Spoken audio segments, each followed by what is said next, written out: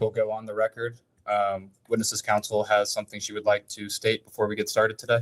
First of all, good morning and thank you. I just wanted to state for the record that we had requested that there be amplification so that the witness both could hear the different members who are here, and certainly you all as you all are asking questions, but also so that the witness herself could hear. In a construct where you all now have videotape, it seems as though being able to provide that amplification to ensure we're heard would be relevant and important.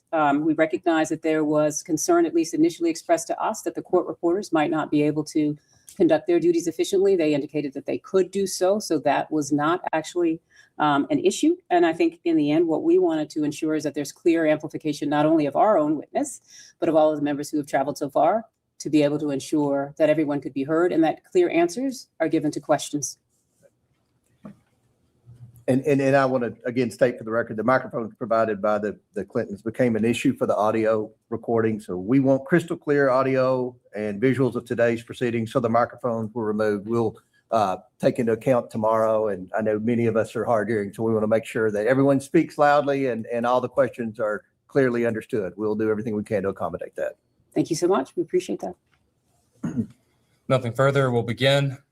Good morning. This is a deposition of former Secretary of State Hillary R. Clinton conducted by the House Committee on Oversight and Government Reform under the authority granted to it pursuant to House Rule 10. Accordingly, House Rule 10 grants the committee broad jurisdiction for the committee to conduct investigations of any matter at any time.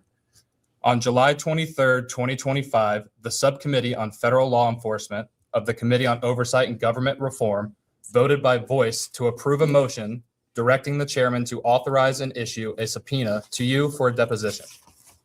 On August 5th, 2025, Chairman Comer issued a subpoena for Secretary Clinton to appear today for a deposition in furtherance of the committee's investigation into the actions and investigations of Mr. Jeffrey Epstein and Ms. Ghislaine Maxwell. I will enter the original subpoena and corresponding cover letter from August 5, 2025, as well as the additional subpoena from December 15, 2025, determining a new date as Exhibit 1. Excuse me, counsel. For the record, I want to put in one sentence from the cover letter to the subpoena, and that's the chairman's own definition of the scope of this investigation. He wrote, and I quote, "It's to conduct oversight of the federal government's enforcement of sex trafficking laws generally, and specifically its handling of the investigation and prosecution of Mr. Epstein and Ms. Maxwell." Thank you. As stated in the email correspondence with counsel for Secretary Clinton in negotiations for the scope regarding today's deposition, the scope agreed upon by counsel for the committee and counsel for Secretary Clinton stated, and I quote, "As conveyed to you in a letter from the chairman yesterday morning that you agreed to, the committee could not accept your proposed limitation on the scope of President Clinton's testimony. Accordingly, pursuant to the committee's investigation into the alleged mismanagement of the federal government's investigation into Mr. Jeffrey Epstein and Ms. Ghislaine Maxwell, the circumstances and subsequent investigations of Mr. Epstein's death, the operation of sex trafficking rings and ways of the federal government to effectively combat them, ways in which Mr. Epstein and Ms. Maxwell sought to curry favor and exercise influence to protect their legal activities, and potential violations of ethics rules related to elected officials, the committee will ask President Clinton and Secretary Clinton all of its questions regarding Jeffrey Epstein and Ghislaine Maxwell, including, but not limited to, the personal relationships between the Clintons and Mr. Epstein and Ms. Maxwell, and the ways in which Mr. Epstein and Ms. Maxwell sought to curry favor and exercise influence, as well as the operation of sex trafficking rings and the ways for the federal government to effectively combat them without the proposed limitations on scope sought in your January 31, 2026 letter." I will enter as Exhibit 2 the correspondence between Chairman Comer and counsel for President Clinton and Secretary Clinton. This correspondence includes the following letters. October 6, 2025, letter from David E. Kendall to Chairman Comer and Ranking Member Garcia. October 22, 2025, letter from Chairman Comer to David E. Kendall. November 3, 2025, letter from David E. Kendall to Chairman Comer and Ranking Member Garcia. November 21, 2025, letter from Chairman Comer to David E. Kendall. December 10, 2025, letter from David E. Kendall to Chairman Comer and Ranking Member Garcia. December 15, 2025, letter from Chairman Comer to David E. Kendall. January 3, 2026, letter from David E. Kendall to Chairman Comer and Ranking Member Garcia. January 8, 2026, letter from Chairman Comer to David E. Kendall. January 12, 2026, letter from Ashley Callan and David E. Kendall to Chairman Comer. January 13, 2026, letter from President William J. Clinton and Secretary Hillary R. Clinton to Chairman Comer, encompassing attached declarations under the penalty of perjury of both President Clinton and Secretary Clinton. January 20, 2026, letter from Ashley Callan and David E. Kendall to Chairman Comer. January 31, 2026, letter from Ashley Callan and Catherine M. Turner to Chairman Comer. And February 2, 2026, letter from Chairman Comer to Ashley Callan and Catherine M. Turner. The committee originally noticed the deposition on December 12, 2025 for Secretary Clinton to appear before the committee on December 18, 2025. I will mark that notice as Exhibit 3. I will mark as Exhibit 4 the postponed notice date December 16, 2025 for a deposition of Secretary Clinton to occur on January 14, 2026. Secretary Clinton did not appear for her deposition on January 14, 2026. I will enter as Exhibit 5 the transcript for the deposition for which Secretary Clinton failed to appear.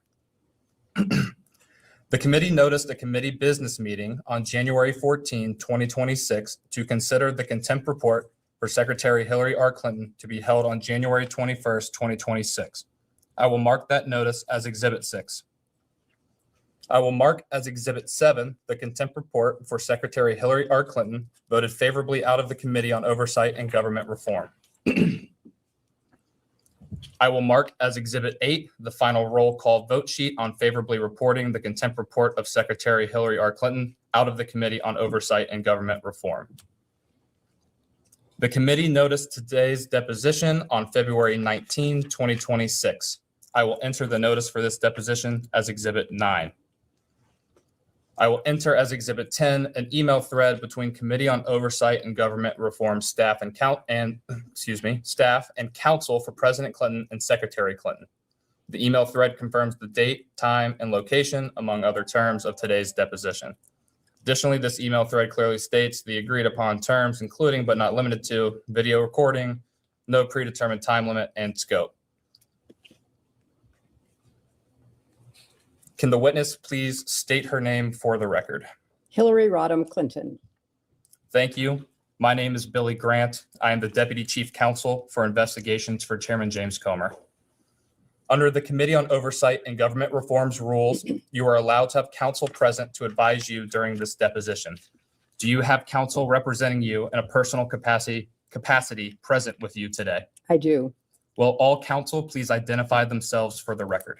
David Kendall, Williams and Connolly, LLP. Catherine Turner, Williams and Connolly, LLP. Cheryl Mills, counsel to the secretary. Thank you. For the record, starting with the majority staff, can the additional staff members please introduce themselves with their name, title, and affiliation? Jack Emmer, Chief Counsel for Investigations for Chairman Comer. Peter Spector, Deputy Director of Oversight for Chairman Comer. Daniel Ashworth, General Counsel for Chairman Comer.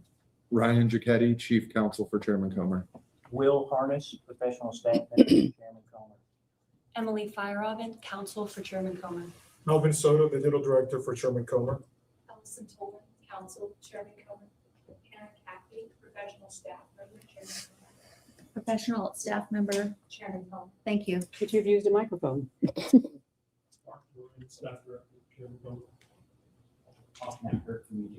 I'm sorry, I cannot hear you over there. Could you please repeat your name? Austin Hacker. No, this gentleman here in the black. Mark Moran, Thank you. Staff Director, Chairman Comer. And the next one? Jasmine Collins, Communications Director for Administrative Staff. Okay. Mallory Kovar, Chief Clerk and Director of Operations, Chairman Comer. Ashley Vineyard, Deputy Staff Director for Chairman Comer. Would the majority members please announce themselves for the record? Congresswoman Nancy Mace, South Carolina. Congressman Eric Burleson, Southwest Missouri. Michael Cloud, 27th District of Texas. Lauren Boebert, Colorado Sports District. Rep. Anna Paulina Luna, Florida 13. William Timmons, South Carolina Fourth Congressional District. Rep. John McGuire, Virginia 5th District. Will the minority staff please identify themselves for the record?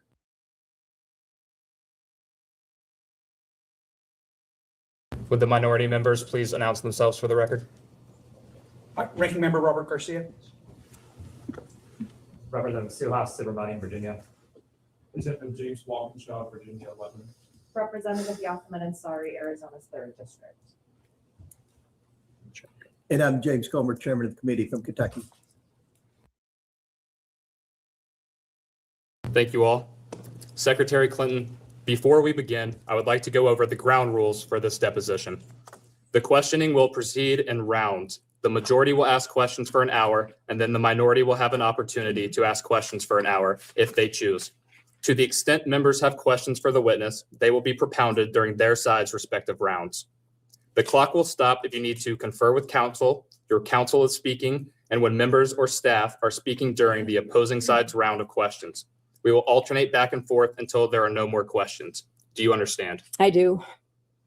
There is a court reporter taking down everything I say and everything you say to make a written record of the deposition. For the record to be clear, please wait until the staffer questioning you finishes each question before you begin your answer, and the staffer will wait until you finish your response before proceeding to the next question. Further, to ensure the court reporter can properly record this deposition, please speak clearly, concisely, and slowly.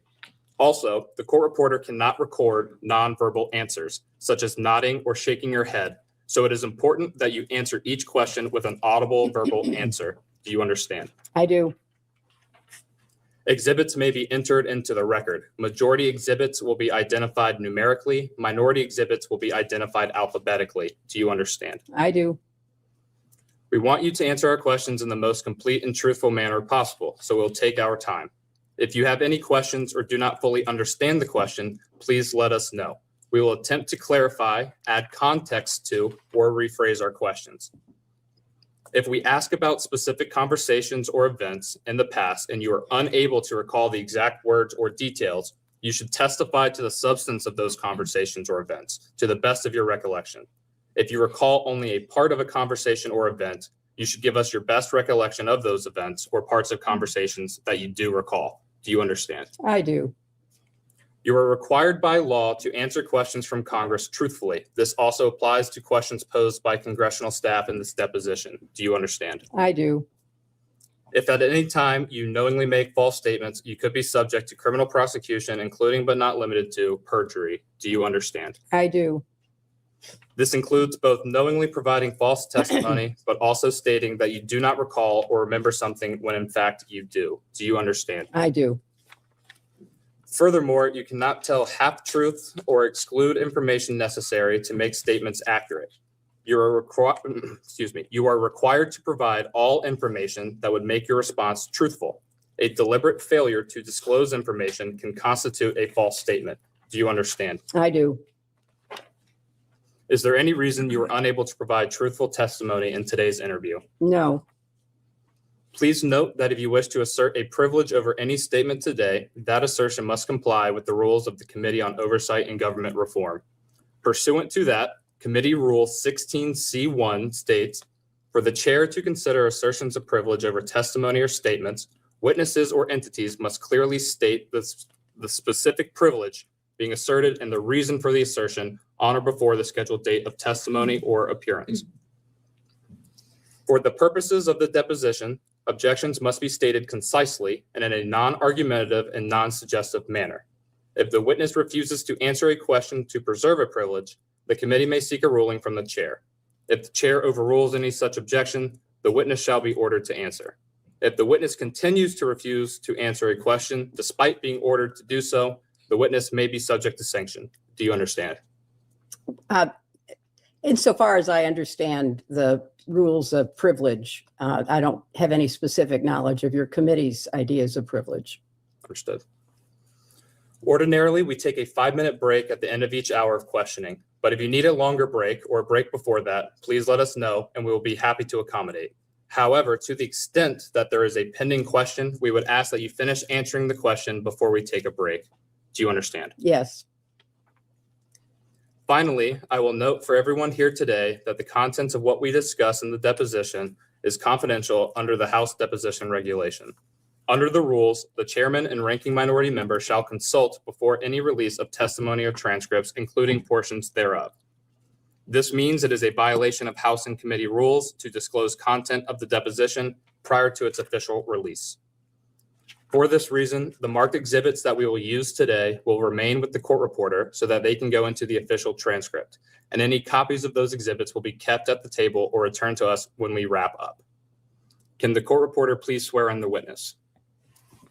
Please raise your right hand. Do you solemnly swear or affirm the testimony you're about to give in this deposition will be the truth, the whole truth, and nothing but the truth? I do. Do you have any other questions before we begin? Yes, I have an opening statement that I would like to deliver before we begin. Mr.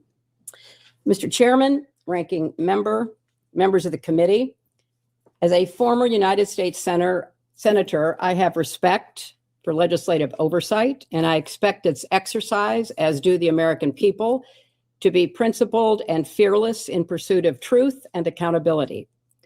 As we all know, however, too often congressional investigations are partisan political theater, which is an abdication of duty and an insult to the American people. This committee justified its subpoena to me based on its assumption that I have information regarding the investigations into the criminal activities of Jeffrey Epstein and Ghislaine Maxwell. Let me be as clear as I can. I do not. As I stated in my sworn declaration on January 13th, I had no idea about their criminal activities. I do not recall ever encountering Mr. Epstein. I never flew on his plane or visited his island, homes, or offices. I have nothing to add to that. Like every decent person, I've been horrified by what we have learned about their crimes. It's unfathomable that Mr. Epstein initially got a slap on the wrist in 2008, which allowed him to continue his predatory practices for another decade. Mr. Chairman, your investigation is supposed to be assessing the federal government's handling of the investigations and prosecutions of Epstein and his crimes. You subpoenaed 8 law enforcement officials, all of whom ran the Department of Justice or directed the FBI when Epstein's crimes were investigated and prosecuted. Of those 8, only 1 appeared before the committee. 5 of the 6 former attorneys general were allowed to submit brief statements stating they had no information to provide. You have held 0 public hearings, refused to allow the media to attend them, including today, despite espousing the need for transparency on dozens of occasions. You have made little effort to call the people who show up most prominently in the Epstein files. And when you did, not a single Republican member showed up for Les Wexner's deposition. This institutional failure is designed to protect one political party and one public official, rather than to seek truth and justice for the victims and survivors, as well as inform the public who want to get to the bottom of this matter. My heart breaks for the survivors, and I am furious on their behalf.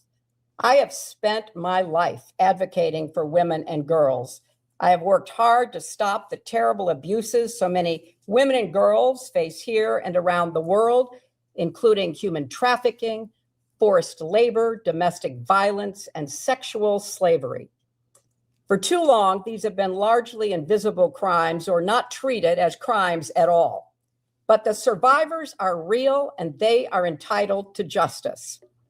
In Southeast Asia, I met girls as young as 12 years old who had been forced into prostitution and raped repeatedly. Some were dying of AIDS. In Eastern Europe, I met mothers who told me how they lost their daughters to trafficking and did not know where to turn.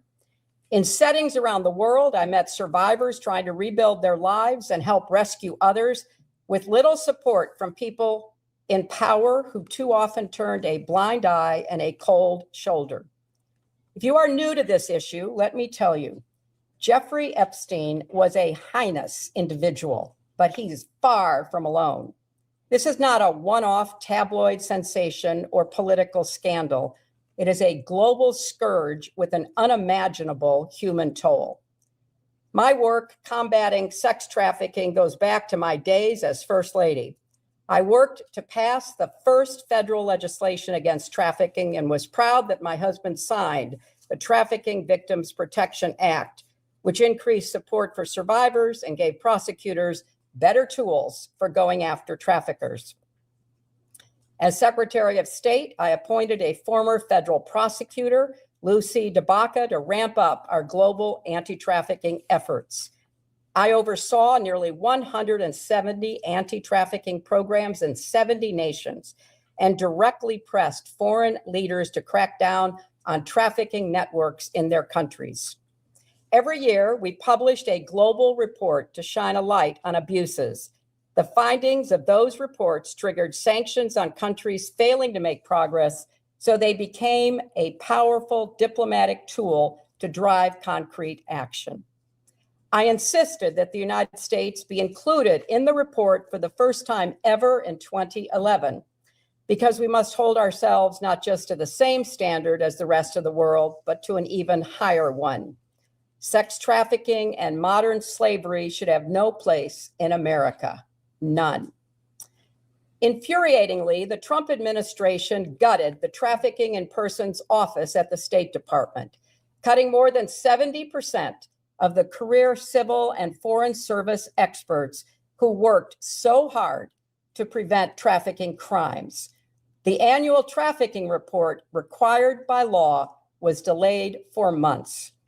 The message from the Trump administration to the American people and the world could not be clearer. Combating human trafficking is no longer an American priority under the Trump White House. That's a tragedy, it's a scandal, and it deserves vigorous investigation and oversight. A committee endeavoring to stopping human trafficking would seek to understand what specific steps are needed to fix a legal system that allowed Epstein to get away with his crimes.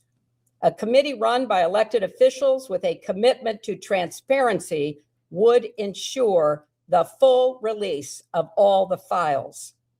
It would ensure that the lawful redactions of those files protected the victims and survivors, not powerful men and political allies.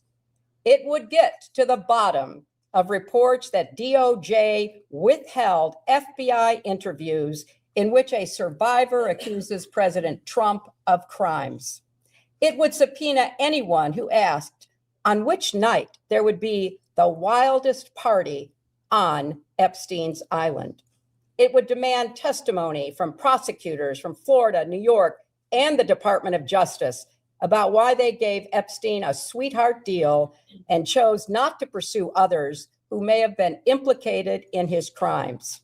And it would demand that Secretary Rubio and Attorney General Bondi testify about why this administration is abandoning survivors and playing into the hands of traffickers.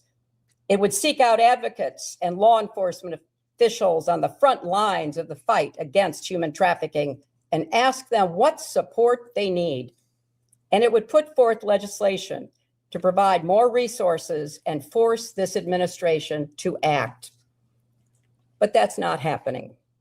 Instead, you have compelled me to testify, fully aware that I have no knowledge that would assist your investigation in order to distract from President Trump's actions and to cover them up despite legitimate calls for answers.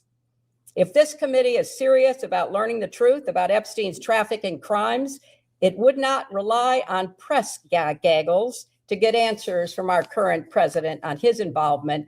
It would ask him directly under oath about the tens of thousands of times he shows up in the Epstein files. If the majority was serious, it would not waste time on fishing expeditions. There is too much to be done. What is being held back? Who is being protected? And why the cover-up? So my challenge to you, Mr. Chairman, and members of this committee is the same challenge I put to myself throughout my long service to this nation. how to be worthy of the trust of the American people that they have given to you. They expect statesmanship, not gamesmanship, leading, not grandstanding. And they expect you to use your power to get to the truth and to do more to help survivors of Epstein's crimes, as well as the millions more who are victims of sex trafficking in this country and around the world. Thank you, Mr. Chairman. And I would also like to request that the video of this deposition be made available within 24 hours, as it has been for other witnesses. Thank you, Madam Secretary. The time reads 11:34 a.m. The majority's time will begin now. Madam Secretary, in the interest of efficiency here today, I'm going to ask you one question followed by a list of names. The question can be answered yes or no. If you do indicate yes to an individual, I will come back and revisit that at the end. The question is, have you ever communicated with any of the following people relating to Jeffrey Epstein or Ghislaine Maxwell? Richard Kahn, No. Darren N. Dyke, No. Sarah Kellen, No. Doug Band, Not that I recall. Lawrence Summers, No. Huma Abedin, Have I ever talked to her about this in preparation for this hearing? I have. outside of that, Not that I recall.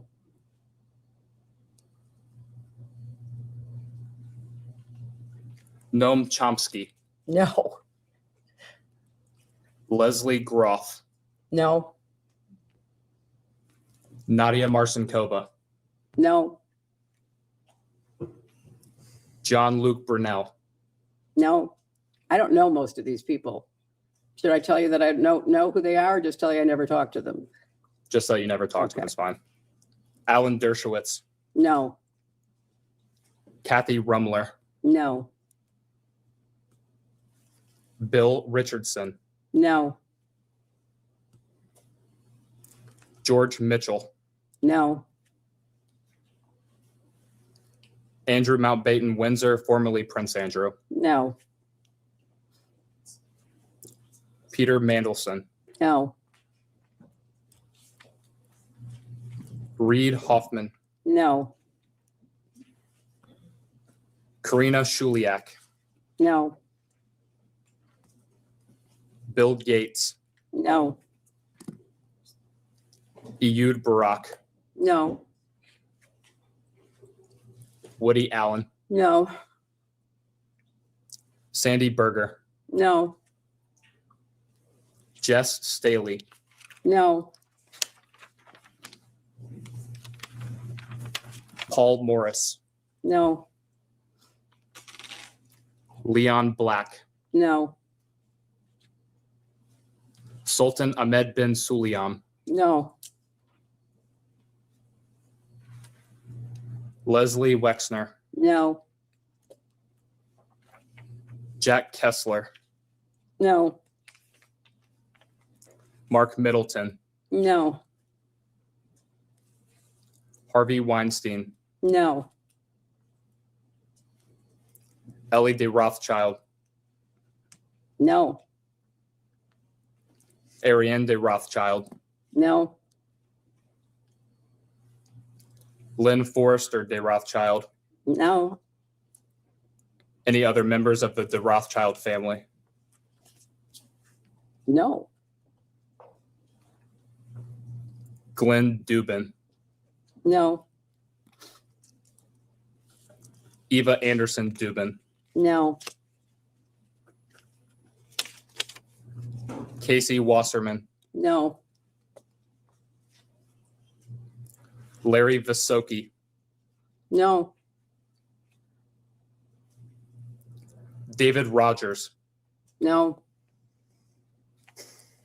Ira Magaziner, no, Daniel Gilbert, no, Karen Ewing, no, Stacy Plaskett, Not that I recall.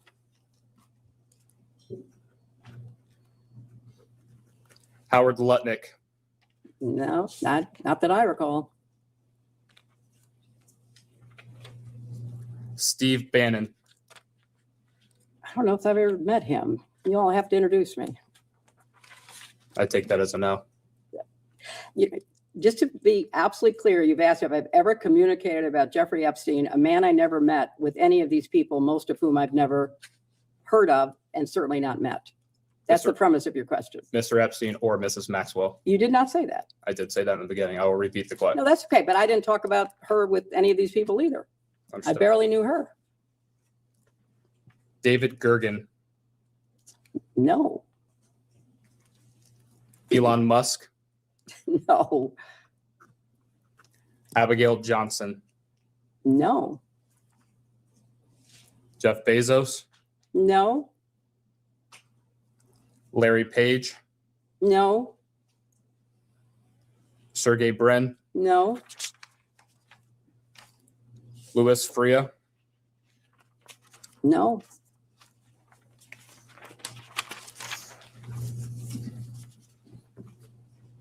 A new member arrived. Would they please introduce themselves for the record? Wesley Bell, Congressional, Missouri First Congressional District. Thank you, sir. Can I understand, could you read back the initial premise of your question? Because I too did not hear. Yes, ma'am.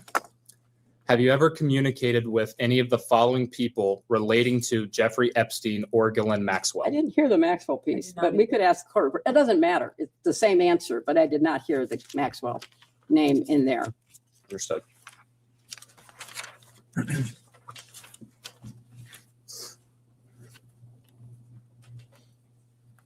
So was the last name you said Larry Page? It was Sergey Brin.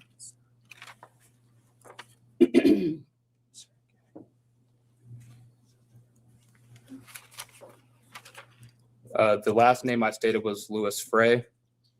You indicated no, is that correct? I think, do Free. you need free? Free, yes, ma'am. Louis No. Free. No, And Sarah Kay. no. And these are all, to the best of my recollection, as I say, many of these people I've never heard of. Most of these people I've never had a relationship with, although I know their name. Some of them are deceased. But I was not communicating about Jeffrey Epstein and Ghislaine Maxwell, as I understand what you're asking me, contacting people about them. That did not happen. Is there anyone that you had a conversation with about Ghislaine Maxwell? Oh, I'm sure I've talked about Ghislaine Maxwell, and especially in preparation for this hearing. And outside of conversations with your counsel, what did you talk about Ms. Maxwell? I don't recall any conversations about Miss Maxwell, but I knew her casually, so I can't tell you that I never had a conversation that mentioned Ghislaine Maxwell's name, because I don't recall that. Understood. And you say that you knew Ms. Maxwell casually. What does that mean? Just what I said. I knew her primarily as someone who dated someone that I knew, And who was that individual? Ted Waite. And who was Ted Waite? Ted Waite was a successful, as I recall, software developer.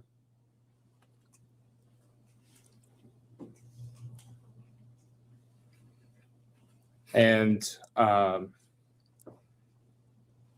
roughly when would the first time Ms. Maxwell would have come up in relation to Mr. Waite?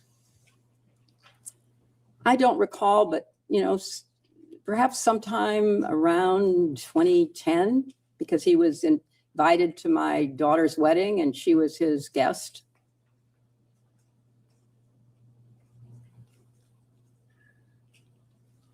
Have you ever spoken with Ms. Maxwell personally yourself? I'm sure I have, yes. Did you estimate on how many occasions? Not many. I didn't see her very often.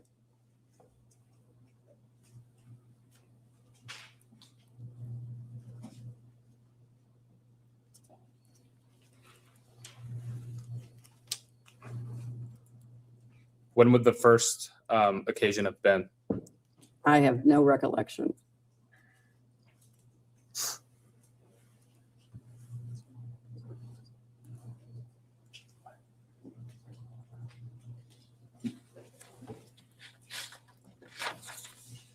Did your first interaction with Ms. Maxwell occur while President Clinton was president of the United States and you were First Lady of the United States? No, I do not recall ever meeting her while Bill was still in the White House.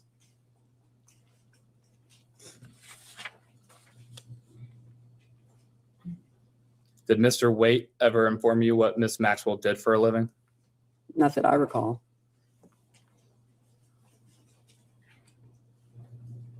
Did anyone ever indicate to you what Ms. Maxwell did for a living? Not that I recall.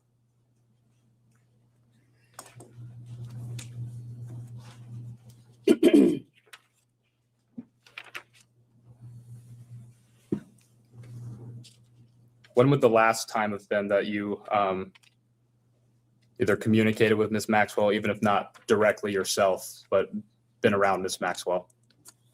The best of my recollection is at the wedding in 2010.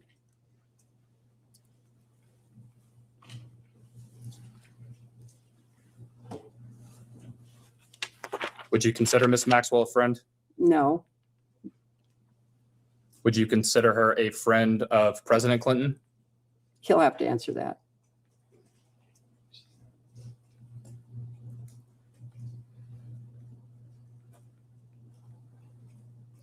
Would you consider Ms. Maxwell a friend of your daughter? She probably was friendlier with her than I was because I didn't see her very often.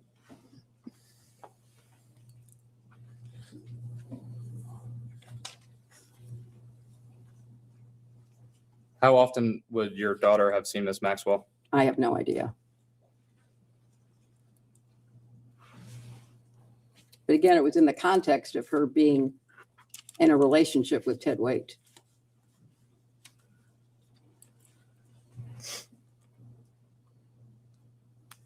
Anyone else in your family have a relationship of some kind with Ms. Maxwell? Well, that's my family. You asked about Bill and Chelsea.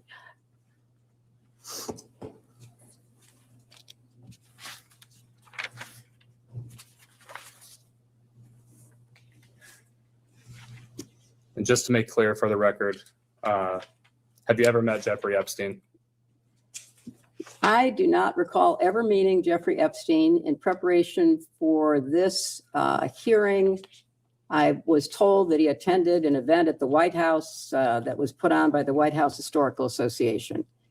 But I have no recollection of that.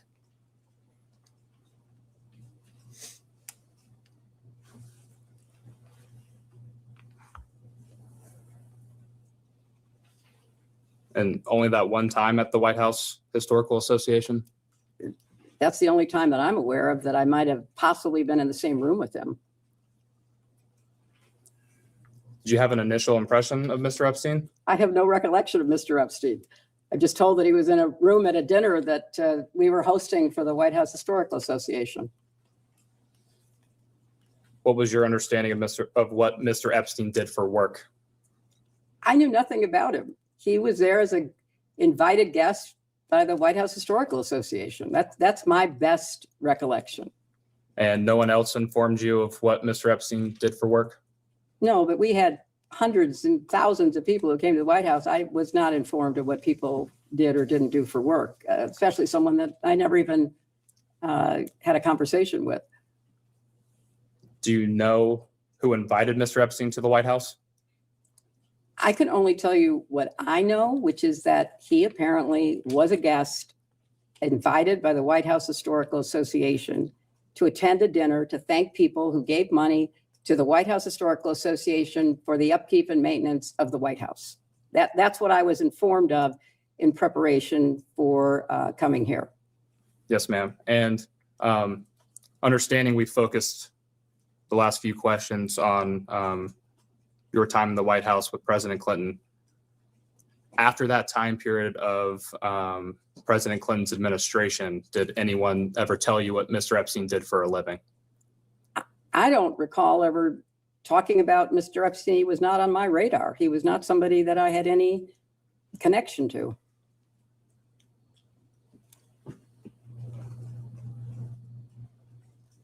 When President Clinton was traveling with Mr. Epstein on Clinton Foundation business, no one associated with the foundation at that time discussed Mr. Epstein with you? Not that I recall. I was not involved with the foundation. I was a senator from New York, and I was deeply committed to my work, and it became one of the most intense experiences of my life when we were attacked on 9/11.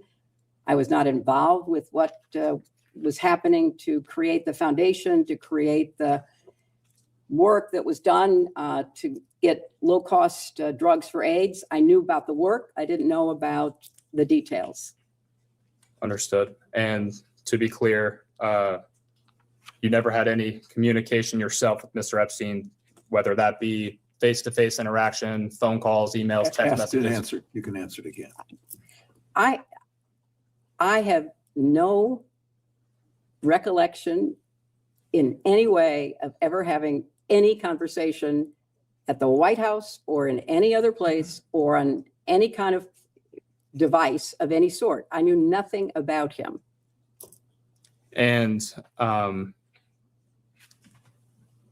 when did you learn of Mr. Epstein's 2006 indictment and subsequent arrest leading to his incarceration in 2008? I have no idea. I was not paying attention. I was running for re-election in 2006. I ran for president in 2007, 2008. I don't know that I ever learned about it until much later when more things came out about him. Understood. And when did you first learn of Mr. Epstein's arrest in 2019? Probably when it happened, because it was headline news. I'm sure I, like everybody else, saw it in the press. And in seeing that in the press, did you discuss Mr. Epstein or his case at the time with anyone? I'm sure we did, because it was a, big story. And Mr. Epstein died in custody after following his 2019 arrest. When would you have learned of his death? Whenever it was reported.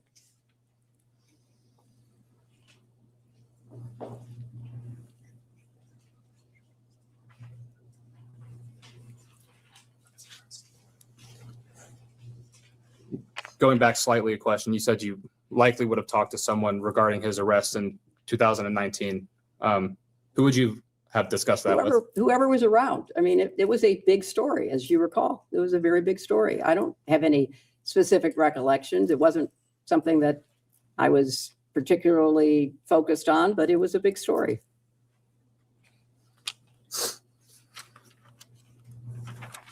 And going back to Ms. Ghislaine Maxwell, when did you learn of her arrest in 2021? Again, whenever it was reported as happening. And did you discuss that with anyone? I'm sure I did. It was another big story.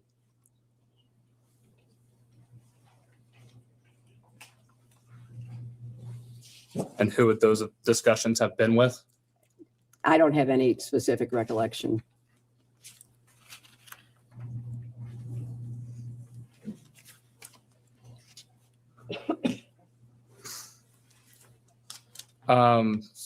So moving forward in time just a little bit, you were Secretary of State under President Obama, is that correct? Yes, it is. And it was during his first term, 2009 to 2013? That's correct.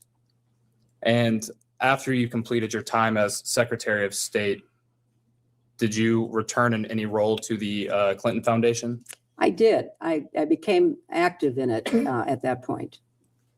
And by being active in it, could you describe that for us, please? Tried to support the work that Bill and my daughter and the team had done, and look for ways to be helpful. It was something that I wanted to make sure I could support. And please correct me if I'm wrong. You rejoined as a board member, is that right? That might have been the first time I was a board member. I don't remember. Either the first or the second time. Yeah. And speaking of, it sounds like you were heavily involved when you returned to the foundation, or I guess started with the foundation at this point. In trying to accomplish those goals and initiatives, what were you doing, broadly speaking, on a daily basis, monthly basis, that sort of thing?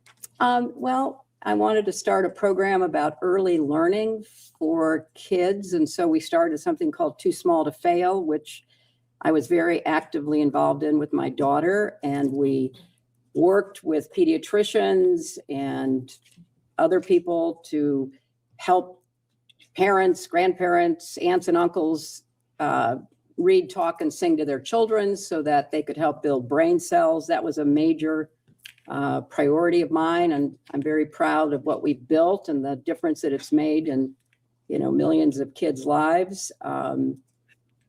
I certainly did what I could to support the work that we do overseas through the Clinton Global Initiative, which has had a terrific track record of bringing people together to work in partnerships, to make commitments, to try to improve everything from clean water to solar energy to improved education, all of the priorities that the partners we have bring to us that we try to help them with.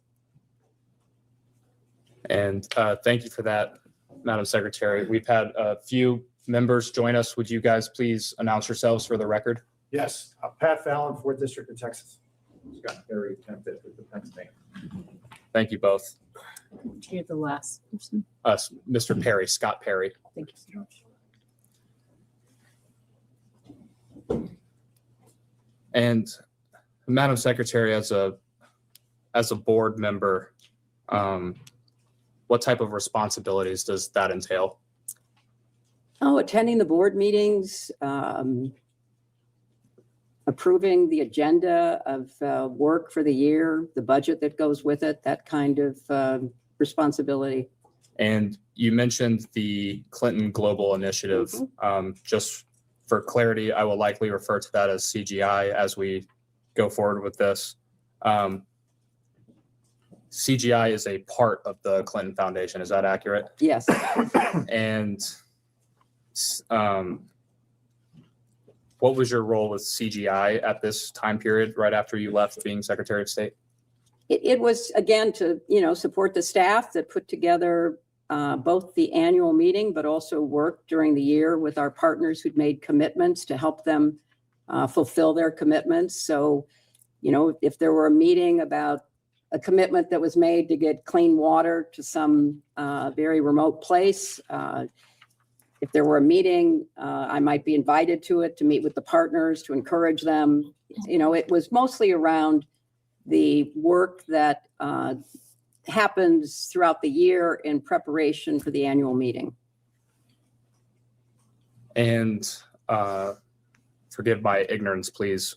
What happens at those annual meetings? The annual meetings are a way for people to come together to make commitments that they have previewed with our staff. So I'll give you an example. Probably around, I don't know, somewhere between 12 and 15 years ago, I don't know specifically, Matt Damon, the actor, came to the Clinton Global Initiative because he said he really cared about clean water. And could we connect him with people that he could work with to get more clean water in more places in the world? So we did. We connected him to this gentleman who was a real expert on clean water. They started working together. They created something called water.org, which was a Clinton Global Initiative commitment that was made at the annual meeting. And then our staff worked with them. And I think it's fair to say that, they've been one of the most successful organizations in actually delivering clean water. But it's that kind of work. It's people who might have a good idea. Maybe they've got some resources. Maybe they have some experience. I'll give you another idea. So Procter & Gamble called us and said,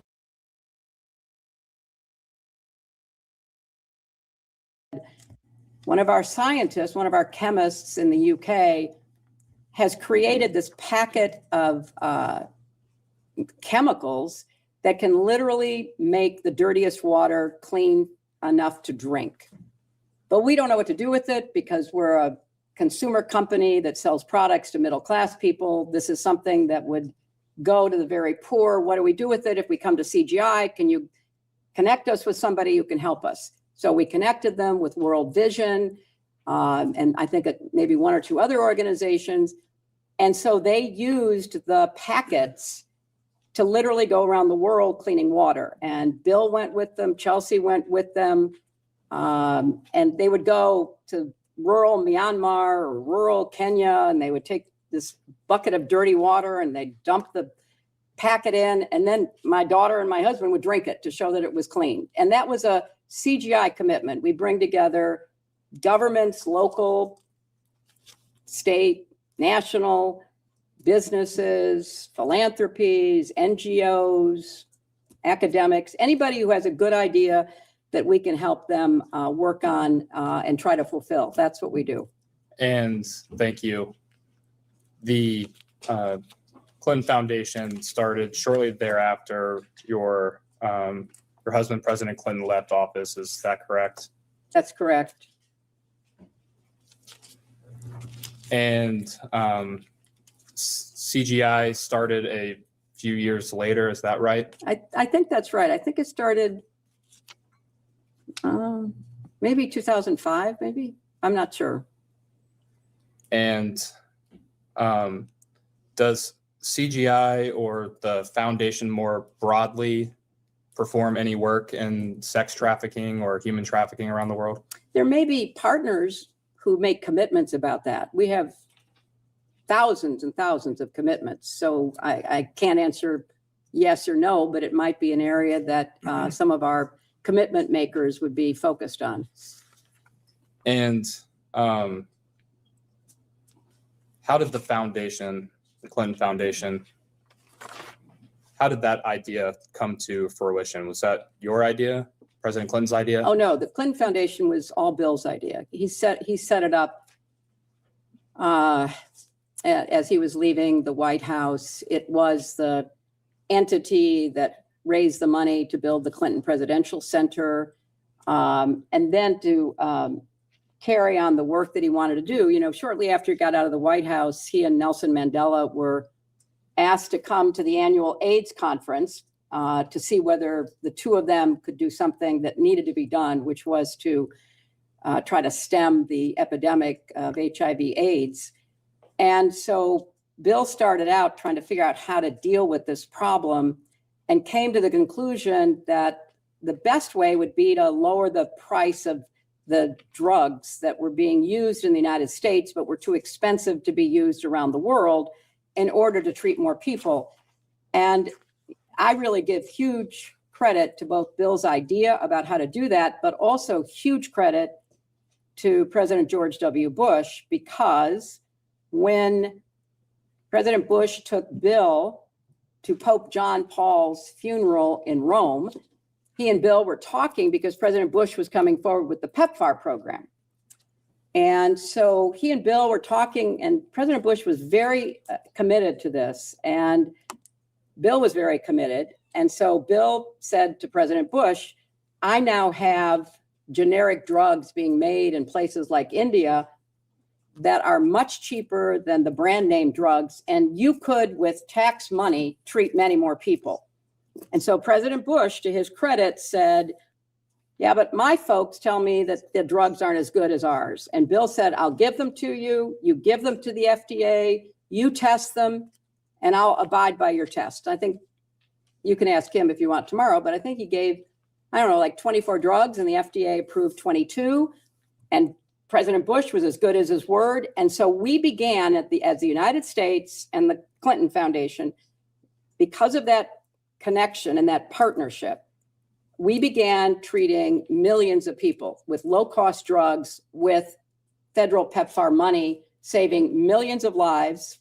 Sadly, that's going to be reversed because of the attitudes of this administration and the cutbacks, but it was one of the great services to humanity. And I give President Bush and I give my husband enormous credit for doing something that wasn't going to get them headlines, wasn't going to get them, some kind of, statue put up, but was saving millions of lives, preventing mother to child transmission, preventing, people from dying. So that's what he was doing. And thank you for that. Did Mr. Band play a significant role in helping set up the foundation initially? Yes, he did. And when CGI was initially created, whose idea was that? It was Bill's idea. He went to Davos and he called me after he'd been at Davos and he said, a lot of interesting people, but they don't do anything but talk. And I have a better idea. Why don't we get people together? And yeah, they can talk, but they have to make commitments and they have to follow through on the commitments. And we could have an annual meeting that would bring people who were willing to make commitments. And that was his idea. And I thought it was a really good idea. And I encouraged him to go out and see if he could put it together. Are you aware of are you aware of anyone else helping formulate the idea for CGI?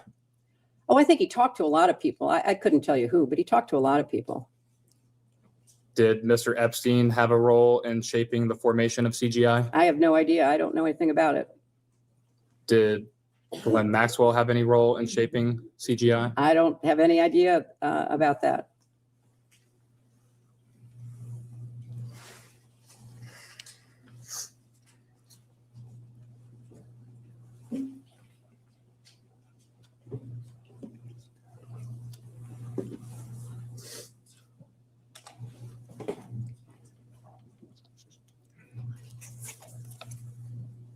I will enter as Majority Exhibit 11, the interview between Deputy Attorney General Todd Blanche and Ms. Glenn Maxwell from July of 2025. We will get you all a copy momentarily. Thank you so much.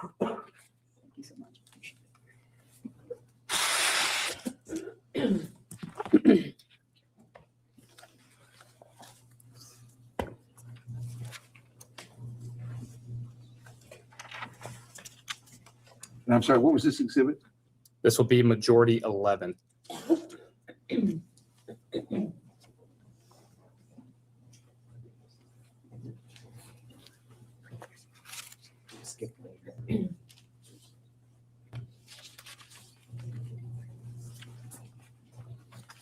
I would like to direct your attention to page 263.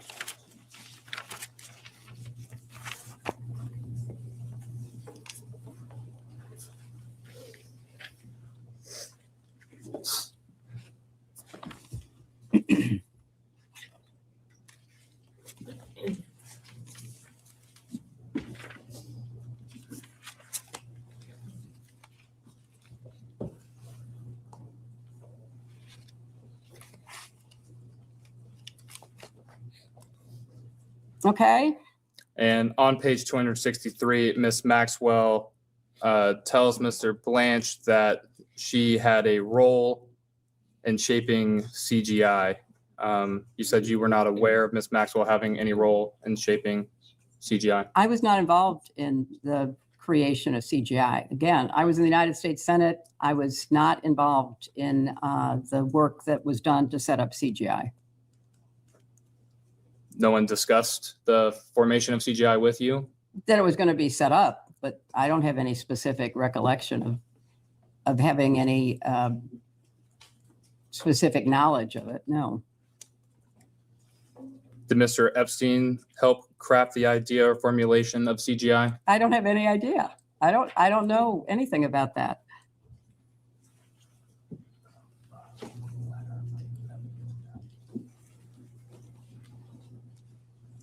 Is it possible that Ms. Maxwell had a role in creating CGI? I'm not going to speculate. I'm here to tell you what I know, and I don't know anything about that. Understood. And is it possible Mr. Epstein had a role in crafting CGI? I'm not going to speculate about that either, because I have no way of knowing that because I have no direct knowledge. I will enter now as Majority Exhibit 12. This will be a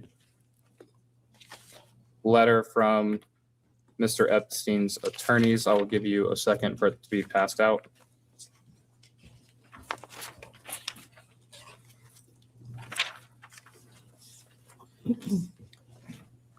This is a letter dated July 6, 2007.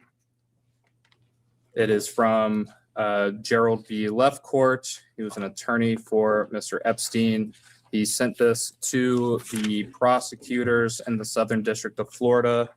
That would be Sloman, Minchell, Lori, and Villafania.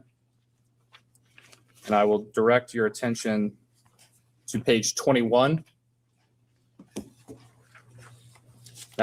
That top paragraph on page 21, it says, quote, Mr. Epstein was part of the original group that conceived the Clinton Global Initiative, which is described as a project bringing together a community of global leaders to devise and implement innovative solutions to some of the world's most pressing challenges.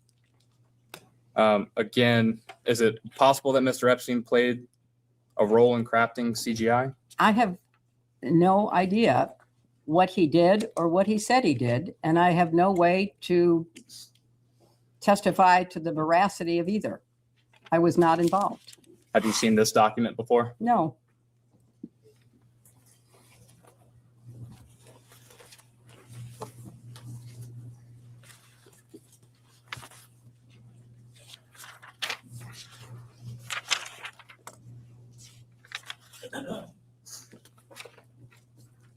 The Clinton Foundation accepts donations as part of carrying out its work. Is that accurate? Yes. And when seeking, let me take a step back.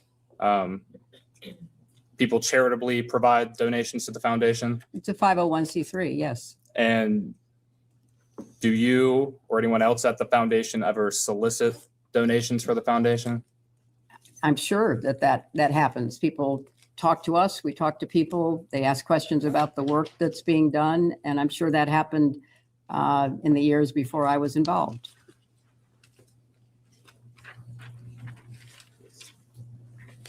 Did you solicit funds from Jeffrey Epstein for the foundation? I had no contact with Jeffrey Epstein. I did not solicit funds from Jeffrey Epstein. Did you solicit any funds for the foundation from Ms. Maxwell? I did not. Again, we're talking about the creation of the foundation. I was not involved in the creation of the foundation or the creation of CGI. In those early years, I was incredibly focused on my job in the Senate. Bill was focused on setting up the foundation and starting CGI. And understanding you were occupied with your career as a senator and then your presidential campaign leading up to 2008. But at this time, were you discussing starting the CGI with President Clinton? I'm going to object to any communications between the two of them. You can ask generally, but that's covered by the marital communications privilege. Understood. So generally speaking. I am sure that I talked to my husband about what he was doing to set up the foundation. It was more on the substance of the work. How many drugs was he getting made in India? What was the, idea that was going to motivate, CGI to be what he wanted it to be? It was not in the weeds. It was the concept. It was, the excitement that he had about trying to establish the foundation and CGI. And similar question for Mr. Band. Did you discuss the creation of CGI with Mr. Band? I may have, because he was around. He worked for my husband. He was a personal aide to my husband, but I don't have any recollections of any specific conversations.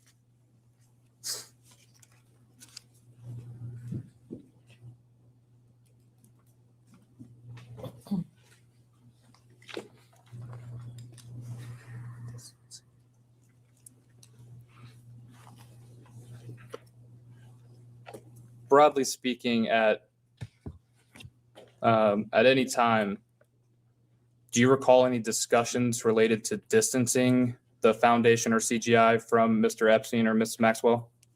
I don't recall any conversations. I know that sometime, maybe 2003 or so, Bill did not have any ongoing contact with Epstein.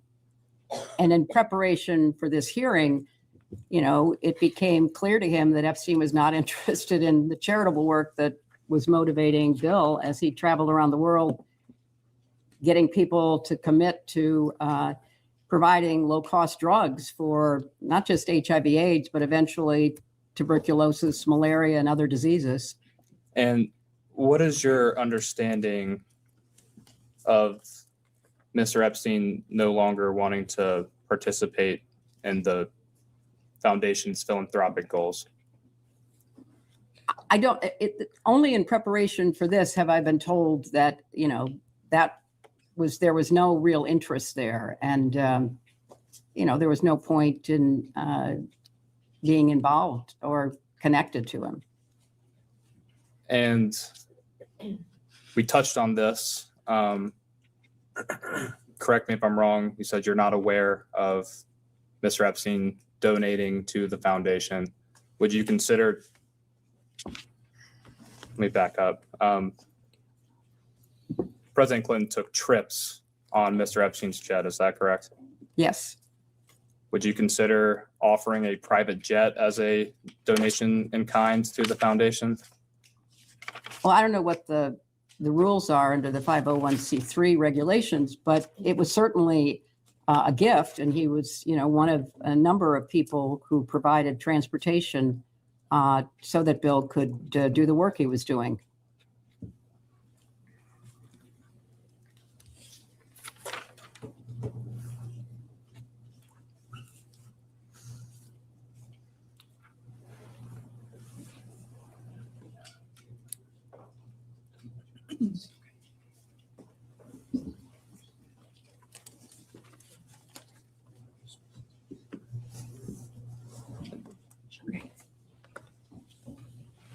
I think we touched on this. Did Mr. Epstein end up donating to the foundation or CGI? I have no personal knowledge of that. You're not aware of a $25,000 donation from Mr. Epstein's affiliated companies to the foundation? Only what I was told was alleged in preparation for this testimony. I did not know about that, and I don't know that it's true. Are you aware of the Clinton Foundation reviewing any records in regard to Mr. Epstein donating to the foundation? I will have to ask our lawyers. I did not. Have you had any conversations about the foundation reviewing those donations made by Mr. Epstein? I think I'll have to ask our lawyers. I don't know. I didn't review them. Understood. Ms. Mace, did you have some questions? I did. Thank you for being here this afternoon. In your opening remarks, you mentioned this is political theater and partisan. Do you believe the Epstein files are a vast right-wing conspiracy?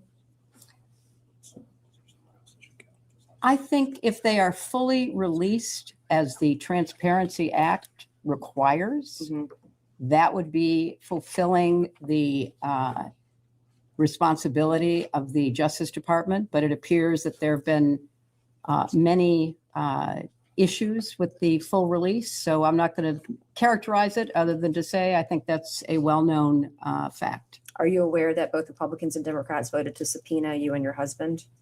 I am here. Okay. Are you aware both Republicans and Democrats voted to hold you in contempt when you didn't show up?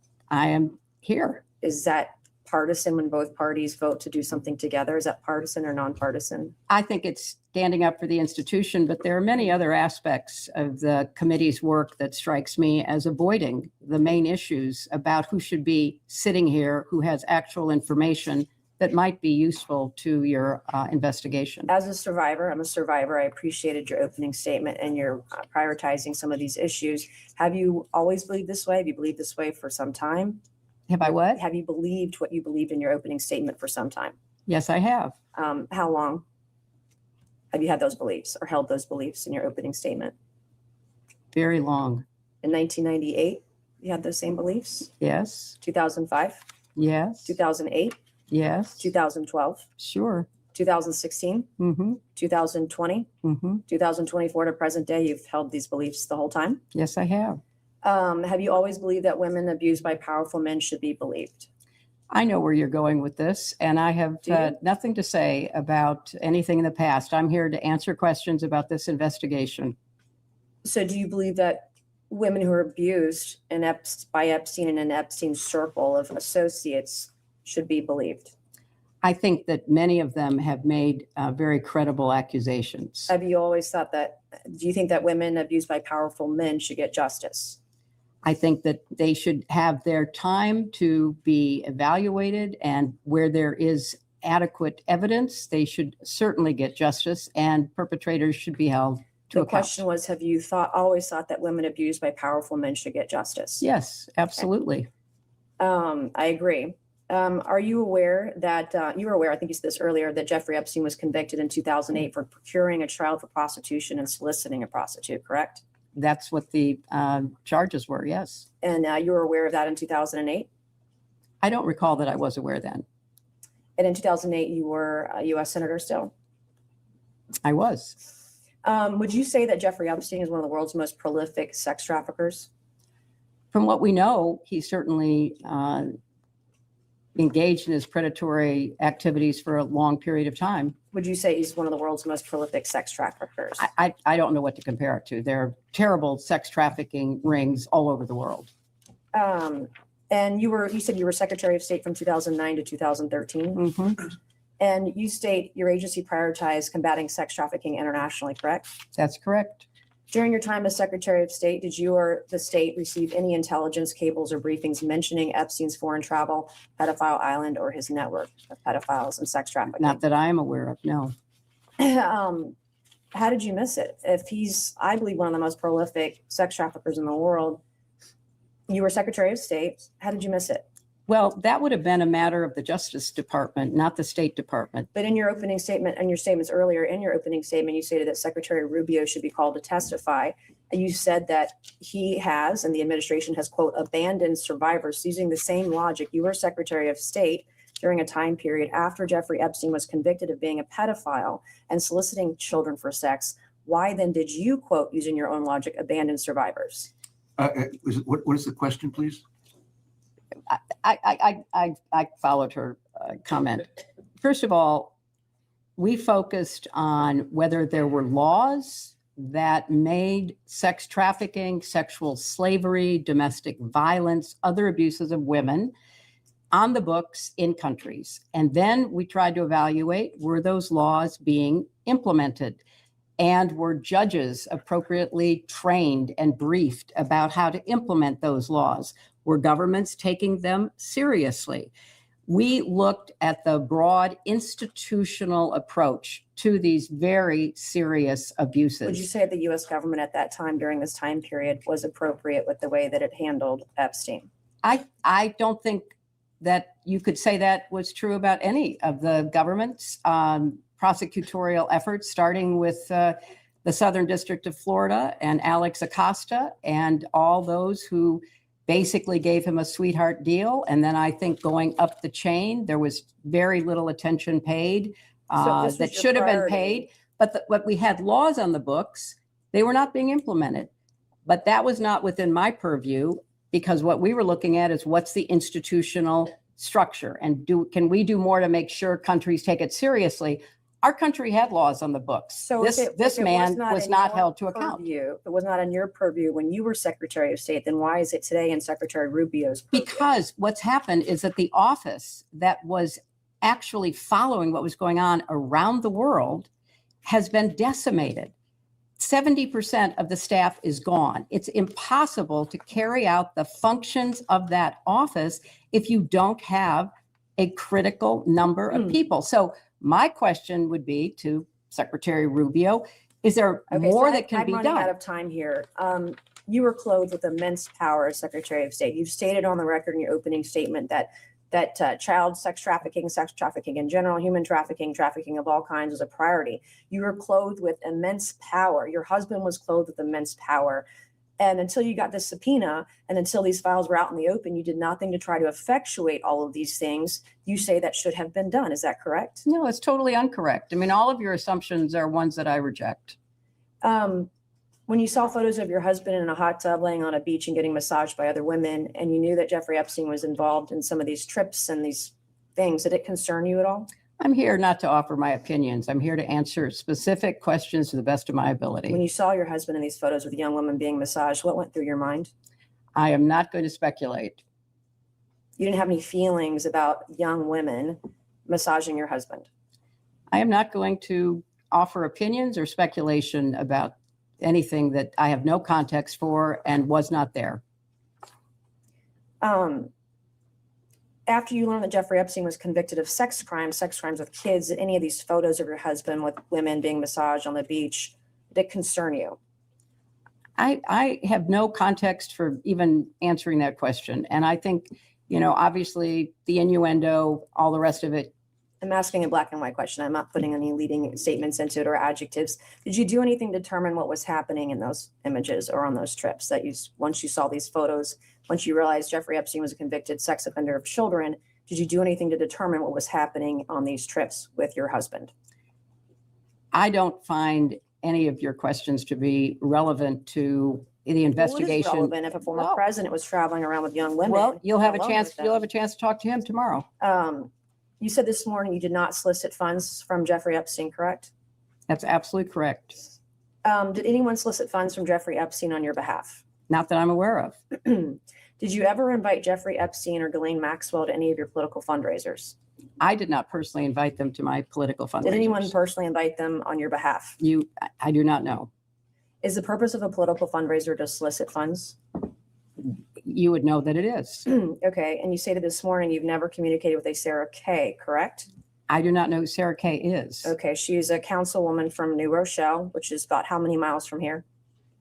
Not very far away. 20 to 25? I have no idea. I have an exhibit I would like to enter. This is an email dated September 30th, 2014. Am I allowed to enter an exhibit? Yes, ma'am. This will be Exhibit 13, I believe, Majority Exhibit 13. Okay, it's from September 30th, 2014. Can you please provide the witness with a copy? Okay, you have a copy of it? Yeah. You guys have it?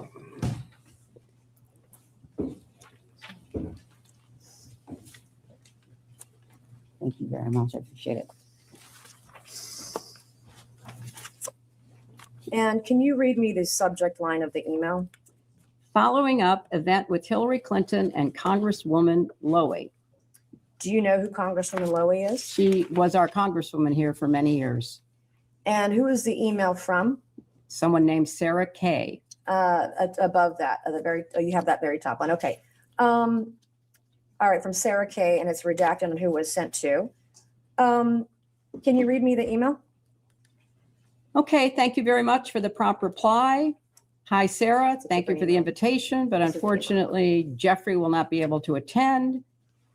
Thanks so much for speaking with me just now. Attached, please find the invitation and response card for the event we spoke about with Hillary Clinton and Congresswoman Lowy at the Harvard Club. That was a fundraiser, I believe, for Congresswoman Lowy that I attended to support her, is my recollection. Okay. And this is an email, this is an invitation to the fundraiser where you were there. Do you have any idea if the Epstein referred to is the Jeffrey Epstein? There's a lot of people named Epstein in this area. This is in the DOJ files. I have no knowledge of it. It says Mr. and Mrs. Epstein. Yeah, I have no knowledge of this. Okay, so it could be a different Jeffrey Epstein. You're showing me an email from someone who I don't recall knowing about a fundraiser that wasn't for me, but was for Congresswoman Lowy. I have no information. Okay. I went to the fundraiser to support my friend Nia Lowy. All right. Excuse me, can I interrupt? I have There are another. photos that are being released of the secretary as she is testifying from inside this room. Can you please advise me as to whether or not that's permissible and consistent with the rules, particularly given that we have asked for a public hearing? If there are photos that are being released of the secretary as she is testifying, can you please explain how that I'm can done with occur? this. If you guys are doing that, I am done. You can hold me in contempt from now until the cows come home. This is just typical behavior. We will go off the record. Oh, for heaven's So I would like sake. to understand how that's permissible. Before the hearing was, It doesn't Excuse matter. We all are abiding by the same rules. I will take that down. Yeah, So I well, would like to take a break at this moment. yeah, and I'd like to have I'm a done conversation. for now. Go off the record. Go off the record.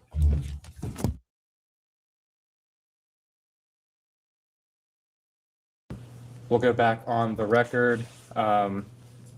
The majority's time had approximately 5 minutes left in it. I believe that the witness or her counsel would like to make a quick statement. Thank you so much. We've just used the break because we learned during the process of these hearings that the committee was violating its own rules in members tweeting and sharing pictures of what is going on inside this closed hearing, a hearing that we have asked repeatedly to be open to the public. Chairman Comer was gracious enough to engage with me on this matter. We asked specifically to invite the press in, since the committee had already made decisions on its own unilaterally to release pictures and other things that are going on in this room. He indicated that he wanted to speak to that himself directly. I'd like to just say for the record, we find it unacceptable, we find it unprofessional, and we find it unfair. We are looking forward to this being conducted under the rules and being conducted consistent with the expectations of how members of Congress, I know, take this matter so seriously and do it in that vein. We would also like to just indicate as a practical reality that we are here in good faith.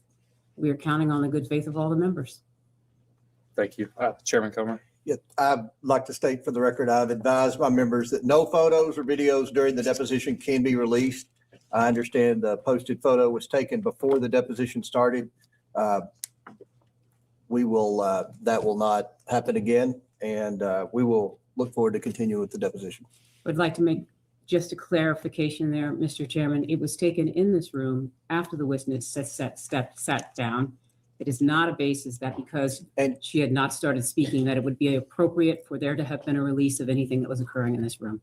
And we have made clear that that's not allowed. And I will also say we were disappointed that the secretary's opening statement was leaked to the press before she even gave her opening statement. So the secretary's statement was not leaked to the press. It was provided, as with other witnesses, including Mr. Wexner, who provided his before giving. Hers was given simultaneous. And so what we don't want is the secretary to be treated any differently than other witnesses. That seems to be a consistent pattern, and we would love that pattern not to continue. We've gone to great lengths to make all the accommodations that you all have requested. So we will, again, the members have been advised that is unacceptable. So Thank you. we look forward to continuing the deposition. Thank you very much, Mr. Chairman. I appreciate you addressing it. Ranking Member Garcia. Thank you. No, I just want to add, it's completely unacceptable that oversight Republicans and its members in this moment chose to violate both committee rules and the agreement that they negotiated directly with Secretary Clinton. Now, the Clintons requested a public hearing specifically to avoid this exact situation. Now, Secretary Clinton has offered to continue speaking throughout this deposition if we also allow the press to come in and on the record. Now, the majority has continued to refuse this. I want to make it very clear for the record that oversight Democrats agree today they should be allowed here into the deposition. That's been our position from day one. Thank you. And with that, the majority will conclude its first hour. We'll go off the record.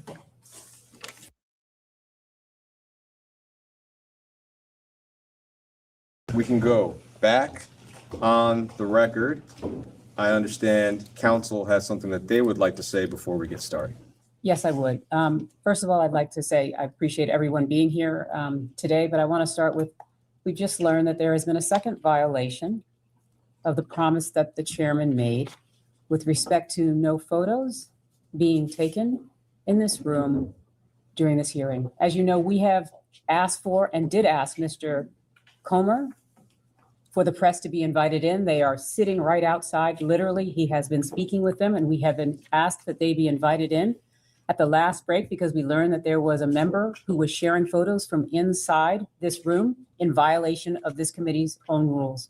We have now been presented with a second photo of the witness, Secretary Clinton, while she has been testifying in this room. That is completely inconsistent with the rules. It's completely in violation. And it's also in violation of the promise that Mr. Comer just made with respect to it would not happen again. And indeed it did. And so I would like to ensure that when we go back on the record and when Mr.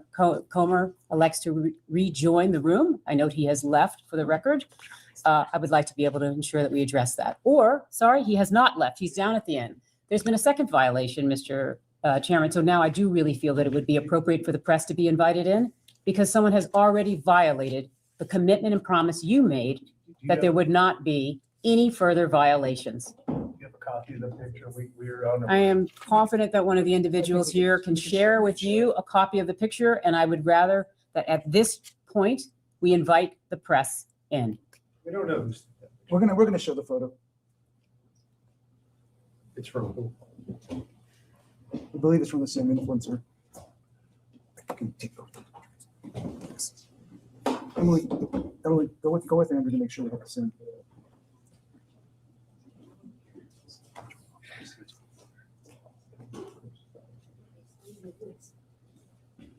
That's for you. We were saving you.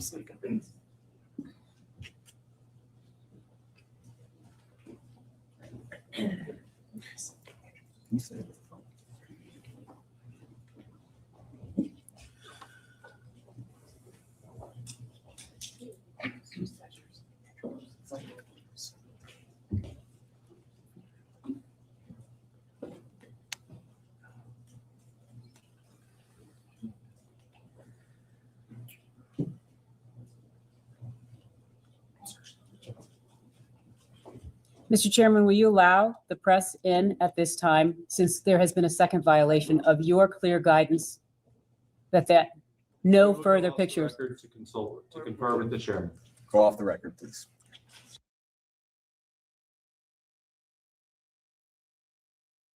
We can go back on the record. Thank you very much. We have examined the second photo that was taken inside this room in violation of the committee's rules. Mr. Chairman, you have indicated that you will assure that that will not happen again. Mr. Chairman, we continue to believe that the remedy for this is to invite the press in at this juncture. We believe that there is no reason not to do so. We recognize that you continue to resist having the press join, but if you would like, we would welcome that. Otherwise, we would welcome no further violations. What was the last part? You would welcome. I know it's hard to hear without amplification. No further violation. No further violation. But I would like to note one thing, if I may. A New York Times reporter tweeted that her dim member in the room, and then she said, you know, that Maxwell was at Chelsea's wedding because she was dating a friend who brought her as a +1 and all that. So there's a Democrat member leaking to the press what's going on in here, according to the Annie Carney. So, Mr. Chairman, thank you so much. I know part of this is always about the tit for tat, and I think that's what we're trying to address. We're here and we're speaking with respect to the witness and what has been a violation of a photo of her inside this room. I'm not trying to get into anybody else's First Amendment rights. When it comes to the photo, please instruct your member to take the photo down until after. I have. Thank you so much. Nothing further. Thank you. Good afternoon. Good afternoon. My name is. I'll be doing most of the questioning for the minority today. First, I want to thank you for your long and distinguished service to this country. Thank you. I'd also want to thank you for your time today. We appreciate it. Thank you. Before we get to questions, I'd like to take a few minutes and highlight some context that we think is relevant for today's conversation. To be candid with you, it's not clear to us that you have much information to share with this committee that would be relevant to our investigation of Jeffrey Epstein. For example, I would like to introduce as Minority Exhibit A, this excerpt from Ghislaine Maxwell's interview with Deputy Attorney General Todd Blanche.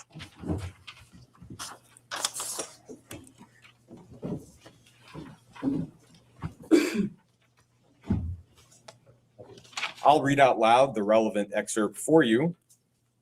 You can see that Ms. Maxwell was asked, quote, "Do you know whether Mr. Epstein knew or had any sort of visit, dealings, or associated with Hillary Clinton?" And Ms. Maxwell said, quote, "I would say no." Ms. Maxwell was asked, quote, "Did you ever see them together?" Ms. Maxwell said, "No." So there are some events we're aware of where you might have been in the same place as Mr. Epstein or Ms. Maxwell at the same time. We'll ask about those, but we are a little confused about why we're even here. I imagine you might have your own perspective on this. You shared a little bit of that earlier. Is there anything more you'd like to share from your point of view on today's conversation before we get started? Thank you very much, Counsel. I appreciate your recognition of the context. I do not think I am or could be a significant witness to anything that would affect the work of this committee with respect to the investigation. I understand that that was a decision made to subpoena me, and I thought it would have been more appropriate to treat me in the context in which you have just placed me.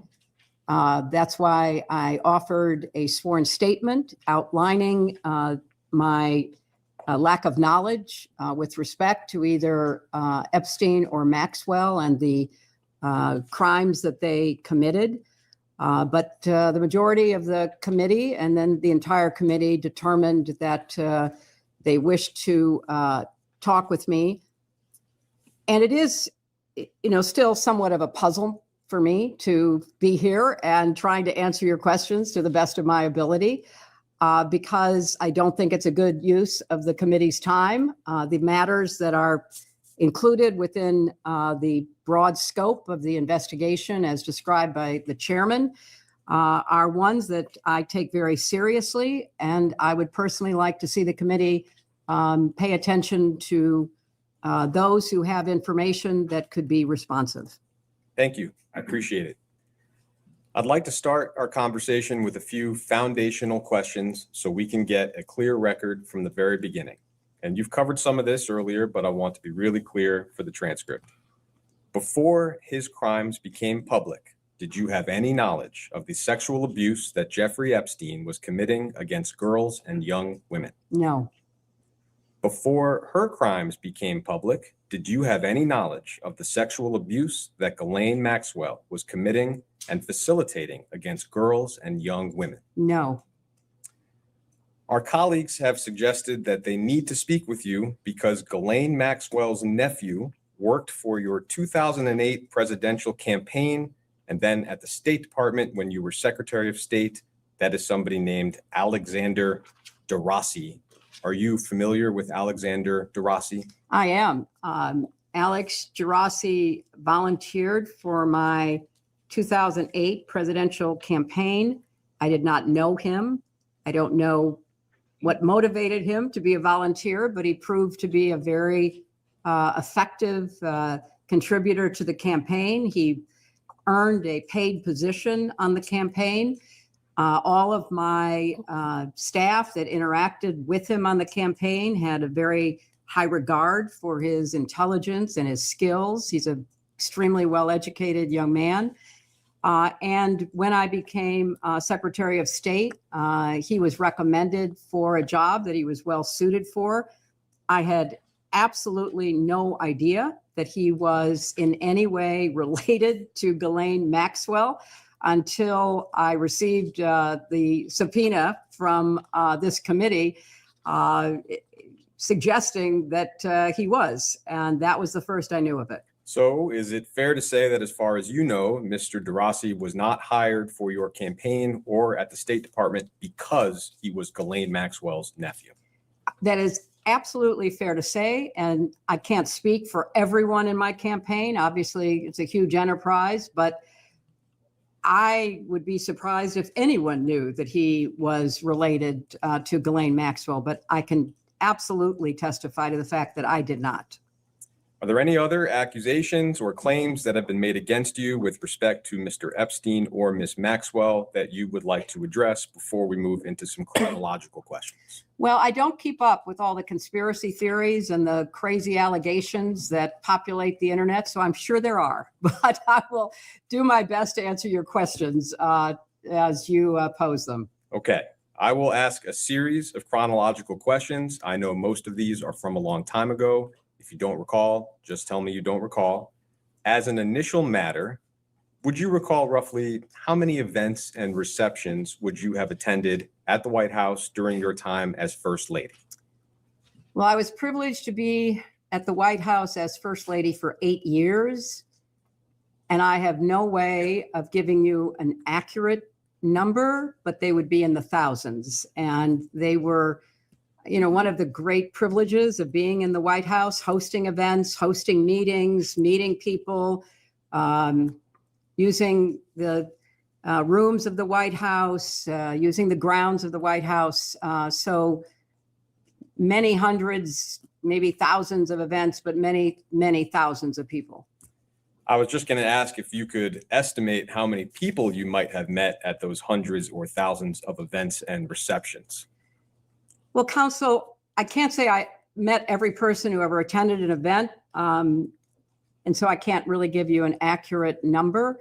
But if the event was a small event, perhaps I would meet everyone. But for most of the large events that we hosted, it was hit or miss if I met somebody or didn't meet somebody. For the huge Christmas receptions, which were thousands of people that would come to enjoy the holiday decorations at the White House.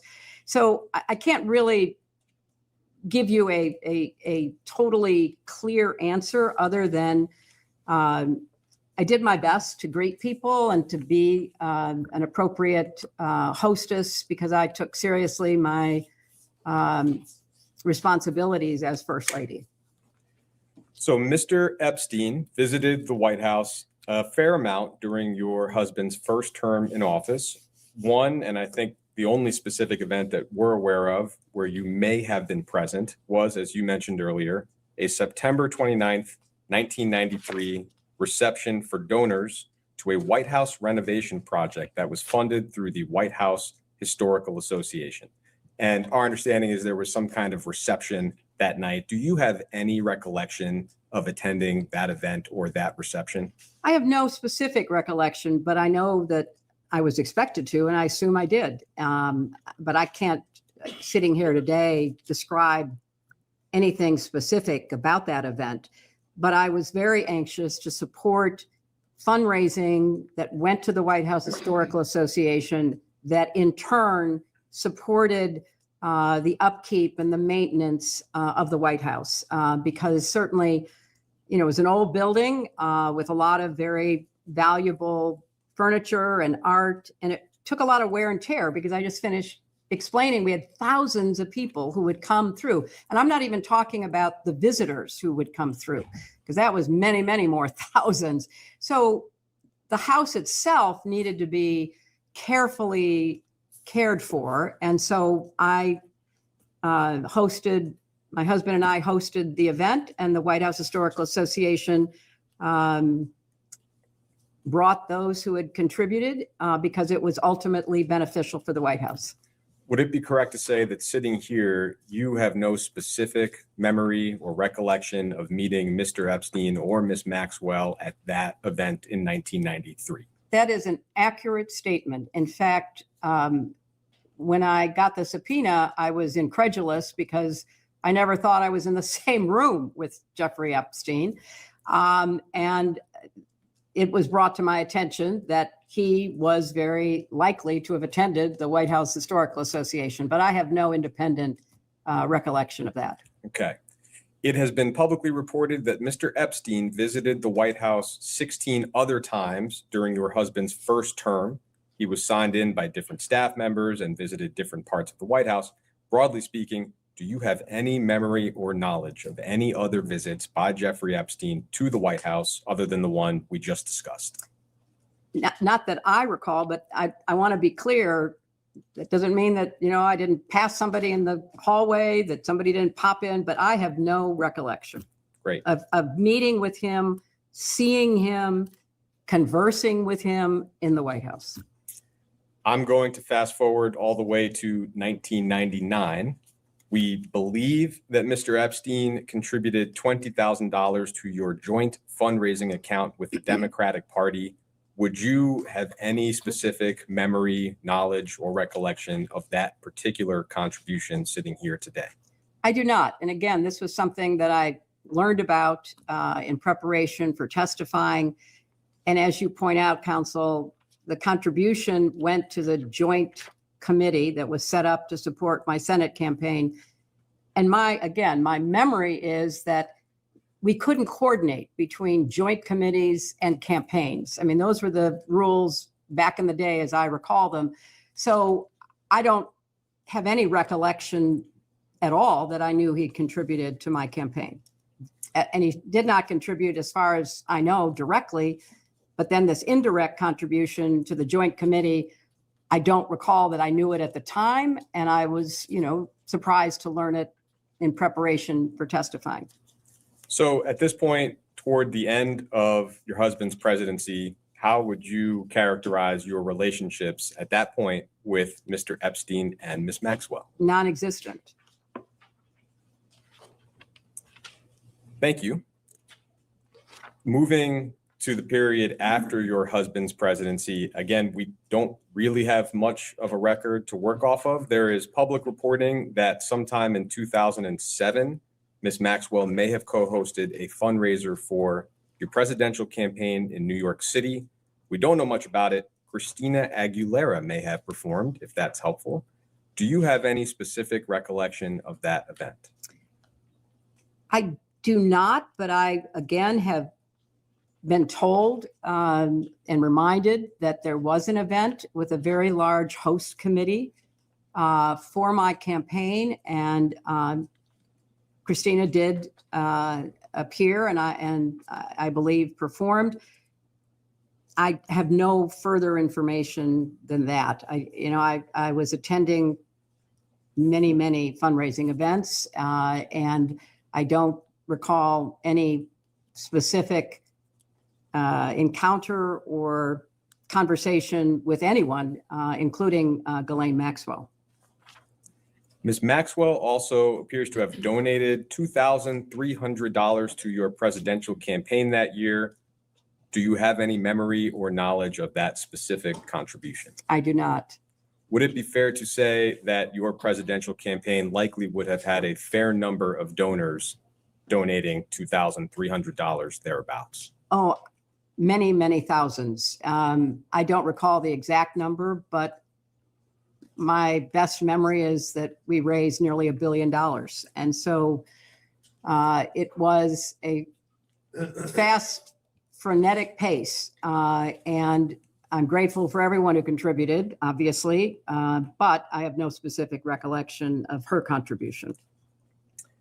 It's been widely reported, and we, I think, discussed in the previous hour, that in July of 2010, Ms. Maxwell attended your daughter's wedding in Rhinebeck, New York, and that she may have accompanied Ted Waite, who is reportedly a family friend, or at least was at the time. You, of course, were also present at the wedding. Do you have any recollection of Ms. Maxwell's attendance at the wedding? I have no specific recollection. Obviously, there's a picture of her being at the wedding as my husband walks my daughter down the aisle. She was there as a guest of Ted Waite, someone we had known for 30 years, I believe, who was a strong supporter of my husband and became a friend. And there were more than 500 people at the wedding. So other than that picture of her at the wedding, I have no recollection of talking with her. I was pretty focused on my daughter and the wedding party and the wonderful occasion that it was. So I don't recall having any conversation other than the fact she was there, and she was there as Ted Waite's guest. And the understanding that you had, if any, about her relationship with Mr. Waite, what was your understanding of that, if you had one? That they must have been dating. And this was, of course, long before certainly I knew anything about the activities that she was charged with engaging in and the crimes that she was convicted of. During her interview last year with Deputy Attorney General Todd Blanche, Ms. Maxwell said that she may have met you on a flight from Nantucket or Martha's Vineyard to New York. That's not a lot to go on, and I would note that one of the charges Ms. Maxwell faced was perjury. But do you recall ever meeting Ms. Maxwell on a flight from Massachusetts to New York? I don't recall it. I'm not going to say it didn't happen, but I don't recall it. And my memory too, counsel, and you would have to check this, but I believe I was told that in her long interview with Todd Blanche, it's Todd Blanche, right? Todd Blanche, the Deputy Attorney General, she herself said that she attended the wedding as Ted Waite's guest. In that same interview, Ms. Maxwell said that she visited your home in Chappaqua a few times and that she was invited. Do you have any memory or knowledge of Ms. Maxwell being invited to and visiting your home? I do not. And I was not present for any visit if one occurred. It's been reported that in September of 2013, at a Clinton Global Initiative conference in New York, Ms. Maxwell was recognized as a commitment to action partner for her work on behalf of the Terramar Project, which was an ocean conservation nonprofit that she founded in 2012. Do you have any recollection of whether you were at that event? So that's a Clinton Global Initiative conference in New York in September 2013. I believe I attended the conference, but during the conference, there are many different sessions going on. There are some main stage sessions with very high profile people. We've had an extraordinary collection of world leaders, including Pope Francis and others. But then there are many of what are called breakout sessions that are smaller sessions where people gather usually around the issue they're interested in. So in this case, if it had been the oceans, there might have been a breakout session about that. And I do not recall seeing her there. I do not recall any knowledge of her being there. But if she were there and she were making a commitment, it would have been in one of these smaller sessions. And I have to add, in 2013, Ms. Maxwell spoke at the United Nations. She gave a TED Talk. She was featured for her work about oceans in a long profile on CNN. So she had a public persona that the UN, the TED Talk people, CNN and the press all recognized, because nobody at that time knew what was later discovered. And is it right to say, and it sounds like you would not have had any direct role in organizing whatever her role was at that particular event? Not that I recall. At that point in 2013, if you can recall, how would you have characterized your relationships with Mr. Epstein and Ms. Maxwell? Had no relationship, no knowledge of, never met or talked to Jeffrey Epstein. I viewed Ghislaine Maxwell as an acquaintance, someone that I might see, but had no real relationship with. Thank you. Thank you, Madam Secretary. I know that a couple of the minority members have just a couple questions as part of this hour as well. And so I have a few, and then I'll turn it over to a couple of the minority members as well. You can hear me okay from here? Yes, I can. Okay. But it would help if the minority members would move to where across. I'm actually, they're going to sit right here as soon as I'm. Perfect, perfect. Thank you. Great, thank you. I want to just begin by just asking a few questions, which I believe you've already clarified in your opening statement, but just to be very clear on the record one more time. As best as you can recall, you've never met Jeffrey Epstein. That's true. That's correct. As best as you can recall, and I know that, and you've said this, you've never went to the island. Never went to the island. You never flew with him on a plane. Never flew with him on a plane. and you were never aware of his horrific crimes prior to those becoming public knowledge. Is that correct? That is correct. Okay, thank you. I also wanted just to know, one of the questions that we've been receiving a lot has been speculation amongst the public that Jeffrey Epstein was somehow affiliated with foreign intelligence agencies or other intelligence services. And I know that we have received numerous questions of that type. Now, obviously, you served as Secretary of State. I'm grateful thank you for your service. In your role as Secretary of State, were you ever made aware of Jeffrey Epstein having any types of relationships with foreign intelligence agencies, obviously, of course, of a foreign country? I was not. And Ranking Member Garcia, I am aware of the speculation around this that comes from the files being released and questions being raised. And I do think that is a fruitful area for the committee to investigate. No, I appreciate that, because I'll say of the types of questions that we're receiving, the kind of conversation around whether Jeffrey Epstein had any ties to foreign intelligence or was working with foreign governments continues to come up. And so obviously, as Secretary of State, that would be something I would imagine, you may or may not have information for. So I appreciate that response. Madam Secretary, just lastly, I want to also thank you for your testimony. And broadly speaking, you've probably been following just recently, and if this week, we've seen, and there's been reports that numerous files are missing from the group of files that have been released. For the record, only about approximately 50% of the total files have likely been released. The other percentage have been withheld for whatever reasons we're not really sure of and don't really understand. It's also been reported by numerous outlets this week that the FBI has removed files that are supposed to be made available to the Congress that include serious allegations of alleged abuse by President Trump, sexual abuse to a minor. Now, these are allegations that we know have been corroborated in other ways, and the media have reported on these, but these files themselves have been removed.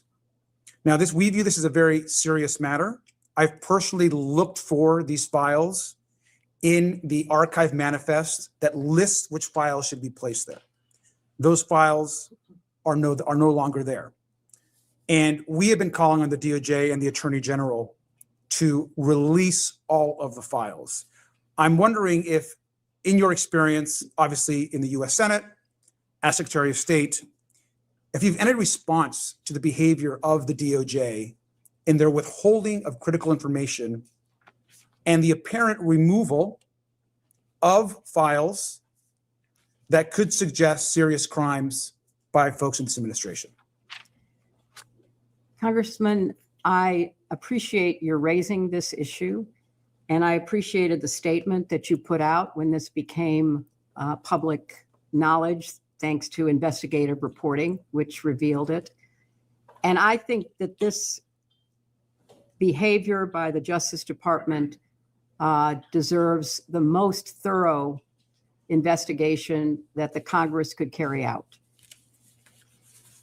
As I understand the sequence of events, this committee subpoenaed the Justice Department, as well as the Epstein estate, as well as law enforcement officials from prior administrations, as well as my husband and me.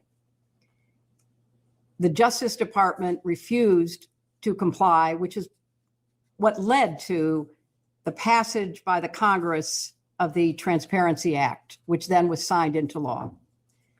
And I think from the very beginning, the behavior of the Attorney General and her staff has demonstrated either a gross incompetence, which is bothersome because they are the keepers of information that should be evaluated for law enforcement purposes, or a clear cover-up because they are protecting the president and others. Either one of those should be the focus of this committee to try to get to the bottom. If they are incompetent and they are incapable of complying with the law that the Congress passed, we need to know that because they are falling down on the job. They have an FBI director who's more interested in drinking beer in a hockey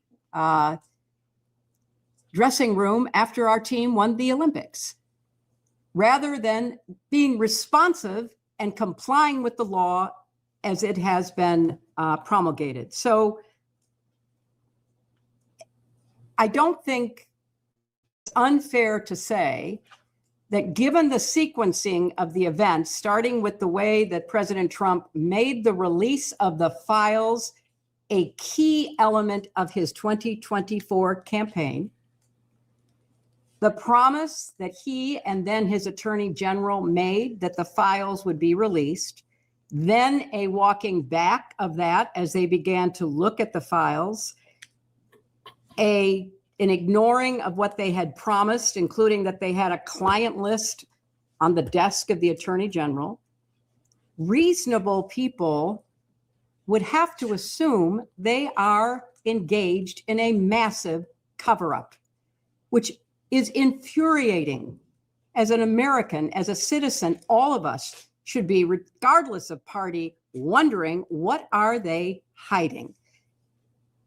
And that's why I said in my opening statement, the President of the United States is not above the law and should be in a setting like this answering questions under oath, as should others who are prominently featured in the files, and especially the group that is featured after 2008. Because prior to 2008, when Jeffrey Epstein pled guilty to the watered down charges that Alex Acosta negotiated and then was rewarded for in the first Trump administration with a cabinet position, there are so many unanswered questions. And I looked at the transcript of the Alex Acosta testimony that was taken before this committee, and I don't think that any Republican members asked him a question. So you have to conclude that there is something rotten in the state of Denmark, or clearly the Justice Department, starting in the White House and at the top with the Attorney General. And this latest example of the missing files about the allegations, and they are absolutely nothing more than allegations, but the FBI interviewed that witness 4 times. You don't interview a non-credible witness 4 times. You don't put into the FBI reporting, protect this source, if you think there is nothing to it. So, of course, I would like to know, like every other American deserves to know, what is in those files and who is going to hold people accountable, because the Justice Department seems to be either unwilling or incapable of doing so. Thank you, Madam Secretary. Let me also just add one thing. You've probably also read reporting that Secretary Lutnick was pretty open in an interview about not having spoken to Mr. Epstein or interacted with him after 2005. And then we go on to learn that Secretary Lutnick not only went to the island, there were visits, they went into possible business together, communicated with his wife. So there were numerous interactions that happened after that interview.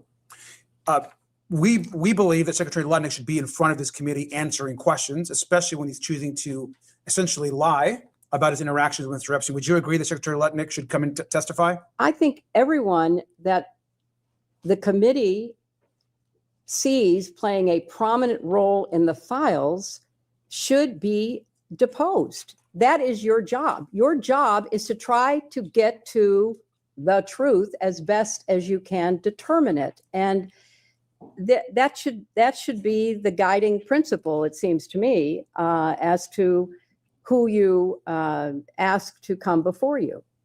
Thank you.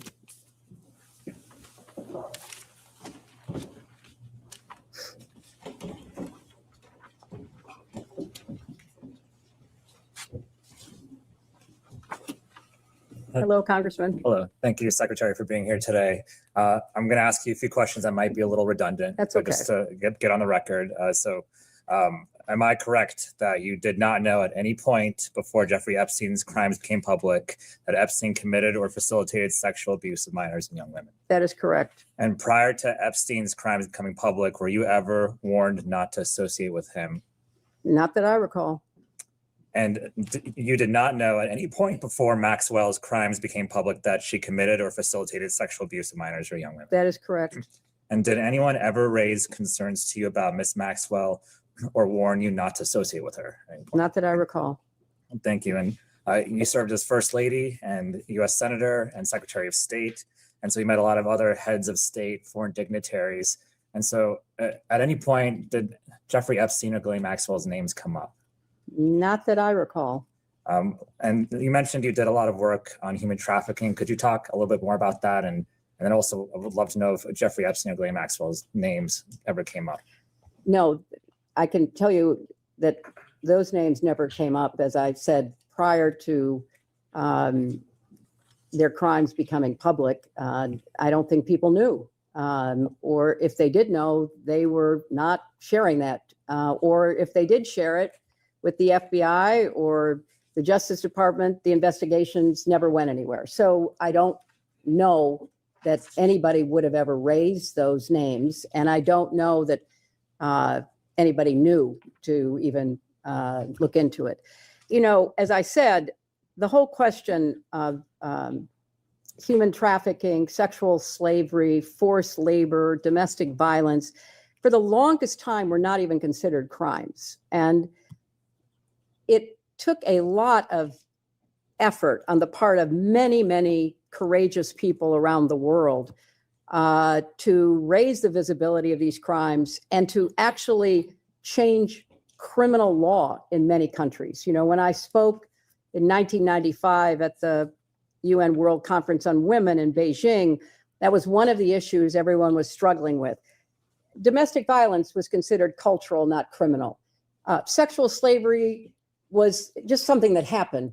You know, young women were forced into prostitution. All of this was certainly known and was something that had gone on for, you know, centuries, thousands of years. But there became finally enough outrage and organizational impetus to begin to try to change that. And that's what I worked on when I was First Lady, because I really became aware as I traveled to Asia and Africa, even Eastern Europe, particularly after the fall of the Soviet Union, what a big criminal network was operating around the world to traffic people. And obviously we're here focusing on what happened to, you know, girls and women with being sexually abused, but it's also true that people were forced into labor in mines and fishing boats. I mean, this was a phenomenon that finally was getting attention. And we worked very hard to raise visibility. I mentioned the law that was finally passed in our country in 2000. There was also something called the Palermo Protocol, where nations came together to pledge themselves to change laws, to implement enforcement against trafficking. So it's been a long struggle, but we've tried to focus on preventing it, prosecuting it, and protecting the survivors. And we've made progress, but obviously we're here today talking about crimes that still are happening even in our own country. I know the public wants names to be named, and I know this is a difficult question for you given your lack of a relationship with Epstein or Maxwell, but are there any names that you think we should be talking to at this point that haven't been out there already? I don't know any more than you do as to what's being exposed in the files. I saw where Congressman Massey stood on the floor the other day and said that he named 3 people, as I recall, that should be investigated. But there's a long list of people who may, even if they did not do something themselves wrong, because of their association with Epstein, might have credible information for your committee. And final question, you've expressed a desire for this hearing to be public. I just love to hear sort of an explanation for why. Look, I think sunlight is the best disinfectant. I think as much as we can do in public, we should do. And I've testified before Congress many times before you were there. And it was always in public. I mean, that's what we did. I testified and I was on the other side of the table asking questions in public, except for something that was classified that couldn't be in public.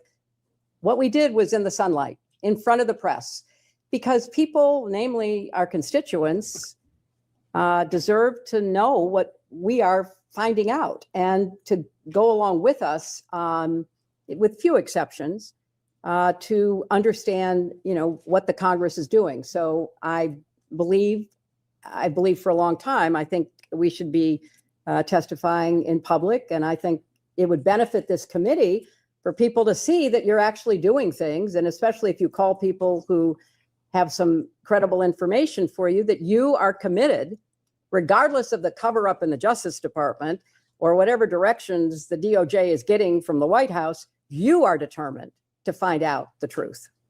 Thank you.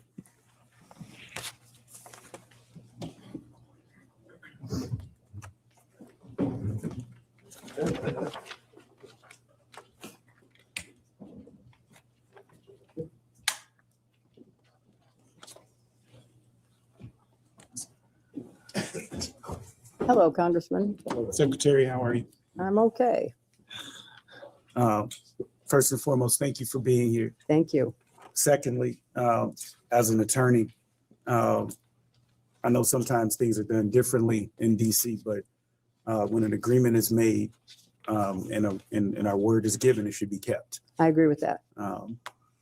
And first and foremost, to get into the line of questioning that I had, on November 12th of last year, Oversight Committee Democrats released emails that were obtained from the estate of Jeffrey Epstein. In one email from 2011, Epstein said to Ghislaine Maxwell that President Trump was, quote, that dog that hasn't barked, end of quote, and that an unnamed victim, quote, spent hours at my house with him, end of quote.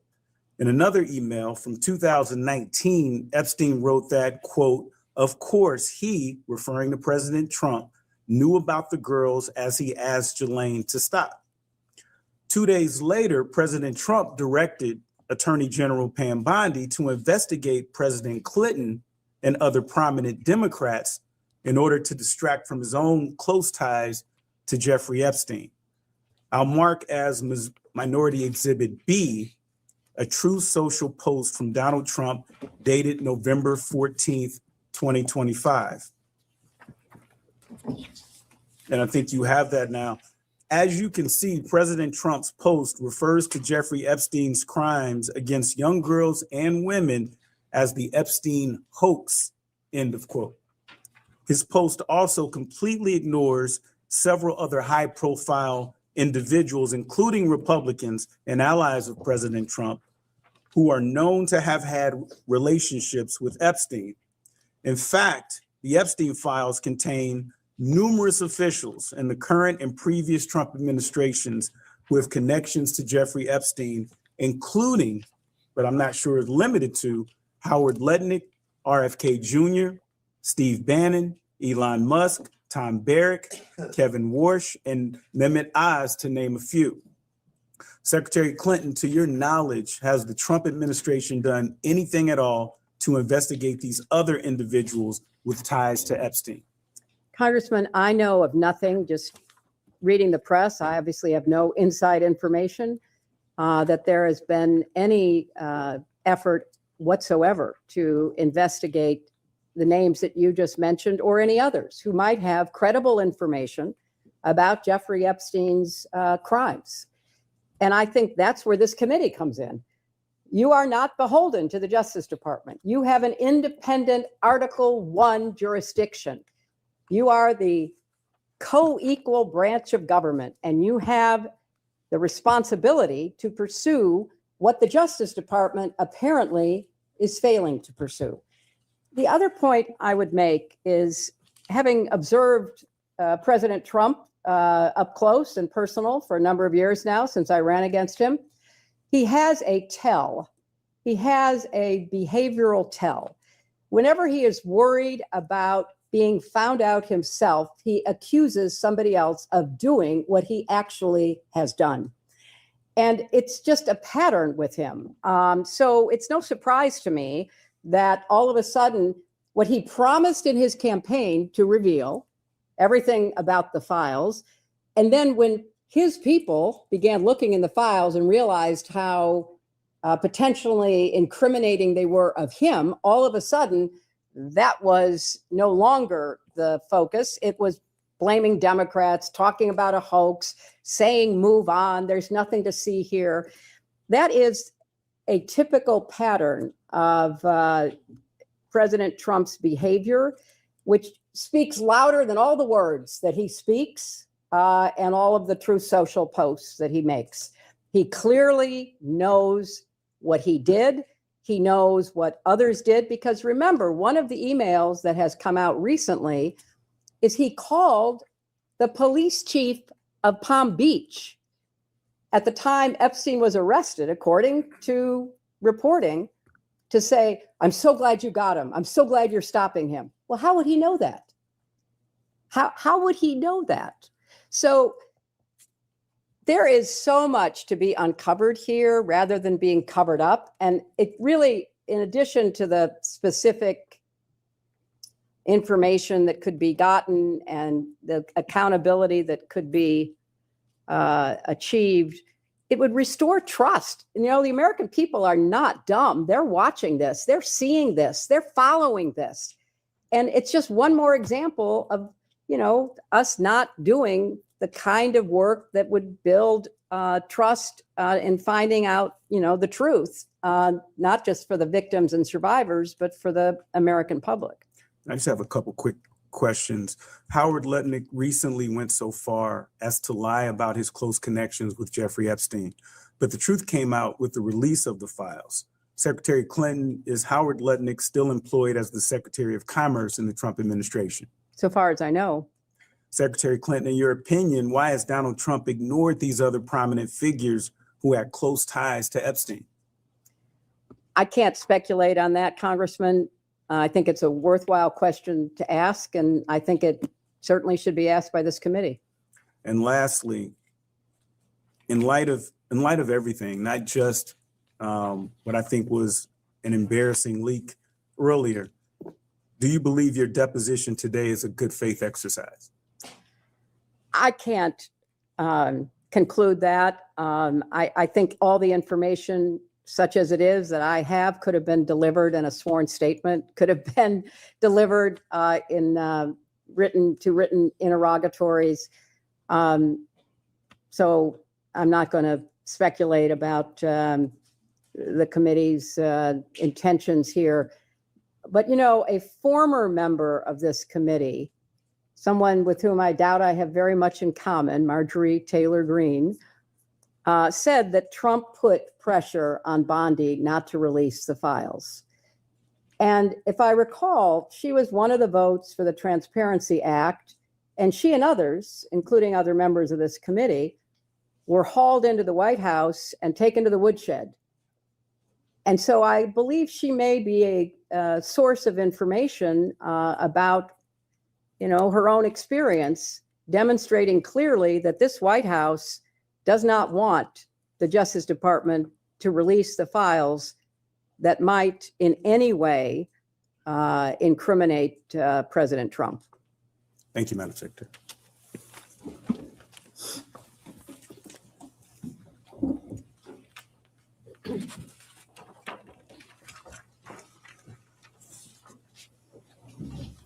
Thank you so much for being here, Madam Secretary. Some of this was briefly touched upon, but as you know, there is wide speculation among the public that Jeffrey Epstein may have been affiliated with domestic intelligence agencies and services. Alex Acosta, for example, Secretary of Labor in the first Trump administration, allegedly said that Epstein, quote, belonged to intelligence, end quote. We know that Acosta has denied the statement, but it nonetheless raises questions about Epstein. You obviously served in a variety of highly sensitive positions, allowing you to access some of our nation's most sensitive and secretive information. Either during or after your time in government, were you ever made aware of Jeffrey Epstein having any kind of relationship directly or indirectly with a United States intelligence agency or service like the CIA? I was not, but obviously I served in the Senate and don't recall anything like that ever being presented. I was on the Armed Services Committee, so perhaps there might have been a mention if there was any relevance. And in the State Department, I don't recall any information like that at all. And were you ever made aware of Ghislaine Maxwell having any kind of relationship with an intelligence agency or service was of the United States? Thank you. Now, during the committee's deposition of former Attorney General Bill Barr, he indicated that, quote, many American businessmen who have foreign contacts sometimes will talk to intelligence agencies and provide information to them. Are you aware of Jeffrey Epstein having these less formal interactions with the CIA or any other domestic intelligence? I'm not aware of any intelligence connections of Jeffrey Epstein at all. And that applies to foreign intelligence? Yes, as it well. does. Okay. I want to move to... But I do think, Congresswoman, as I said earlier, your questions are well taken. There are so many threads of this investigation that need to be followed. You are talking about the intelligence. We have talked about the sexual abuses. And we also should be following the money. One of my former colleagues, Senator Wyden, is trying to get out of the Treasury Department records about Jeffrey Epstein's financial transactions. The Congress should, and this committee certainly should, subpoena the Treasury Secretary for the information that Senator Wyden has compiled. In my experience in the Senate, Senator Wyden is a thoughtful, careful investigator. If he says there's something there, I would take it to the bank. And so follow the money, follow these foreign involvement, intelligence potential, whether they're true or not, I don't know. And of course, follow whatever leads you can get out of the emails and other information that are being put forth by either DOJ or the Epstein estate or anybody else on, the crimes that he committed. Thank you. That brings us to the issue of transparency, which is related to what you just said. You and President Clinton have been very clear about your desire to testify publicly before this committee. In fact, on February 5th, 2026, you posted on social media, quote, if you want this fight at Rep. James Comer, let's have it in public. You love to talk about transparency. There is nothing more transparent than a public hearing, cameras on. Secretary Clinton, why is it important for you to testify before this committee in a public setting? Well, first of all, I believe in public testimony. I believe that the public has a right to know what its elected members of Congress are investigating and legislating. Having served for 8 years, I think it is useful as a member to do a hearing in public because you're going to learn things by the coverage of it, by the response that you get from people. This hearing, if it were in public, maybe your question about intelligence, maybe somebody watching it would have said, oh my gosh, I just remembered having a conversation with Foreign Minister X or Prime Minister Y, and that person mentioned Jeffrey Epstein. Most people are not going to look at the video. They're not going to read the transcript, but they will follow a live public hearing. So I think it actually enhances the work that those of us who've been privileged to serve are doing and can do. So to me, it is just an absolute prerequisite for doing the kind of legislative and investigative work as effectively as possible by doing it in public. And did you know that you would be photographed today? No. And is that at all part of what you had understood about the terms of the agreement for today's deposition? Well, I will confess that I had some concerns about whether the majority on the committee would treat me fairly and would, fairly convey what I say and what I did and how I looked and how I responded. So yes, I did have a concern. And when we learned about the photos being taken, not by a staff member, but by a member, it was shocking and very disappointing. So if it were in public, we wouldn't have that debate. Everybody could see the same thing that the congresswoman saw. I'm sitting here, sometimes I'm smiling, sometimes I'm frowning, sometimes I look good, sometimes I don't. That's all in public. Everybody can have the same view rather than, an angled photo and all the rest of it. So it was disappointing, and I regret that it happened and it violated your rules, but that's not the real concern I have. The real concern is get busy. Focus on the people that have something to tell you, that can tell you about intelligence, money, and crimes, and get them before you, and whenever possible, do it in public. And finally, do you think that Donald Trump should be deposed by this committee? Absolutely. I was a lawyer, and as a lawyer, you would look for pattern and practice. If you were deposing a witness in a case that you were trying, if you were in court, what did you know about this person? What you knew could influence how you questioned that person, how you tried the case. Donald Trump has been held civilly liable for sexual assault by a jury of his peers. 9 members of a jury found him liable in the sexual assault of E. Jean Carroll. That is behavior. That fits a pattern if one were looking for a pattern. He has also been convicted on 34 felony counts for attempting to hide his relationship with an escort and then to commit business fraud to prevent it from becoming public in the 2016 campaign, which was ultimately election interference. So if I were running the committee or I were involved in this investigation, I would be looking for people who maybe had some prior conduct that might be relevant to either money or crimes. And yes, I think that it would be in keeping with the scope of the investigation of this committee to set up a deposition with President Trump. I know he's been deposed many, many, many times. He's taken the Fifth Amendment many, many hundreds of times. So I'm not saying you're going to get a lot of information. But given what's in the files and given past and prior conduct, he would be on my witness list. Thank you. We can go off the record.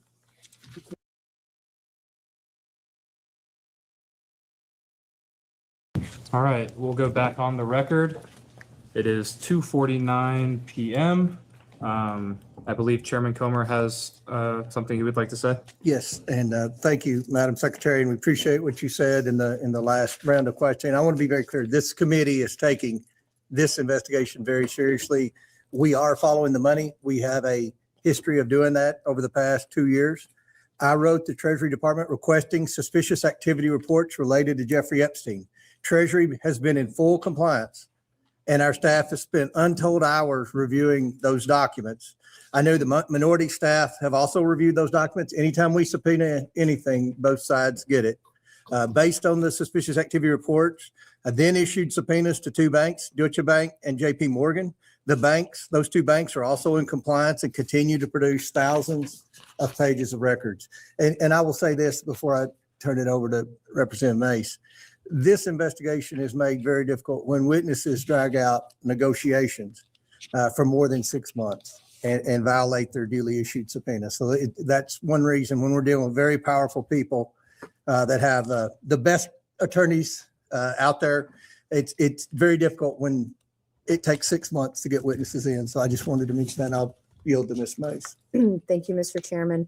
Madam Secretary, thank you for returning this afternoon. Secretary Clinton, is your husband someone the committee should investigate?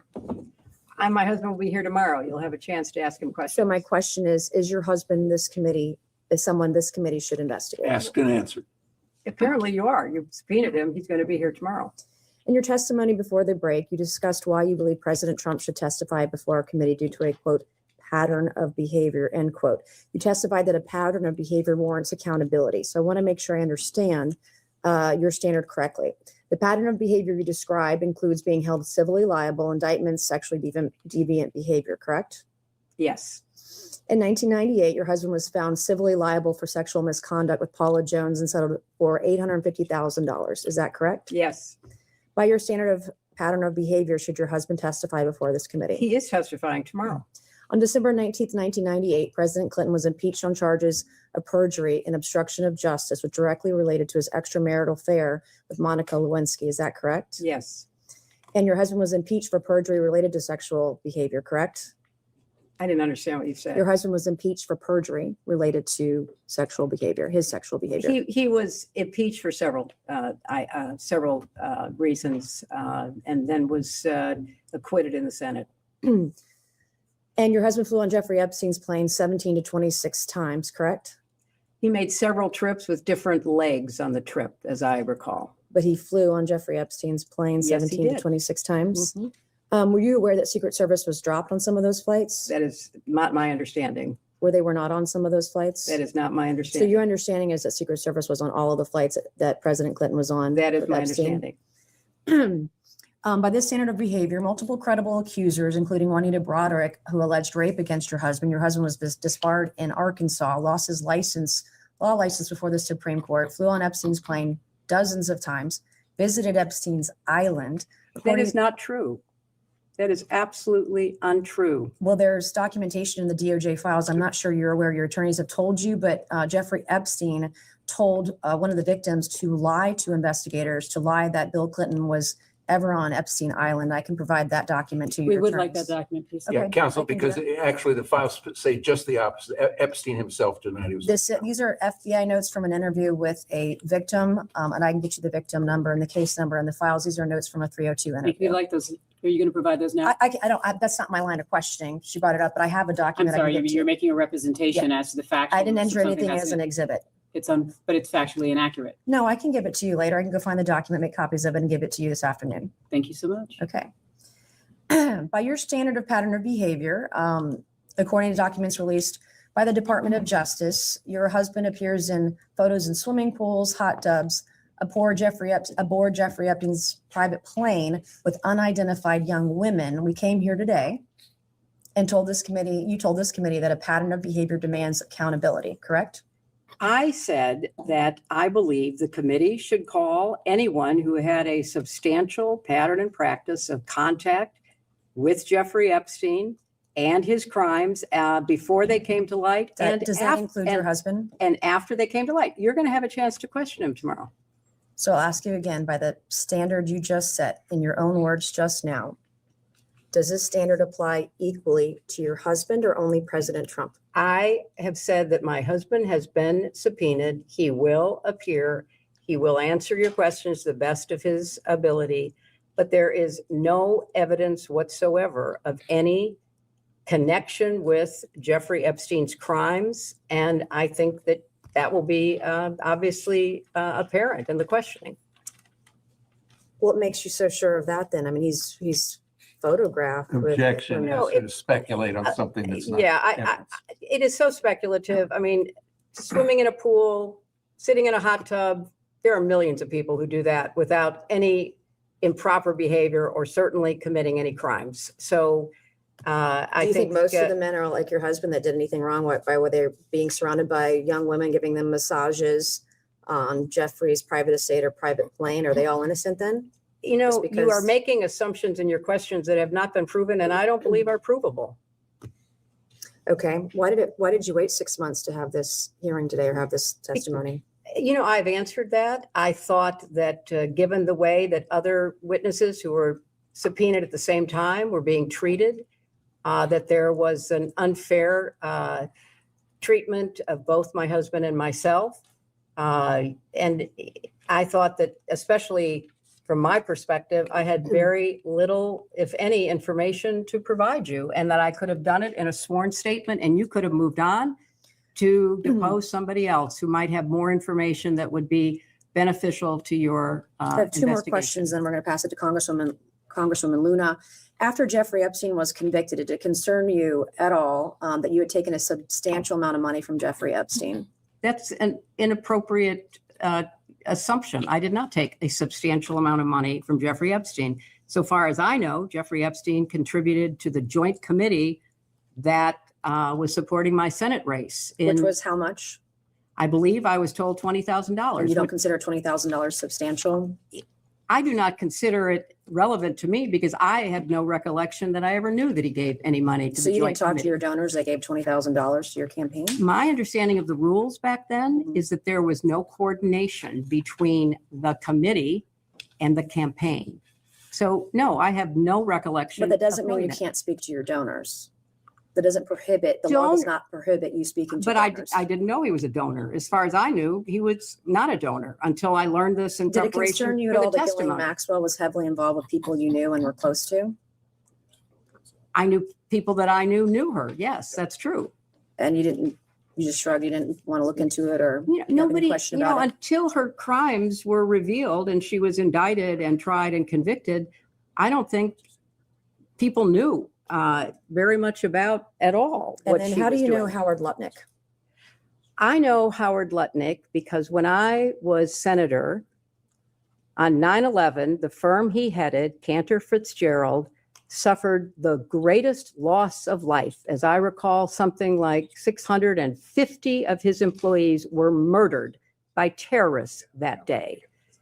Howard Lutnick missed being a victim because he was delayed dropping know his that. I child asked off him, to you know. kindergarten. You asked the question. I'm going to answer your question. Now you're going to yell This at was me? what I spent You're my going to yell at time me. doing. I'm a I survivor spent trying to look out for other Well, survivors, trying to and protect I them. was taking care You of waited the 6 people months who to lost get here today, 3,000 6 months, lives and now you're being at World defiant Trade and Center. indignant today. You asked me I have about met Howard with Lutnick. Epstein survivors. I'm a survivor myself. You have emails. You've denied that Jeffrey Epstein, that you tried to get Jeffrey Epstein to give money to you. I did but not. Howard Lutnick was If you used have an to get email money. with me asking Jeffrey I Epstein have for an money, email from Howard Lutnick sending it to Jeffrey Epstein and his people to I raise don't- money for I don't you know for about- an event, an intimate event for you at his offices Well, at Cantor Fitzgerald. You're look, going to sit if here you- today if you would let me finish. obfuscate and say to this committee, you didn't try to get money from Jeffrey I didn't. Epstein when I there was didn't. an intimate event in an email that Howard Lutnick emailed to Epstein's people and Epstein to get him to come to your intimate event at Cantor Fitzgerald, a very small event. And so I'm not going to put it. You want to yell at me, that's fine, but I'll yell right back. Well, okay? I am looking out for it's survivors. very- I'm doing the job that you would not do and refuse to do as Secretary of State. Thank you, and I yield back to No, Congresswoman. I'm going to finish answering the question, which I have a right to do. I am very sympathetic to your personal situation. I have read about it. I have seen you testify or speak on the floor about it. And I very much sympathize with not only what you went through, but appreciate your effort to stand up for survivors. I was a senator representing the people who were murdered on 9/11. Nobody lost more people than Howard Lutnick. You can say whatever you want. You can call him and have him appear before the committee. But I knew him as the man who lost the employees that he knew intimately, including his brother. And he was a So go-between I between worked. you and Let her Jeffrey finish Epstein her raising answer, money for please. you. Let her finish her answer. You know what? If you don't want to hear what emotionally affected me, that's fine. But that's why I know Howard Lutnick. I went to the memorial service every 9/11 after the formal service was I held. see what you're with doing here, all- and you're with obfuscating all from of the his questions. He was people, the go-between families. between you and Jeffrey Epstein raising money for your Well, campaign. you know, Howard Lutnick and I did work Thank you. I will together now yield because to we had a Congresswoman lot of Luna. victims Thank you. to take care of, and we worked together to rebuild downtown Manhattan. That is how I know Howard Lutnick. Why don't you get over here? Fine, I'll do the heavy lifting. Or you could like it later. Yeah, I got it. move on. Yeah, you can move on. Yeah. Am I good? Miss Luna, Secretary Clinton, thank you for being here today. Thank you, Congresswoman. President Clinton has stated that he severed ties with Epstein around 2005 prior to 2008 conviction. Were you involved or informed of any communication, emails, calls, or meetings related to distancing the foundation and or your family after those 2008 convictions? I was not. You had mentioned that this committee had avoided calling people to testify who should be sitting here. I would like to show you some emails. If the staff could please pass out to the members and the secretary EFTA 00878421 and EFTA 007058660, please, so she can see it. This will be exhibit 14 and 15 for the majority. I'll wait till you get them so you can see them. Thank you.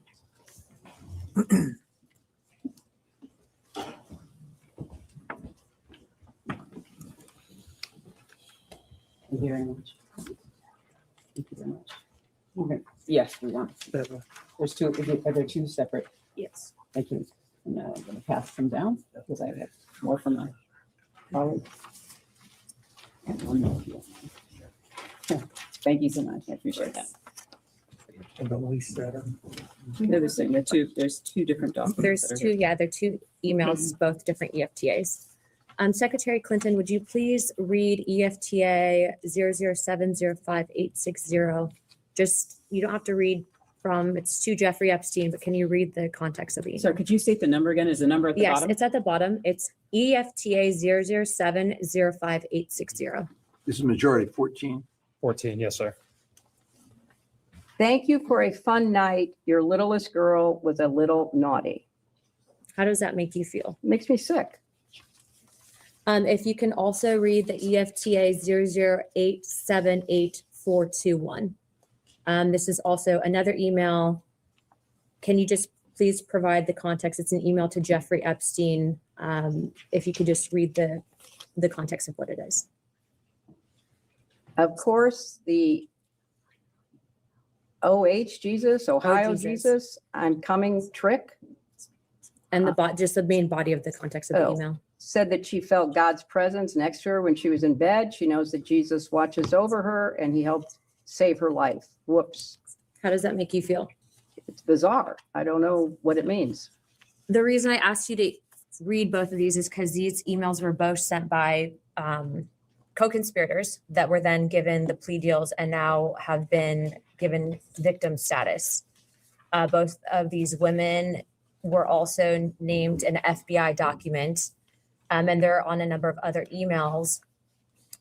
Do you believe that the Department of Justice should reevaluate the plea deals for some of these women, given that, as you can see, they have clearly done some things probably that they shouldn't have? I don't know the status of whether that would be legally possible, so I have no opinion. I think outside of the statute of limitations, they might be able to reinvestigate under the civil rights violations. Would you be in favor of that, or looking into any of the co-conspirators that were given plea deals down to victim status if there's credible evidence that they were trafficking young girls? I think it should be pursued. Hold on. I'd like to also show you another EFTA, if the staff can also pass this to the secretary. It's EFTA 0165617. Should be exhibit 16 for the majority.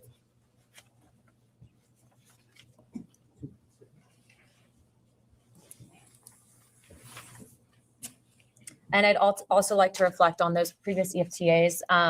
The EFTA 007058660, that was actually sent by a woman by the name of Susan Hamlin. And then the other EFTA 0087841 was sent by a woman named Nadia, who's also listed in other files as well. Is it single pages? Oh, sorry.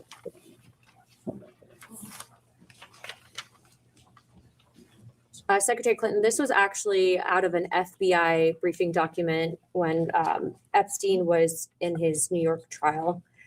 If you can look at the top left, the individual photo, who is that individual? I can't tell. It's such a small, blurry picture. Okay. For those that want to pull up the file, the photos of Jeffrey Epstein, this is actually a passport that was given. The individual's name is Marcus Robert Fortinelli. Do you think that this is a sign or a telltale sign of intelligence operations and pseudonyms? I can't speculate. I don't know. Okay.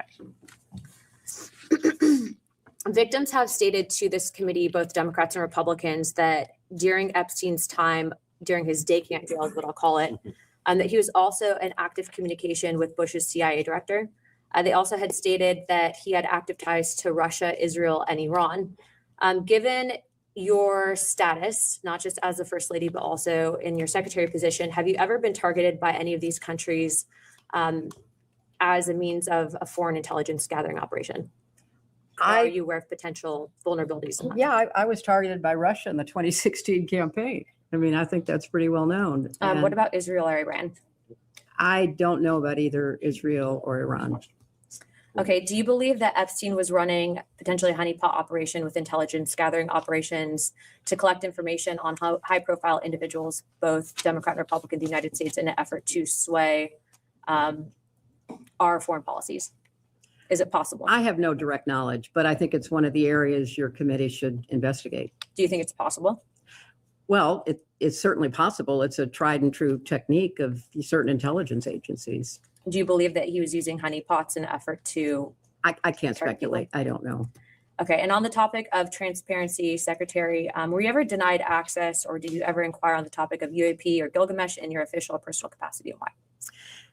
I was never denied access because I never asked for access. Okay. In the efforts of having a transparent government and restoring faith within our country, do you believe that the American people deserve access to those topics? I do. Subject to any national security implications, I think the information should be made available. I think that's been ordered, or at least I read that it had been ordered. And lastly, before I yield my time, Chairman Comer, do you believe that you were personally a target of an intelligence gathering operation specifically pertaining to Ghislaine Maxwell or Jeffrey Epstein? I have no reason to believe that. I don't have any information. Okay, thank you, Chairman. I yield my time. Thank you. Representative Fallon. Yeah.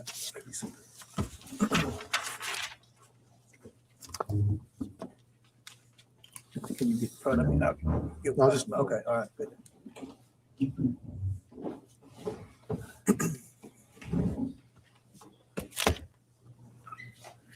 Afternoon. Hi, could you identify yourself? I'm Yes, sorry. sure. Pat Fallon, 4th District of Pat Texas. Fallon, okay. Native of Massachusetts, but no one would vote for me there. I moved to Texas. So Matt, I'm a pretty simple guy. I just want to keep things simple and just ask you some questions, give you a chance to respond. So July 25th, unanimous oversight subcommittee voted to subpoena yourself and your husband. On the 25th of August, Chairman Comer issued a lawful subpoena, which I would think it's fair to say you didn't cooperate. There was a lot of delays. It was August. We're now in February. The deposition was set in December, then it was delayed and moved to January, and now here we are in February. We all get accused of things. The higher you go up in the ladder, the more people are accused of things. If I don't have anything to hide, I'm eager to come in and testify. I just find that interesting. Why the delay for 6 months? Well, I think, as I've said, we negotiated in good faith, and I believe the committee negotiated in good faith for a while because we thought, at least I'll speak for myself, that I could provide whatever information I had, which was not much, in the same form that you accepted it from former attorneys general and FBI directors who had much more direct knowledge, or could have had much more direct knowledge about the investigation you were conducting. And I found it bewildering that I couldn't provide what I knew in writing under penalty of perjury, as others had done. Okay. I'd say better late than never. So I'm glad you are here. On the in September of 22, ABC program The View had you as a guest, and you were quoted as saying, "No one is above the law." Still agree with that? I agree with that. As do I. And I think Secretary Clinton, that's why you're here. I absolutely agree with that. When did you first meet Jeffrey Epstein? I never met Jeffrey You never yet? Epstein. Okay. When did you first meet Ghislaine Maxwell? I have Ghislaine no recollection of when I first So met you her. might have met her, but you don't remember. I do not. Okay. So you'd obviously describe your relationship as pretty much non-existent with both of them. Yeah, I had at least a casual acquaintance with her. I With had her, nothing okay. with him. Okay.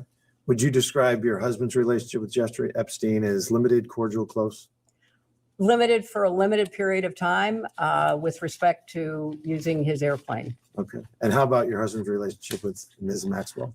I think that they knew each other for a longer period of time. Okay. So just for the record, in 1992, Epstein donated a grand to your husband's presidential campaign. In 93, 10 grand to the White House Historical Association while you were in the White House and your husband were.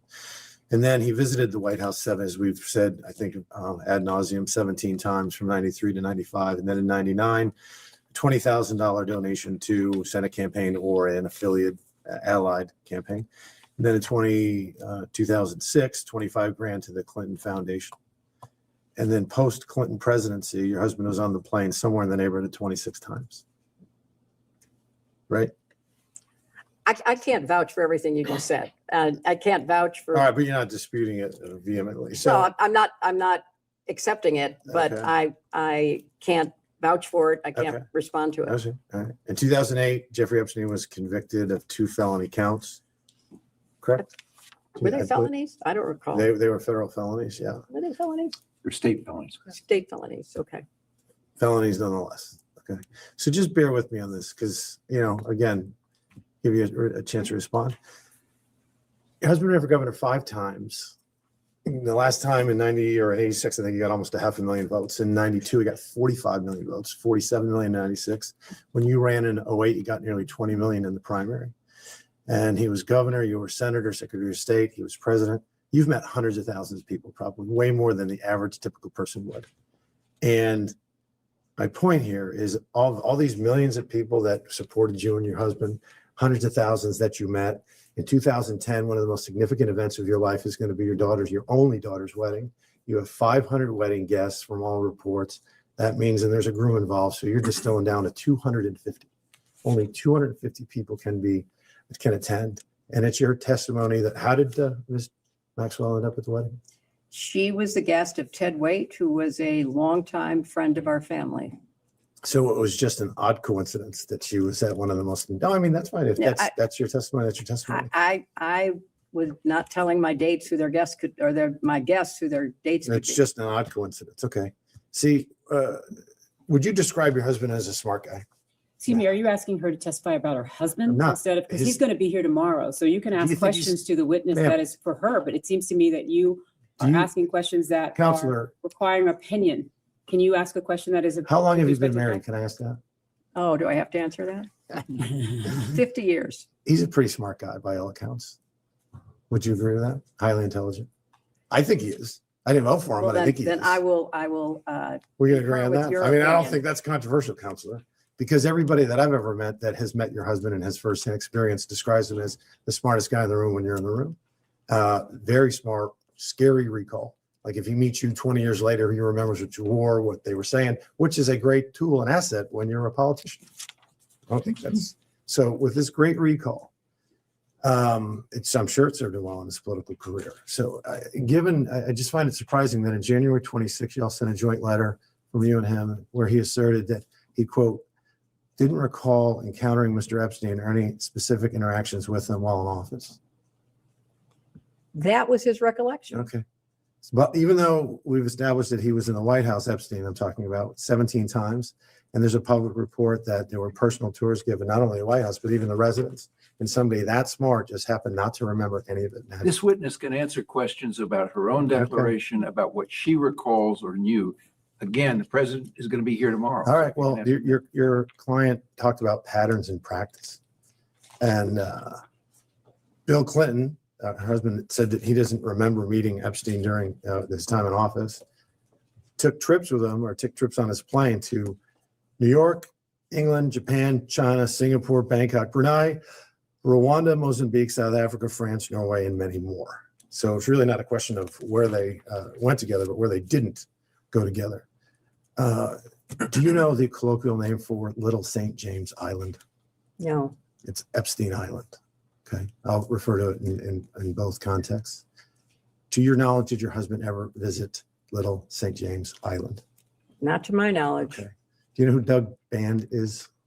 He worked for my husband, yes. So by reports on the press, he was a key architect of the Bill Clinton post-presidency, a top aide, the body man, the fixer, a counselor, and close advisor. Would you disagree with any of those? He worked for him in a number of capacities. About 10 years, 02 to 12, I think it was. He worked for him. I Decade, give or don't take. know. Give or take, I fair can't to answer say, that. give or take a decade? Mm. Okay. He's on the record as asserting that Mr. Clinton did indeed visit Epstein Island. Do you think he's lying? Yes. Okay, why would he lie? I don't know. You'd have to ask him. Okay. And then, Virginia, have you heard of Virginia? I'm sure you didn't meet her, but have you heard of Virginia Giuffre?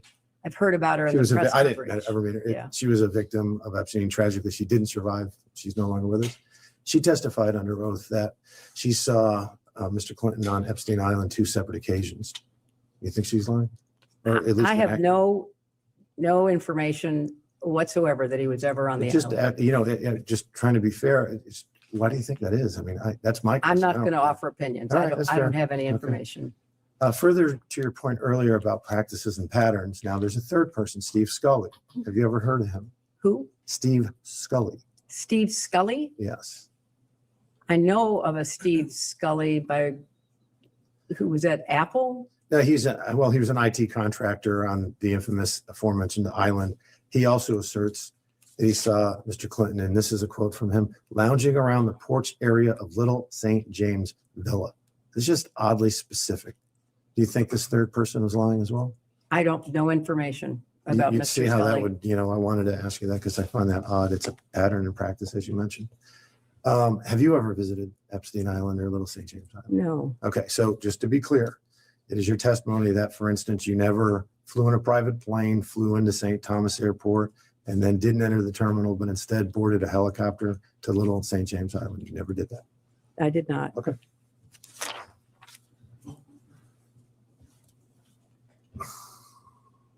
So Virginia Giuffre, who we just talked about, who we all found highly credible, I think, bipartisan, but in a bipartisan manner, stated that Mr. Clinton walked in a Vanity Fair and threatened them and that they better not write an expose detailing the crimes of, quote, his good friend, Jeffrey Epstein. Do you find that troubling at all? I find it not believable. Let's turn to the current administration and president, because you said some pretty choice words of the administration and President Trump, aggressive and even some coupled with incendiary claims about President Trump and his DOJ.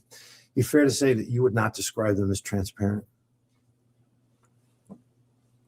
I would not describe him as transparent. Okay. How about you were an enthusiastic supporter of Joe Biden and Vice President Harris when each of them respectively ran for president? I was. Okay. Would you describe the Biden-Harris administration as an administration that was committed to transparency? To the best of their ability. Okay. You also asserted, and if I get this wrong, please let me know, that, or at least insinuated that President Trump was closer to Epstein than your husband, socially. I think there's an enormous amount of evidence that goes back many, many years demonstrating their relationship. Okay. Do you know how many times Jeffrey Epstein visited the Trump 45 White House? I do not know. By all accounts and evidence, 0. And how many times did he visit the Clinton White House? I don't know. It was 17 times. How much did Jeffrey Epstein ever donate to Donald Trump politically? I have no idea. There was 0. But we have established that he donated to either you or your husband or your committees 21 grand. Not to agree? I have no information that is personally based about their relationship. Jeffrey Epstein donated $35,000 to foundations. One was a $10,000 donation to the White House Historical Society in '93 when the Clintons, your family, was in the White House. He donated, and then there was that 2006 donation for 25, or 2006 donation to the Clinton Foundation. He's donated similar to the Trump White House, never, no foundations either. How many pages of the Epstein files were released by the Oversight Committee in 2021 to 23 when the Democrats were in the majority? I have no idea. It was 0. But there was also an ongoing investigation Is that unopened? of, I believe, Ghislaine Maxwell during that time period. So the answer is, I can share with you, is 0. How many pages did the Biden Department of Justice release from the Epstein files from 21 to 25? I have no personal information. I have read that because of the trial of Ghislaine Maxwell, that was not done, but I have no personal information. Yeah. Okay. Well, that was zero, and that ended quite a little bit ago now. There were no images and there were no videos. When you compare the GOP Oversight Committee, when we took over in January 23 to present, there were 65,000 documents that had been released. And then how many videos? There was nothing under the Biden administration. There was no images as well. There's been 180,000 images, 2,000 videos, and now over 3 million pages. So when you compare them, that's an odd definition of who's transparent and who isn't. Last thing, we have established that there's a $20,000 donation that Jeffrey Epstein made to an affiliated allied campaign to get you elected to the presidency. Have you returned that or donated that? Once, like he got convicted in 2008 of 2 felony counts. Have you ever returned that $20,000? It didn't come to my campaign. I was not. So in you've charge never of that. donated that to charity? That's $20,000. I've donated many, Would be good many to hundreds donate of it perhaps thousands of dollars. to, to Congressman, various- I'd like to know the facts in the record that shows that Jeffrey Epstein is donated to her presidential campaign. No, he's talking about the it's, Senate the- campaign, I think. yeah, I'm sorry. He was and talking not, about yeah, presidential. Oh, yeah. 1998 was the Senate. You're right. I stand corrected. But yeah, I think that would be a nice gesture. I yield. Next up, Representative Cloud from Texas.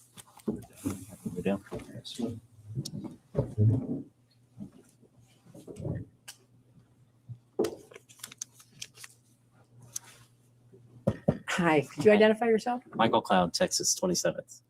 Michael. Cloud, CLOED. Okay. And thank you for being here, Madam Secretary. Mhm.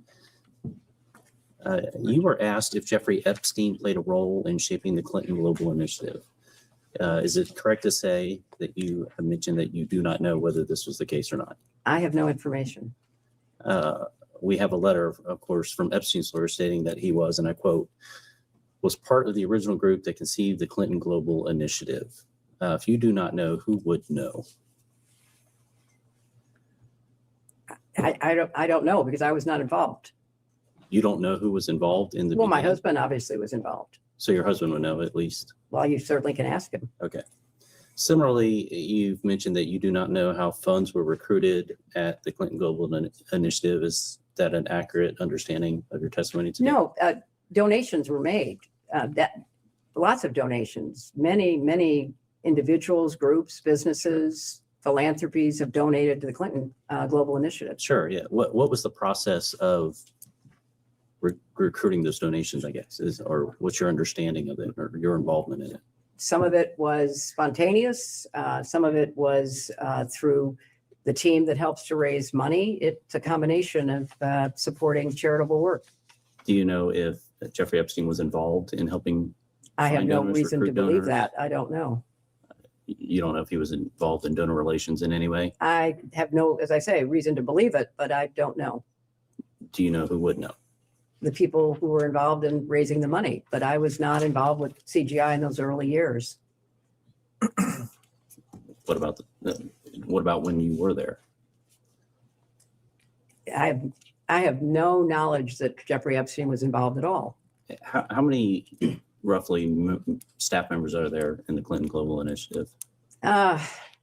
It has varied over the years, but hundreds, And involved with donor relations? dozens, I suppose. Dozens? Okay. As best as we know, it's been publicly reported that in 2024, Ghislaine Maxwell, or Ghislaine, I think is how it's pronounced, arranged and wired $1 million to Publicist Group for the inaugural CGI event, referring it to it internally as, quote, the Clinton Project. Epstein was copied on related emails and questioned the timing and destinations of the funds. Were you aware of this $1 million payment? I was not. Were you aware of it before today? No, well, Am I breaking this preparing for in this. preparation? Mhm. You were made know. Okay. Do you know who would have known? I don't even know if it's true, so I have no way okay. of telling you. You don't know who at the Clinton Global Initiative, what staff would have handled $1 million donors or It didn't go it went to a group called Publicis, Right. which is not the Clinton Global Initiative. So Right, I would right. not know. Well, the email said it was for the Clinton project, so. First of all, I have no idea whether that's true. And secondly, it went to a third party.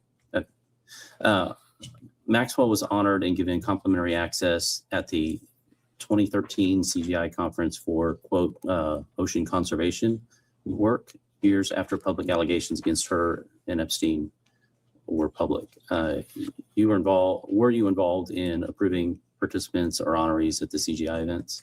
I was not, but I don't know that there were public allegations at that point in time. So I can't respond to that. So you were not involved in approval? You I was didn't not. know who was going to be honored at the events? No, I was not. Okay. Do you know who would have known? Whoever was the staff at the time, but there's been a lot of staff turnover over, 20 plus years. A number of things you've mentioned today, you've mentioned you have not been able to recall. And that's understandable. Is it possible that any of the information that you have not been able to recall would have been found in the 30,000 or 30,000 emails that went missing? No, I don't believe so. I had no reason to believe that. So it's not that I'm not recalling things that were there. I don't recall at all. Okay. Unfortunately, I have to catch one. Thank you for your time. Next will be Representative Timmons from South Carolina.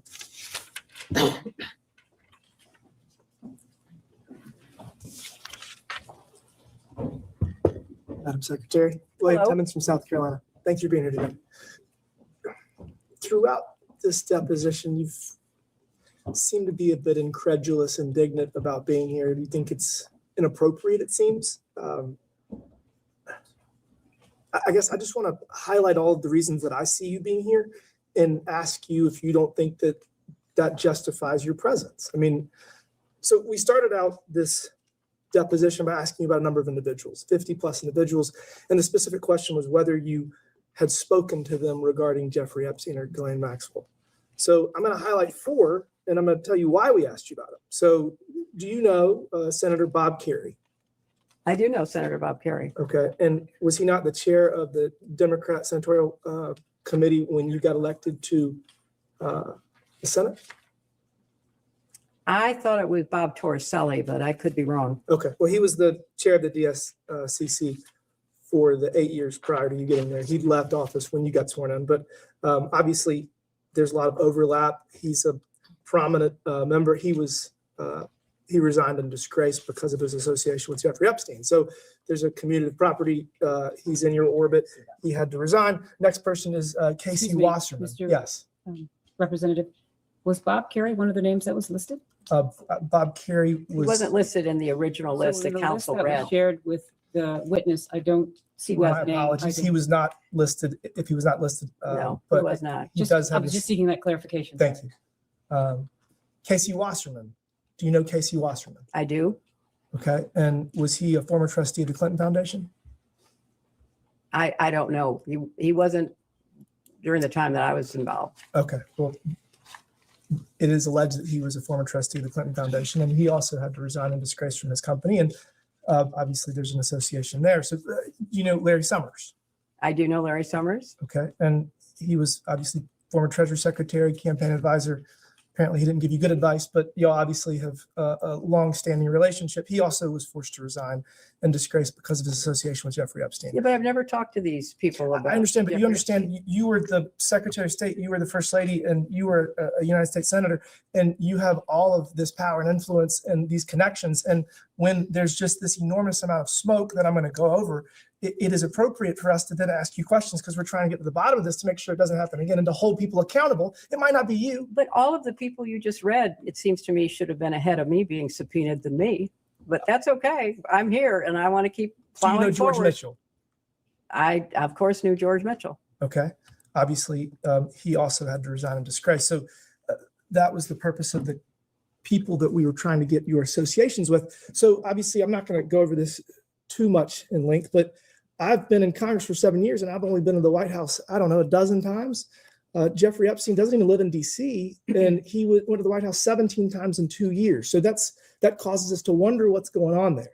Obviously, President Clinton flew on the Lolita Express over 24 times. That gives us more questions. He is your husband, so we are just curious about all of these things, and that's the purpose of this. You say the fact that Jeffrey Epstein donated $20,000 to the Joint Fundraising Committee, you were not allowed to solicit that, but it is record of who gave money. And so you would, if somebody gave $20,000 to my JFC, I would know eventually, and I would say, thank you. You never thanked him for his contribution. Not that I'm aware of. I didn't. First time I knew about it was when I was preparing for this testimony. Obviously, all the members of Congress have to deal with fundraising. It's probably the worst part of the job. But generally speaking, when people give you a large amount of money, you say thank you. So I They didn't think give again, it to me. They gave it to the joint committee. the and joint, I- the JFC has disclosure requirements, and you'd be able to tell, and it was for your behalf to get you Well, elected. So again, I mean, you're Please let the quibbling. witness finish. It's You're okay. cutting her off. She's got I've told you all I know, which is that I did not know.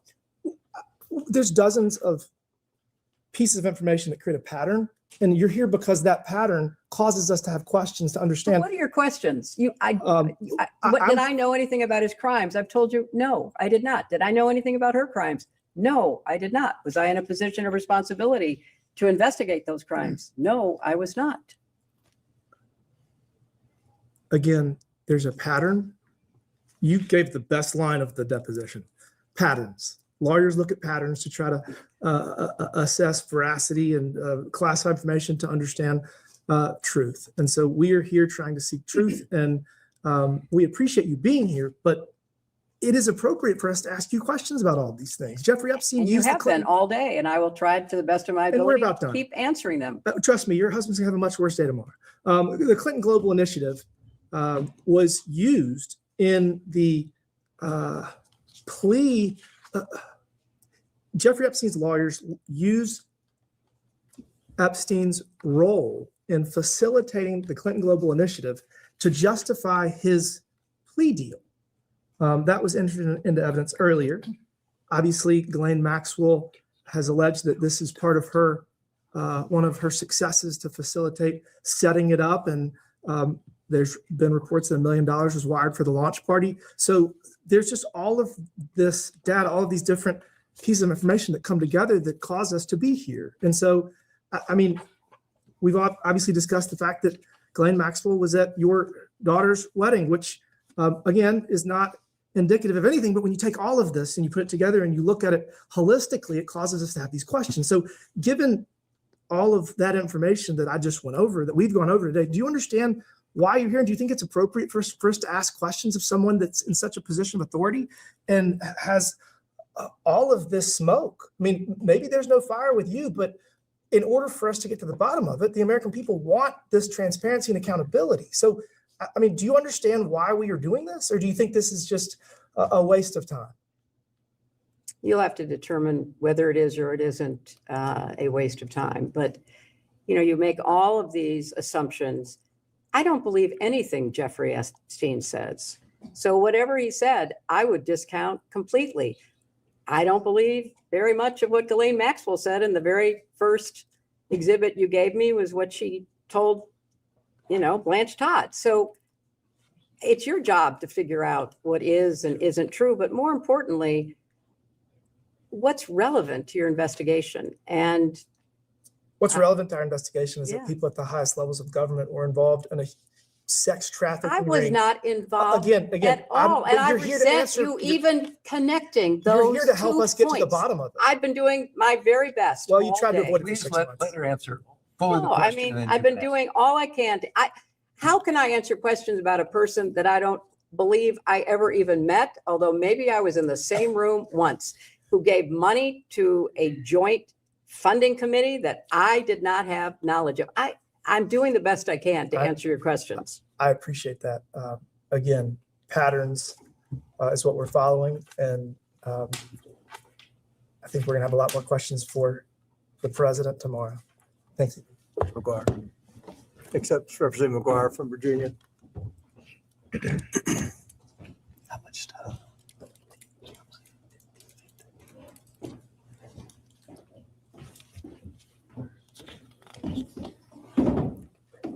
Mr. Chairman. Can I just have a time check so I know where we are? We have approximately 15 minutes left. Madam Secretary, thank you for being here today. You know, I think the American people, I represent Virginia's 5th district, the Commonwealth of Virginia, and the whole United States. We all want transparent accountability, and I would imagine you want the same thing. Is that right? Human trafficking, rape, torture, these things are unspeakable evil. Would you agree with that? I would. You know, I was a Navy SEAL veteran during the time your husband was in the presidency, and we did a lot of missions to go against the cartels and go after human traffickers and people who did all these unspeakable things. Question for you. Have you read the released Epstein files? I've read excerpts as they've come to my attention. Would you agree that there are unspeakable acts of violence against women, minors, and other people in there? I'm told there are. And just curious what your knowledge is. How many files, how many Epstein file documents were released during the 4 years of the Biden administration? I don't have any information about that. So what I'm being told is 0. And just how many files do you think have been released, Epstein files, since President Trump is in his 2nd term? Many, I've been told. I've been told over 3 million. And again, we both agree that we want transparency and accountability. I don't think it's a Democrat, Republican, or independent thing. I think it's just an American thing. We want accountability, and we need to have it. So would you agree that no one is above the law? I certainly would. Yeah. So since taking office, President Trump has done a lot to fight human trafficking. His admin secured the border in just a matter of weeks, and human trafficking numbers and the rape and all these unspeakable acts still exist in the world and even in our country, but they've gone down significantly. And of course, we've been going after the cartels and human traffickers extremely aggressively ever since he took office in his 2nd term. Congress and President Trump, we signed into law on January 2nd, the Trafficking Survivors Relief Act. Have you heard about this? So we're definitely making progress. So I heard you earlier say that we weren't doing anything. I was talking about the State Department. Well, we work together, but I'm with you. Also, it's just twice I heard you say that you didn't know about the donation from Maxwell. And according to FEC and our research, you can, as a candidate, even back in the 90s, coordinate with a JFC, Joint Excuse me, could you correct your statement? You said that she didn't know about Maxwell. Do you mean? No, I'm just saying, she said that twice she Epstein- couldn't. You're talking about Epstein. No, right, that's right. Twice she said you couldn't communicate with the JFC. Well, that's what I was told. Maybe And my. according to FEC in the report that we did in the last couple hours, Yeah. you could do that. Not a big deal, just letting you know that. All right, some questions. Madam Secretary, since you claim you never met or communicated with Mr. Epstein, how is that possible, seeing that Mr. Epstein visited the White House several times? I may be repeating some of the other questions. Several times during your husband's presidency. I object because that's speculative, Congressman. I'm not advising her not to answer, but it's speculating. She doesn't know. Madam Secretary? I don't know. It's okay. I don't know how many times he visited. I've been told, but I don't know for my own information or personal experience. Yeah, apparently he was there 17 times, but at least it's more than a dozen. All right, Secretary Clinton, did you ever ask Ms. Maxwell about the validity of the Epstein crimes when he was first accused? I don't recall any conversation with her about that. And how well did you know her? Not very well. All right, Secretary Clinton, how do you feel about your husband being named in the Epstein files? Well, I think it's, something that is unfortunate. And I'm sure that he will tell you that he wished he had not flown on Epstein's plane. So that's, it's unfortunate in my opinion. Secretary Clinton, did Ms. Maxwell's nephew, Mr. Alexander Gerazi, I may be saying that wrong, work for your 2008 campaign? As I said earlier, he volunteered for my campaign. He did a good job. My campaign staff hired him. He was an excellent employee. And then he had a very relevant educational background and went to work in the State Department. And Secretary Clinton, was Ms. Maxwell nephew, Mr. Alexander Gerazi, hired by the State Department shortly after you became Secretary of State? Yes, he was. And Secretary Clinton, by all accounts at this time of his hiring, Mr. Alexander Gerazi had limited foreign policy experience. Was he hired as a favor for Mrs. Maxwell? Not at all. I had no idea that he was related to her, and I have absolutely no recollection or reason to believe that she was at all involved. Well, the people that I represent, and I think our country cares about most out of this whole thing, is that what can we learn so we can prevent people committing human trafficking in our country and the world? I think that's what we all care about. We care about that. And then how did someone with such egregious behavior penetrate the highest level of government? Are world leaders compromised? Are American politicians compromised? As you read the Epstein files and read the reports, overwhelmingly, Epstein donated more to Democrats by far than he did Republicans. You served as Secretary of State from 2009 to 2013. Is that correct? That's correct. The State Department leads the United States efforts to globally combat human and sex trafficking. Is that a fair characterization? It is the responsibility of the State Department to try to hold countries accountable through our annual report and to work with countries to try to encourage them to improve their laws and their enforcement. In fact, Secretary of State is responsible for submitting an annual trafficking in persons or TIP report. Is that correct? That is correct. And Secretary Clinton, can you please explain what this report is? What is the purpose of the report? What was your role in the creation of this report? And did you have a final approval of the contents of this report, the TIP report? This report, I believe it's legislatively mandated, is put together by the experts in the State Department and people who are responsible for following developments in trafficking through our embassies around the world. And what it does is to try to assess whether countries are taking trafficking seriously, whether they have adequate laws, whether they're enforcing those laws, whether judges are trained, whether law enforcement takes the crimes seriously. And then every year, the office responsible for the TIP report evaluates and describes what a country was doing. And in egregious cases where countries are ignoring it, where the problem is getting worse, there can be sanctions employed, but usually the effort to stay out of the report in a negative way helps us diplomatically to persuade countries to take more action. Okay, so to be clear, were TIP reports submitted to Congress during your tenure? Yes. And was human trafficking in the United States increasing or decreasing during that time? In the United States, I'm not as familiar with the year-to-year numbers, but human trafficking has been a very big problem in the United States and elsewhere. And as you pointed out, all kinds of criminal organizations, gangs, cartels find it profitable to traffic human beings. So it kind of goes up and down depending upon how effectively we're enforcing our laws or other nations are enforcing theirs. So during the Biden administration, open border policies, we don't know the number. We think 15 to 20 million illegal criminal aliens, the cartels. You probably saw in Colorado where Tren de Agua took over an apartment complex at gunpoint. And one guy called the police. They cut his fingers off and said, if you call the police again, we're going to cut off your hands. So would you agree that having a secure border is very important to prevent these cartels and these human traffickers from coming into our country and victimizing the American people? I have been in favor of secure borders and effective, humane immigration policy for as long as I've thought about it. And when I ran for the Senate, when I ran for president, I advocated for security at our borders, but also additional resources so that we could process the people who came to our borders in a more efficient and timely way. I voted for comprehensive immigration reform on a bipartisan basis when I was in the Senate.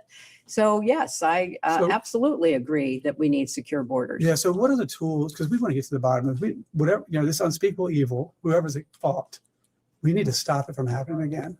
So I'm just wondering, what other tools does the State Department have to foster international cooperation and address international sex trafficking? How can we utilize these tools? Now, obviously, we've been very effective in the first year of President Trump's second term, but going back into what you learned when you were there, what could we do?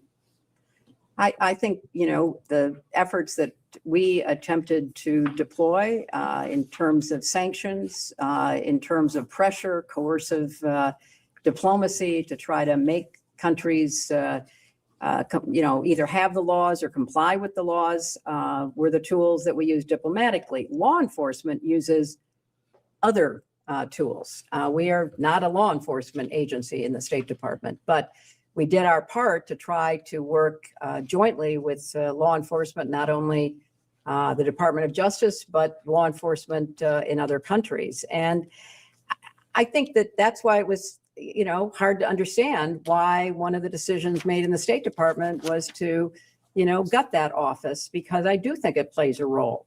I mean, it's not the law enforcement role, but it is an important informational, educational, diplomatic effort that can pay off. And now we don't have the resources that we need there, in my opinion. Do you think that world leaders or maybe American politicians are compromised with people in the Epstein network to allow them to have this evil go on in our country, New Mexico, Epstein's Island, and all that?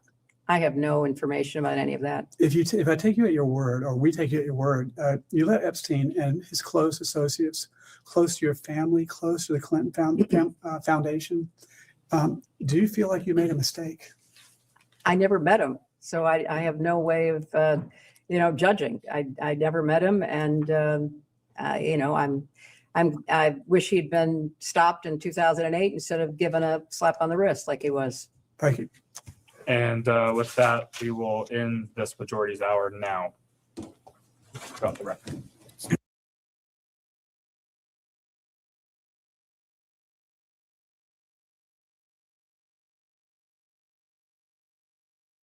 We can go back on the record. Ma'am, I have just a few questions about things you discussed in the previous round, then I'll turn it over to a member of the committee.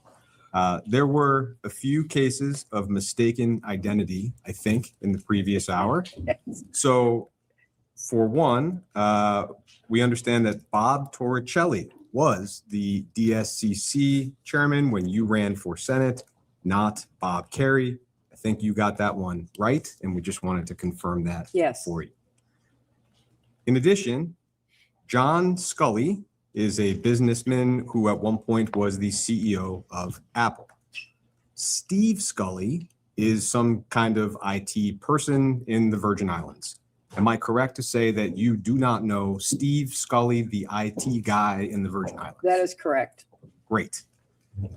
You were asked several times, and I just want to get it clean here in one place, whether your husband visited Mr. Epstein's island in the U.S. Virgin Islands.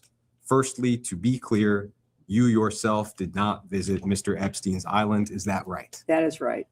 And am I right that it's your understanding that your husband also did not visit Mr. Epstein's island? That is my understanding, and I think there is significant evidence to back that up, including that the Secret Service actually went on the record to say they had never been on the island and that my husband had never signed off Secret Service protection. You took my next question, which was to clarify that as far as... Let's clarify it again. Maybe they'll hear it We'll this time. double clarify it, that as far as you know, your husband did not separate himself from his Secret Service detail in order to fly on Mr. Epstein's plane. As far as I know, he has never signed off on Secret Service protection. One last one for me. Former Attorney General Alberto Gonzales was Attorney General at the time that Mr. Epstein received his sweetheart deal. As far as you know, was former Attorney General Gonzales required to physically come in for his deposition as you are today? As far as I know, former Attorney General Gonzales was not required to come in. He gave a statement, a very short statement saying he didn't know anything and was excused from appearing. But I think it would be useful for the committee to probe the information that was available between Alex Acosta and the Department of Justice during that period of time when Jeffrey Epstein was charged with crimes. Lastly, I will just read the names of some other individuals who were subpoenaed by this committee in connection with this investigation. And I'll just ask you if it's your understanding that those individuals were required to physically come in for a deposition. Former Attorney General Jeff Sessions, It is my understanding he was not required. former FBI Director Robert Mueller, He was not required. former Attorney General Loretta Lynch. She was not required. How about former Attorney General Eric Holder He was not required. and former Attorney General Merrick Garland He was not required. and former FBI Director James Comey? He was not required. Thank you. Madam Secretary, good Hello, afternoon. Congressman. Thank you for your patience today. As we've discussed today, you served in a variety of official roles from 1993 to 2013, First Lady, Senator from New York, Secretary of State. During your time in any of these positions, did you have responsibility for the investigation or the prosecution of Jeffrey Epstein? I did not. During your time in these positions, were you ever involved in any investigation or prosecution of Jeffrey Epstein? I was not. Which agency, just given your experience and knowledge, what are some of the agencies or agencies that would have been involved or were involved in those kind of investigation and prosecutions? I don't know personally, but just looking at the responsibilities of various agencies, it would be local, state, and federal law enforcement. And at the federal level, obviously the Department of Justice. It might well have been Border Control and other FAA or TSA, other agencies that had anything to do with transportation. But in your experience, not first ladies, senators, or secretaries of state? In my experience, none of the above. In any of your roles, did you ever seek to influence the government's, any level of government's activities, investigations, prosecutions related to Jeffrey Epstein? I did not. Similarly, during your tenure in these positions, did you have responsibility for the investigation or prosecution of Ghislaine Maxwell? I did not. Were you involved in the investigation or prosecution of Ghislaine Maxwell? I was not. Thank you. During your tenure, did you ever seek to influence any level of government's investigation or prosecution of Ghislaine Maxwell? I did not. Okay. One of the things that was discussed earlier was the conversation between Ghislaine Maxwell and Deputy Attorney General Todd Blanche, after which Ghislaine Maxwell was transferred to a lower security, more comfortable prison situation. Are you familiar with that sequence of events? I have read about that, yes. And when this committee deposed Ghislaine Maxwell, her attorney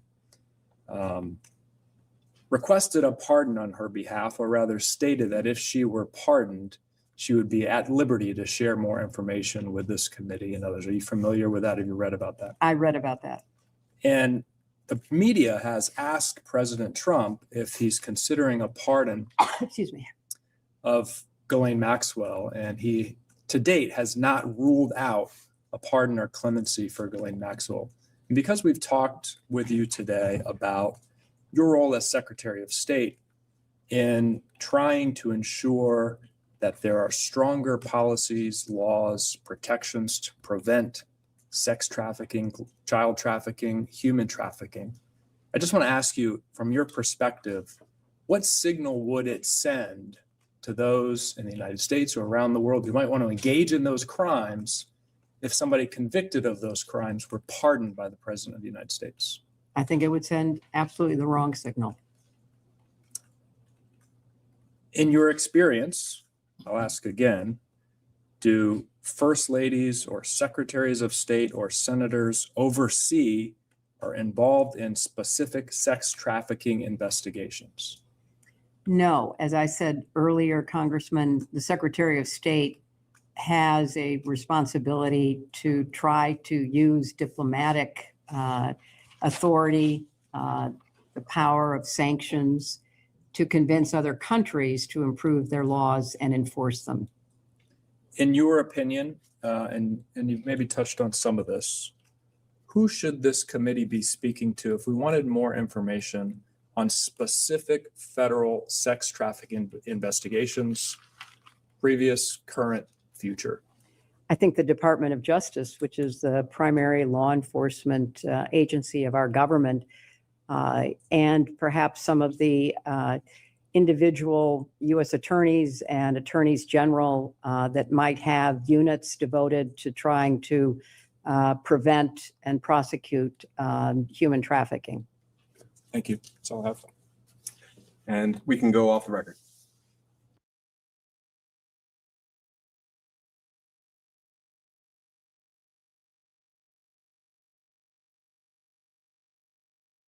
All right, we will go on the record. It is 4:17 in the afternoon.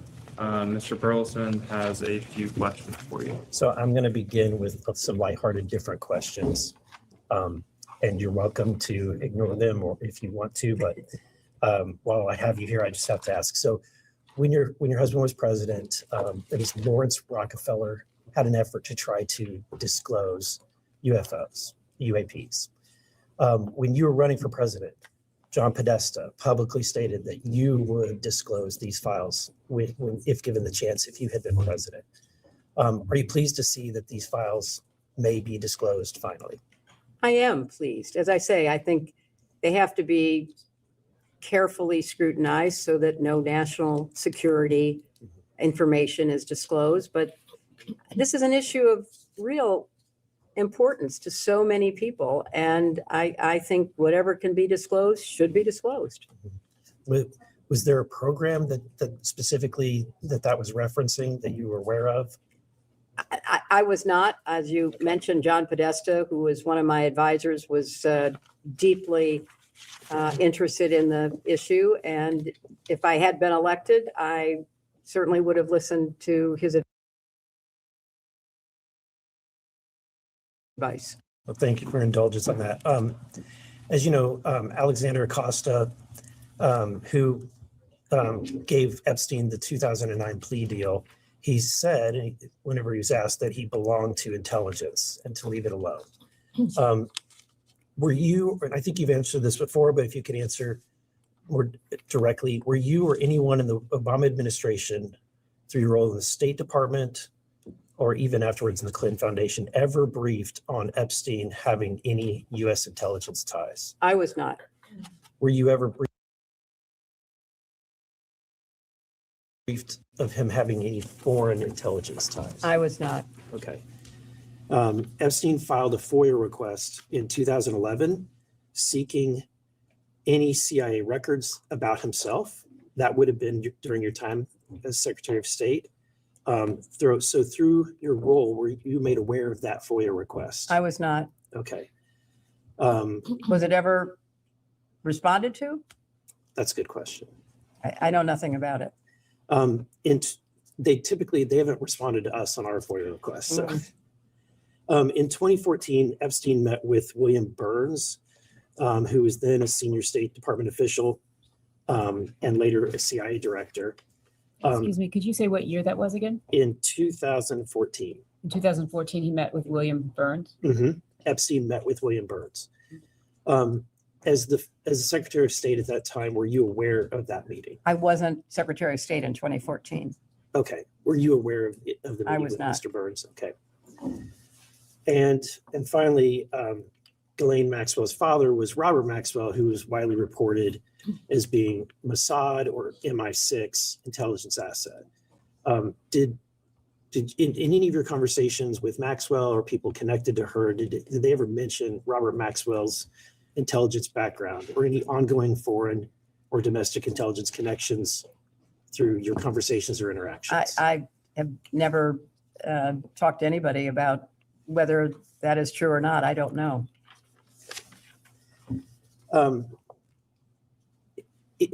Were you aware that when Maxwell attended your wedding, she was skipping a court-ordered deposition in the Epstein victim's civil lawsuit? Excuse me, do you mean her wedding or do you mean her daughter's wedding? Your daughter's wedding. I'm sorry. When she attended your daughter's wedding, were you aware that she was skipping a court-ordered? I had no idea. I don't know anything about that. Is this the first time you're hearing that? It is the first time I'm hearing that. But at the time she was going through that investigation. I knew nothing about it at the time, and so I can't respond.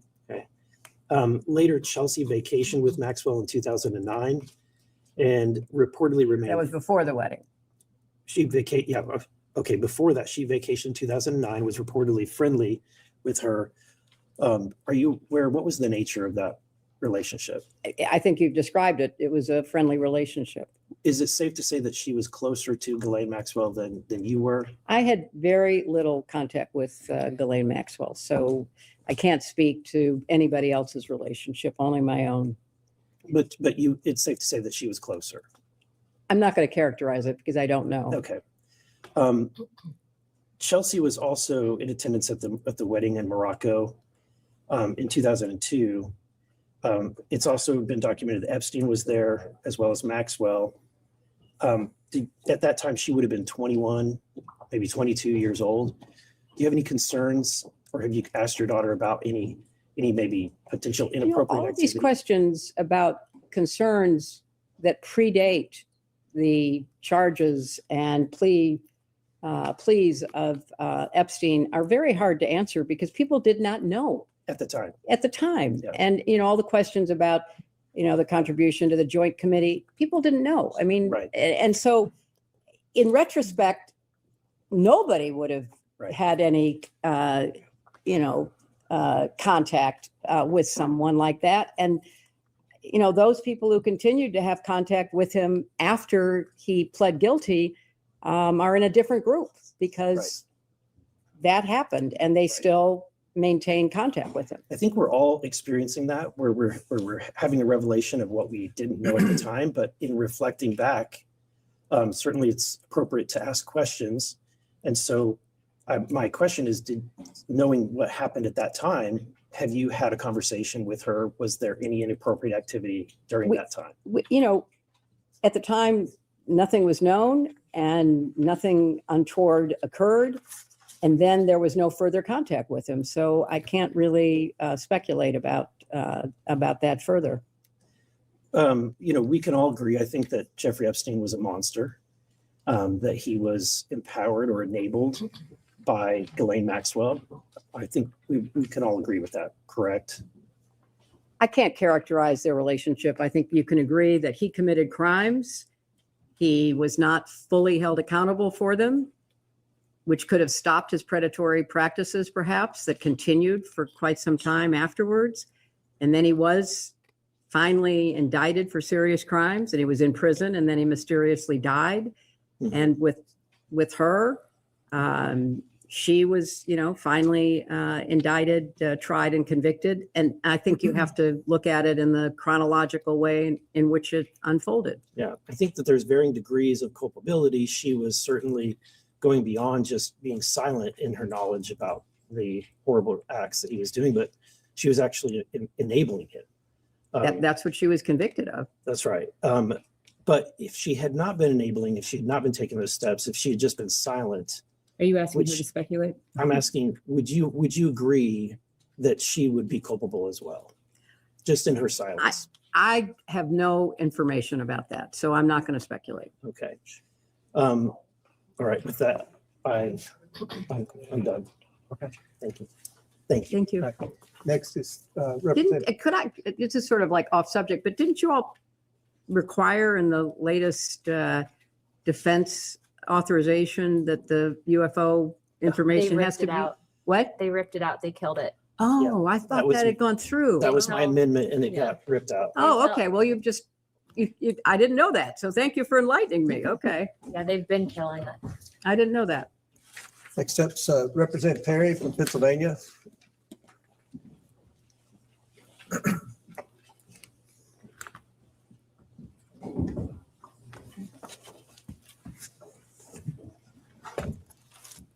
Good afternoon, Madam Secretary. Good You afternoon. live in a particularly beautiful part of the country. Thank you. Good for you. It's very pretty up here.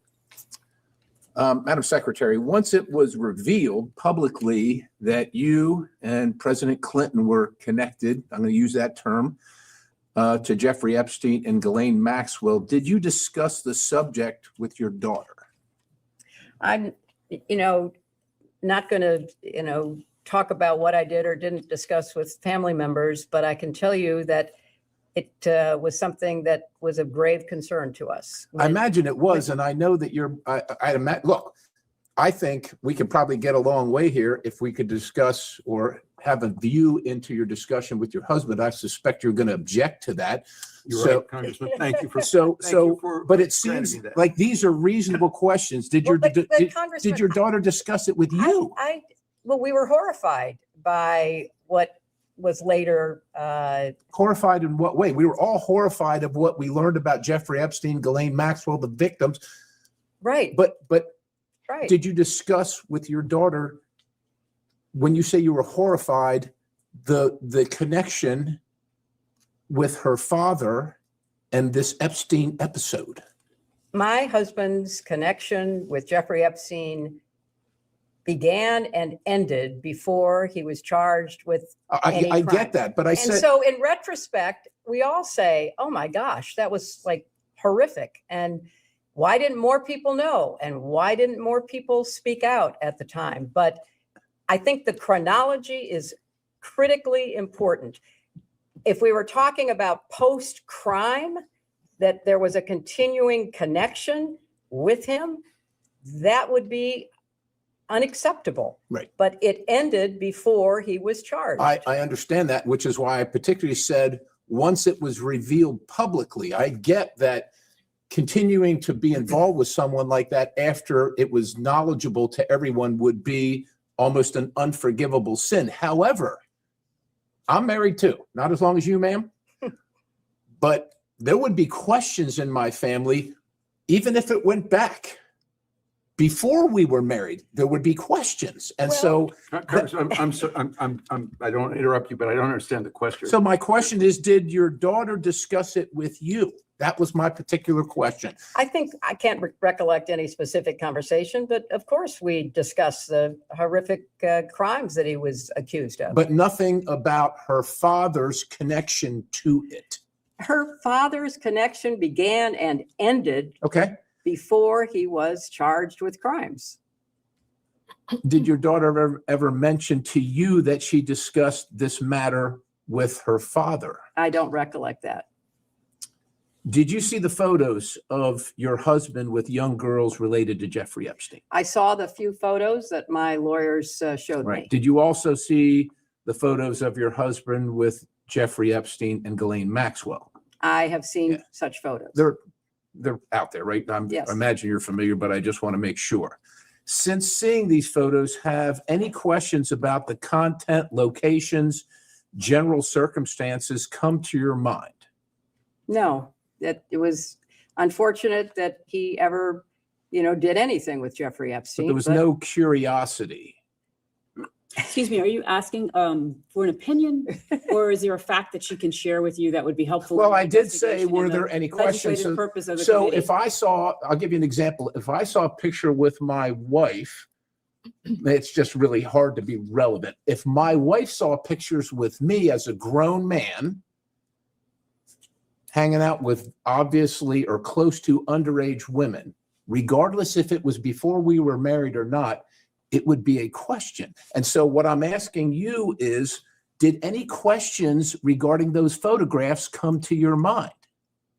I am going to, just as clearly as I can state, say I don't see the relevance of your question, and I am not going to talk about conversations that I had with my family, especially my husband. And for clarity, are you all asserting spousal privilege? For clarity, we're looking for the relevance of her conversations with her husband and what she might have thought about her conversations with her husband. How does that help further the legislative purpose of this committee as they investigate the prosecution and investigations of Jeffrey Epstein? I think Mr. Perry's questions directly relate To her daughter? To what? To her My state of husband? mind? Her state of mind? What possible relevance does my state of mind have to your investigation? I believe Mr. Perry's questions, and Mr. Perry can step in if he would like, are directly related to her relationships With her husband? with Mr. Epstein and Ms. Maxwell and her opinions as it relates to She's her here to give husband's facts, not opinions. I am not here to give opinions. I'm here to answer factual questions, and I have answered Okay. for many hours now that I had no relationship because I never met the guy to my best recollection. And I'm not with Jeffrey implying, and Epstein. you shouldn't aver that I've made that connection. I'm not implying that. Well, yeah, okay. You're still married, Madam Secretary, still That's married, very correct? true. Okay. Can you identify the man in these photos? I can't see them across the table. Let me get them a little closer. So just for the record, you would like her to identify pictures of her spouse? You need her here to testify on pictures of her spouse? 42nd President of the United States of America. That is my husband. Okay, Yes. how about the location? I have no knowledge of the location. I have no context for the location. I know nothing about the location. If you were informed that that's on Mr. Epstein's plane that Would you like her to speculate based on your? No, informant of that? ma'am, if you'd let me ask the question, if you were informed that was on Mr. Epstein's plane that is known to have frequented not only the island, but other locations where sexual abuse, horrific sexual abuse occurred, would you have any questions about those photos and who's in them? Objection, calls for speculation, states facts not in evidence. You can, I'm not instructing you not to answer. Well, no, I'm not going to speculate. I'm Okay. not going to. Do you know the names of any of the young girls in those photos with Whose your faces husband? are blacked out, Congressman. Correct. I understand that. But the photos are out there. But are you saying she should be able to know who individuals? No, I think are what that I'm they're- saying is that that the photos are black? what I'm saying is that in a normal relationship, you would probably ask the person that you're sleeping with who that person in the photo is.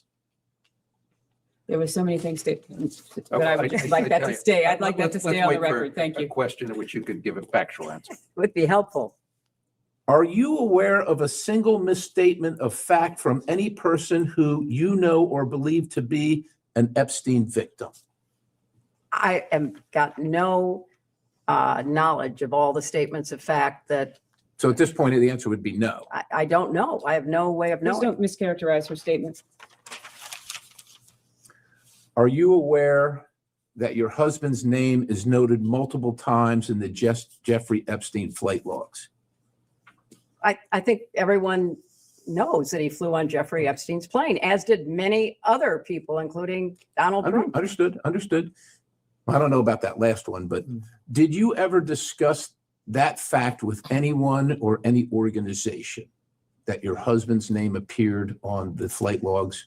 I don't recall. I mean, I've talked about it with my lawyers and others assisting in my preparation, but I can't recall specifics.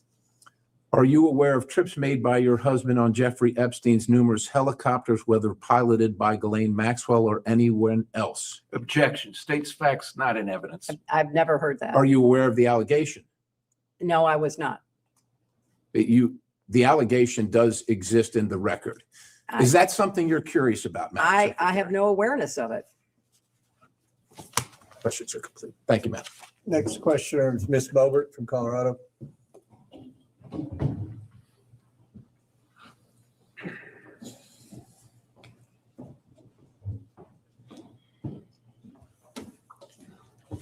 He's out there.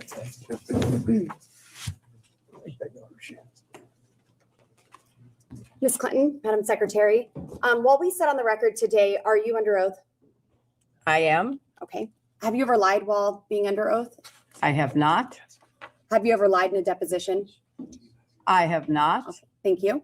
Have you ever transmitted any information to Epstein or Ghislaine Maxwell about the United States government? I have not. As has been mentioned many times here today, Bill Clinton flew on Epstein's plane at least 26 times, multiple international trips from 2002 to 2003, often with Maxwell. When and how did you first learn of these trips, and did you discuss them or review them with him prior to taking the trips? It's a compound question. I'm going to object to the latter part of it and instruct her not to answer on the grounds of When and how did you marital- learn of these first trips?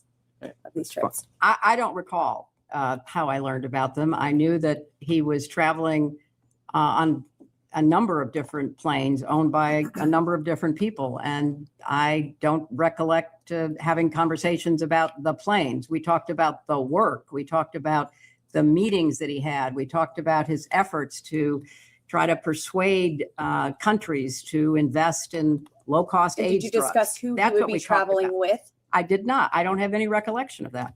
Ms. Clinton, when did you first learn that your husband was spending time extensively with a registered sex offender? He did not after, he was convicted years after Bill stopped having any. Were there any activities that raised any red flags to think that he could be charged of sex crimes during the time? Are you that asking if she Clinton- has awareness? Yes. Of Jeffrey Epstein? Of any red flags being brought to your awareness, to your family's awareness, while your husband was spending time with Jeffrey Epstein? I have no recollection of anyone bringing any red flags to me. So have any of the victims of Epstein or Maxwell ever reached out to you in any way? I don't recall that.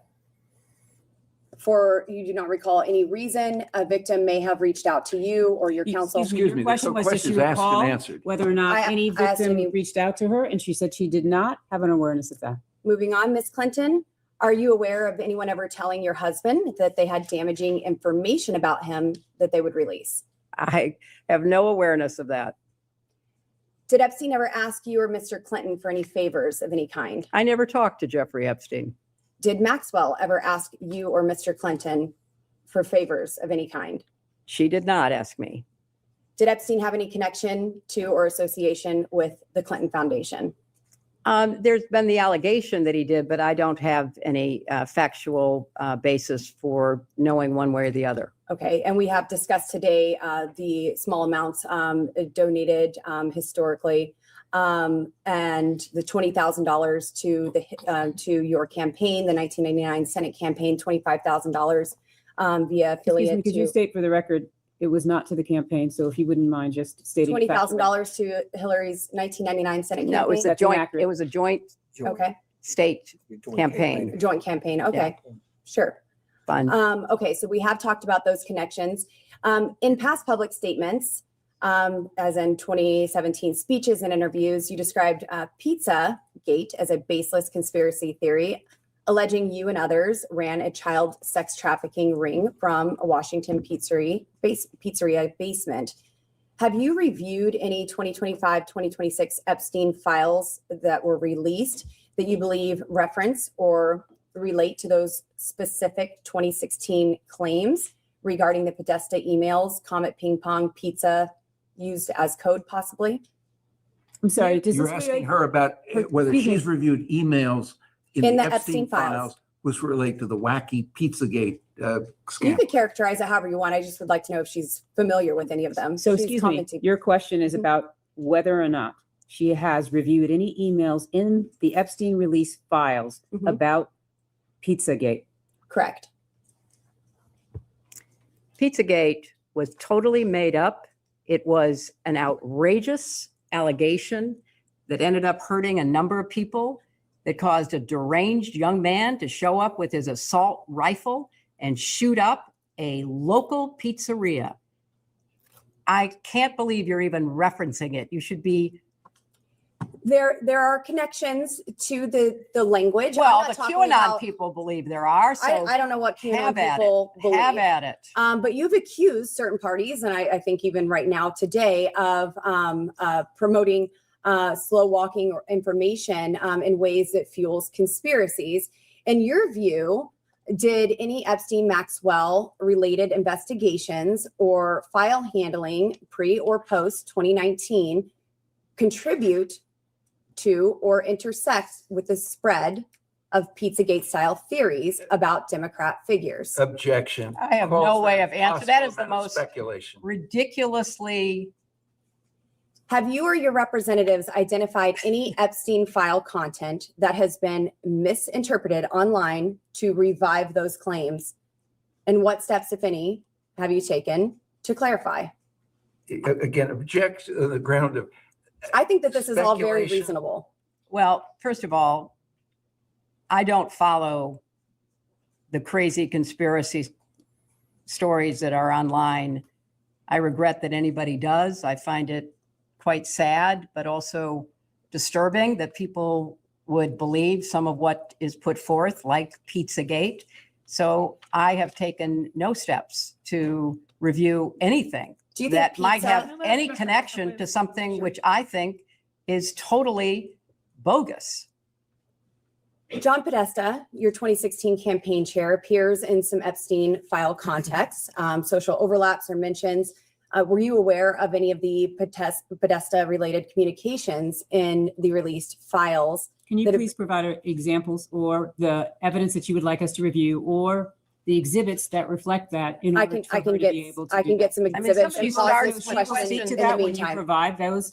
I will get those and I will skip that question The until Congresswoman we can. asked generally if she's aware. Generally, she is asking if she's aware of specific information that is in the files that you all are relying on. Please provide the witness with If your copies of that client materials. doesn't know or has no recollection, she's welcome to state so. We're also welcome to actually see the information that you're speaking And to. again, the representative is asking general. I mean, general really, questions. I mean, I expected a lot of interesting questions today, but Pizzagate was not on my list. That's okay. We're asking all sorts of things here. You certainly Um, are. You certainly are. We're just trying to get the truth out to the American people. Well, that and would get be some clarity. very helpful. Are you aware of any files that were on Anthony Weiner's laptop in a folder that was titled insurance, life insurance, with a zip file titled Excuse me, frazzle? I'd like the chairman's ru- no, I'd like the chairman's ruling. This is way within the outside the scope? scope. This, Is this within the scope, Mr. if the Chairman? chairman rules that it's not within the scope. I Mr. have Chairman, other based on what questions. you said in the public hearing, is this within the scope? We can go off the record for a moment. to Mr. confirm. Chairman, is this within the scope? We'll go off We'll go off the record and can talk.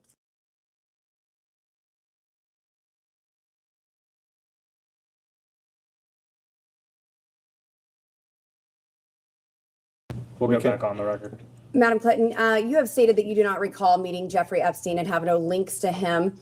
Have you reviewed any photos, emails, or records from the released Epstein files that might refresh your recollection of any encounter, event, or introduction involving him? Excuse me, before, you are stating that with respect to her, an interview, or with respect to what she has stated here today? I'm asking in general, has anything that you have viewed since the release of the Epstein files brought any sort of recollection of an encounter with Epstein? Not that I recall. You acknowledged meeting Ghislaine Maxwell on a few occasions in connection with the Clinton Global Initiative. Please describe each meeting in detail. I did not. I said that, actually, in response to a question, which posited that she had come to the Clinton Global Initiative in 2013, I stated I did not have any involvement in that, and I do not recall seeing her there, but I have seen photos that she has been there. And in 2013, she was very active promoting this ocean work that she was doing. And apparently everybody from the UN to CNN to the TED Talk people thought it was worth giving her a platform. Madam Clinton, one of the jobs you did for the CGI was helping and maybe even directing the planning of the annual meetings. Is that correct? No, the staff plans the annual meeting and they make a report and we offer suggestions. In 2013, Maxwell was recognized ASA Committed to Action Leader. She made a commitment in 2013, along with hundreds, maybe thousands of other people. So I find it notable that in 2011, Doug Band says that he directed the Clinton Foundation staff to bar Maxwell from receiving an invite to CGI or the Clinton Foundation events. I would like to know who overruled Doug Band's suggestion to bar Objection. Maxwell. Based on hearsay, states facts, not in evidence. You can ask the witness if she knows anything about that. I know nothing about that. One moment, Ms. Bobert. The federal rules of evidence don't apply in depositions with. That's fine. I don't know anything about it. Okay. And so would you also not have any indication that who she was personally recommended by to receive such an I award? was Secretary of State. I was not involved with the CGI planning or operation. Your husband during that. presented that award, or is that true? I have no idea. Okay. And then just a couple of more questions. So regarding the Epstein files, there are many files where Jeffrey Epstein seems to speak as though he does know you personally. In one file, EFTA 006571115, Mr. Epstein is commenting, and he quotes, "Hey, Hillary Clinton is much prettier in person." This was Tuesday, September 20th, 2011. And then another, Congressman. I'm not going to object to that. Congresswoman, can we see the documents? Because we don't think the. we will get that document says printed. it. We don't Okay. think the document Okay. says it. Not that you're not pretty. I've got to say that. Jeffrey Epstein has I'll take it if I can also get it. commented that meetings with Hillary are not easily discreet. Has he ever connected someone to meet with you? Not that I'm aware of. Okay, I'm going to let my colleagues ask some questions and maybe I'll be back. Thank you. Thank you. And I'm going to let staff. Secretary Clinton, just to circle back on a few things. You mentioned that your daughter Chelsea had a friendly relationship. Is that correct with Miss Maxwell? I believe so. And did Chelsea tell you what made the relationship friendly? Again, it was through Ted Waite, the longtime friend of ours. That's how, I certainly met her. So Chelsea met Glenn Maxwell through Ted Waite as well? I believe that's right. And I believe you testified earlier, Ted Waite's been a family friend for like 30 years or something to that effect. Early 90s, yes. And having a friend that long, did you never discussed Miss Maxwell with Mr. Waite? I don't discuss the relationships of my friends. That's up to them. And so to be clear, you never discussed Miss Maxwell's relationship with Mr. Waite? Not that I recall, shortly, as my memory is that shortly after the wedding on July 31st, 2010, shortly after that, they broke up. And shortly after that, he married somebody else. I know nothing about the relationship. I'm just describing what I believe was the chronology. Understood. And upon that breakup, as you said, Mr. Waite never said anything to the effect of why they broke up? Not to me, he didn't. Circling the 2013 CGI annual conference that has been brought up on a few occasions today. Yes, indeed. I believe you said you did not remember seeing Miss Maxwell there. Is that correct? I do not recall seeing her there. And you had no interaction with her at all? Not that I recall. After this 2013 annual conference of CGI, did anyone raise any concerns to you about Miss Maxwell being there? Not that I recall. Separate from just the 2013 event, did Mr. Band ever raise concerns about Miss Maxwell to you? Not that I recall.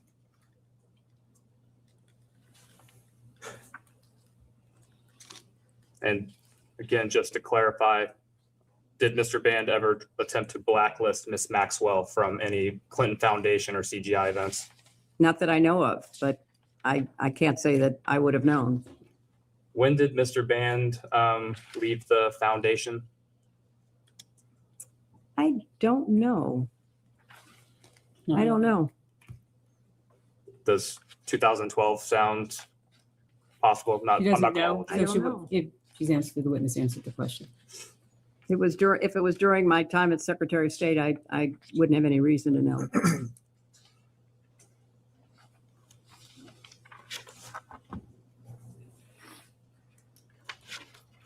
Who would have final decisions over the list of individuals or entities that would get recognized at a CGI event? It was a staff decision.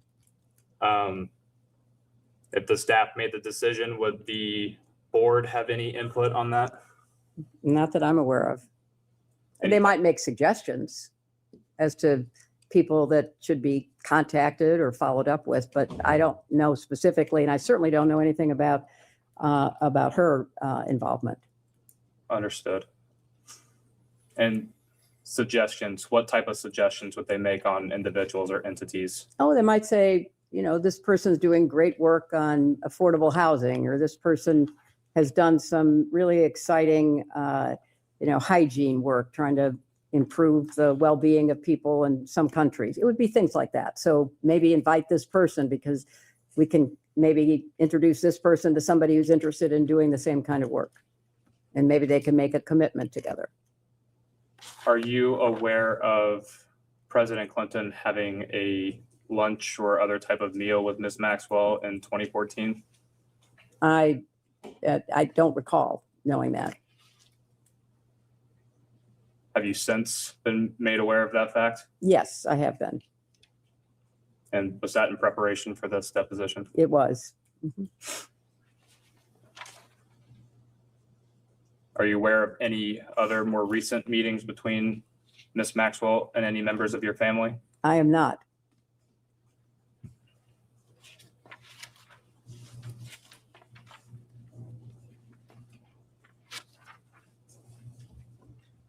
Does the Clinton Foundation often use jets of other individuals for foundation business? Yes. And that is still a common practice today? I don't know how common it is, but it has been in the past. And were there any other type of aircrafts that you are aware of President Clinton traveling on with Mr. Epstein? I am not aware of any other.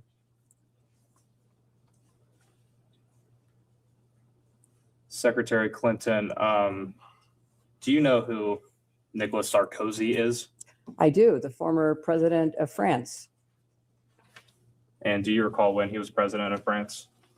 He was president while I was Secretary of State, but I don't know, his actual years of term.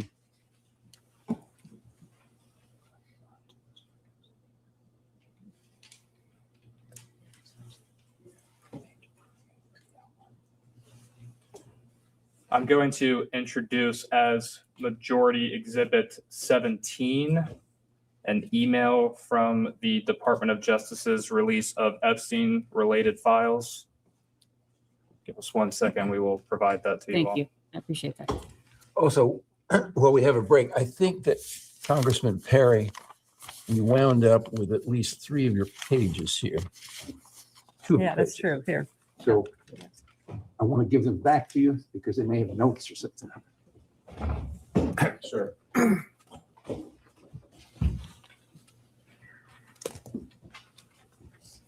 Thank you so much. I appreciate that.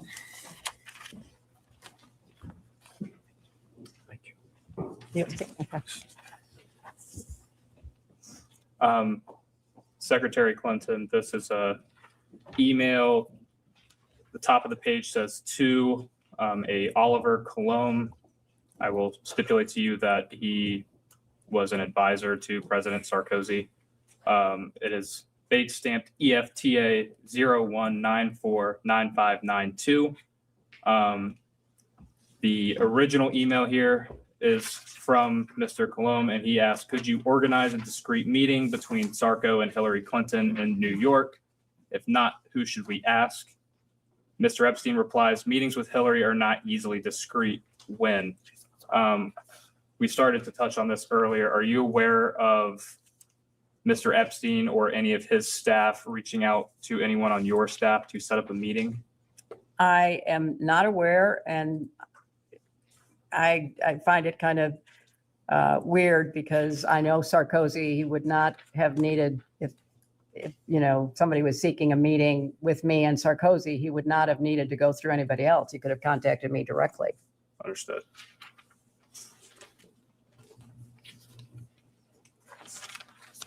And just to be clear, have you seen this email exchange previously? Yes. And that was in preparation for today's deposition? Yes. But no prior awareness of this? None whatsoever.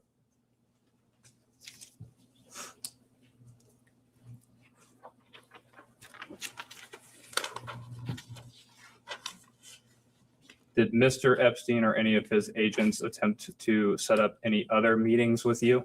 Not that I know of, but I have no idea what they thought they were trying to do.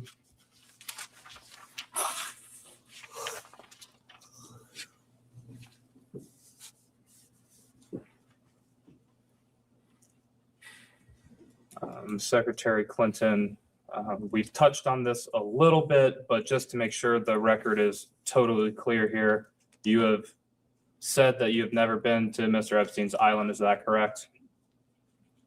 You know You've never what? been. I am so tired of answering that question. If you have one scintilla of evidence to the contrary, put it forward. I have never been on his island, period. I've never been in his homes, his offices, his anything. So I don't know how many times you have to say the same thing over and over and over again. And I just am struggling with the relevance of all of this. But no, I had never have been. And based off that response, that would include you've never been to Mr. Epstein's Manhattan townhome, I have not. his New Mexico ranch, No, I have not. his Palm Beach residence, No, I have not. his Paris apartment. Didn't know he had one. Haven't been there.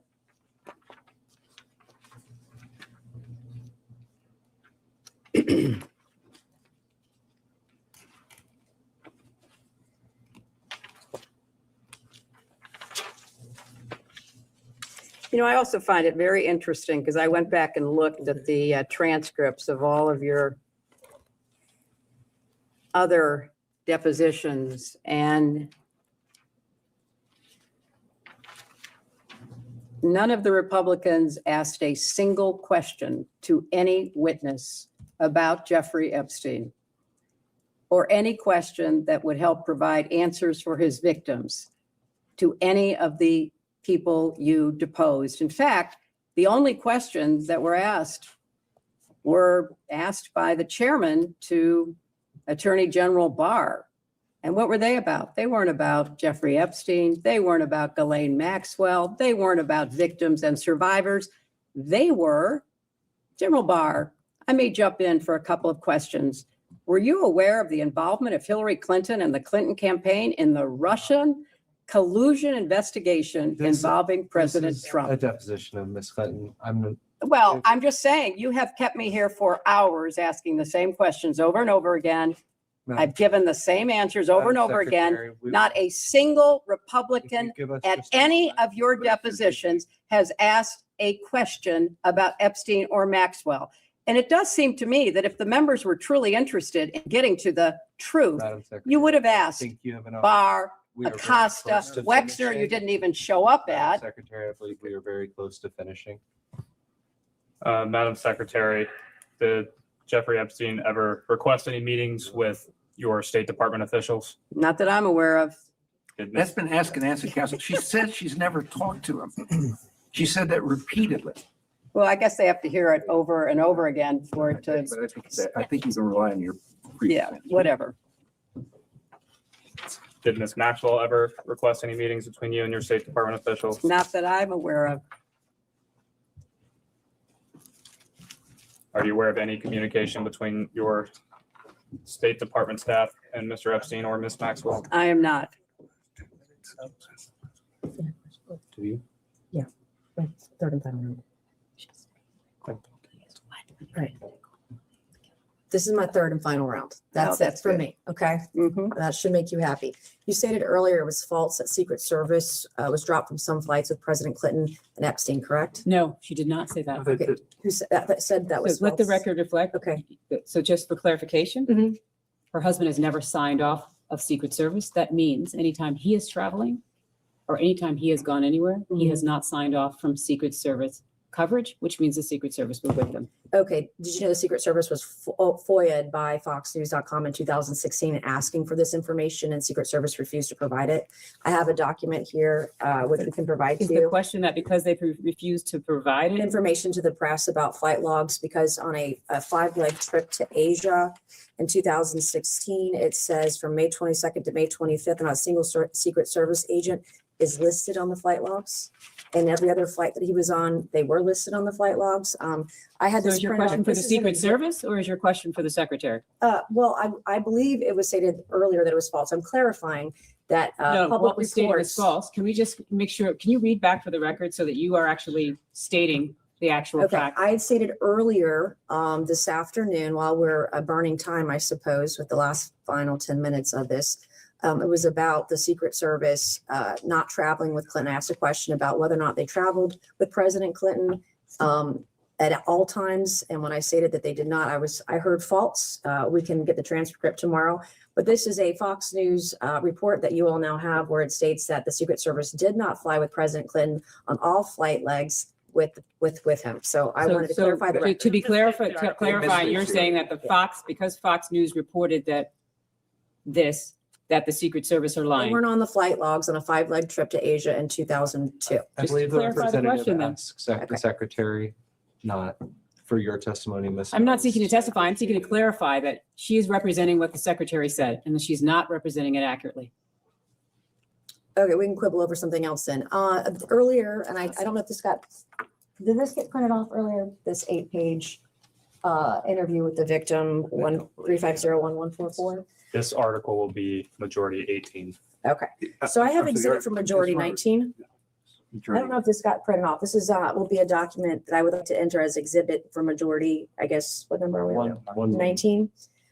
It is with victim 3501.144, and the document would be -032. I asked for it to be printed off earlier, but I know that we've had issues with printing. Can we go off the record for just a moment? Yes. Go off the rest. We will go back on the record. All right. All right, so this will be the majority exhibit number 19, and you have not reviewed this document. Have you seen this document before? I've never seen the document before. This is the first time you're ever seeing this document. Earlier today, in my second round, I was asking questions, and I made mention that about Bill Clinton, President Clinton's visits to Epstein Island, and that a possible cover-up about those visits, and I was called a liar, I believe, by somebody on the other side of this table. And so I told you. I don't think I did that. That I would provide this document and go over it with you. This is an interview by the FBI of an Epstein victim. It is 3501.144-032. And on page 8, which I'll give back to you, or I can read it to you. I'll give it this back. If you can read the last sentence. Would you please read? I'm not interested in reading something. I have no idea what it is. If you want to read it, go right ahead. Okay, I'll read it. I was called a liar over this. So this particular victim stated on the record in an interview with the FBI, Epstein wanted blank, the name of victim number 1, to say that blank, victim number 2, was a liar and that President Bill Clinton was never on Epstein Island. So I stated earlier for the record that Epstein directed victims to lie about your husband's visits to Epstein Island. I was called a liar. This is the Excuse me, you were document. called, that is not accurate. The record will reflect, and the court reporter can read it back with respect to whether or not President Clinton had ever been on Epstein Island. If somebody had represented that, that would not be accurate. So I said that was nobody Jeffrey made a Epstein statement about directed you. that Jeffrey Epstein directed this victim to state a lie about Bill Clinton never visiting the island. Now on page 7, for the record, which I know you've never seen, there's a fully redacted paragraph, and that fully redacted paragraph in the unredacted files of the DOJ reveal that President Clinton, it redacts his name, and it also discusses notepads that the victim wrote down in phone calls with Jeffrey Epstein because she was told to lie about another victim and lie about Bill Clinton's visits to Epstein Island. I don't know why this information is redacted. And also the attachments in this file, by the way, there were notes. You cannot see those at the DOJ. They are still redacted, which is the reason we're here today. We want to get to the bottom of this and get the truth. My next question is. Excuse me, was there a question? I'm making a statement. I want to know if she's ever seen this document before, and she was aware. I was called a liar earlier. This victim was told by Jeffrey Epstein to lie about Bill Clinton's She answered visits that to. question. Okay. Congressman. I just was answering the question for the attorney. I have majority exhibit number 20 that I would like to enter into the record. And this is page 88 of a federal case between Virginia Giuffre and Ghislaine Maxwell. On page 88. Hold 1 second. Oh, that's different. Thank you so much. That's going to be 20? Yes, sir. Would you hold for 1 second, please? No, this is something else coming here. That's 20, I think. That's 20, right? He has in his hand 20. You're in your hand is The other redacted page that we handed out was the cover page. a printout we got from the other document to hand to you guys, the exhibit 19 she was talking about earlier. So we should be looking at exhibit 8 right now. Is that right? Correct. And not anything related to the other For document. the record, it is labeled Exhibit 20 but the actual document states Exhibit 8 on the front. That is That correct. was just a cover page. I had Yes. printed off just because these documents Full are hundreds of clarity. pages. I'm not an attorney. No, got it. And just to be clear, it's a single page of some exhibit to a court filing. And That's hundreds of pages long. There are 2 pages. could you please represent for the record what court filing this is and what the title of the document is? This would be the Virginia Gouffre v. Maxwell federal lawsuit. It's case 115 CB 07433-LAP, filed on the 1st of January 2024, and it's page 88 of that What's documentation. the title of the filing? It's the lawsuit. Well, there are many. I don't have the pleadings in cover lawsuit. Is it page. I don't have the complaint? cover Is it page discovery? for Is it interrogatory? in that document. We don't know what this is? Okay. Can we take a minute to read this, please? Thanks. It's the first shaded paragraph I'm going to ask about.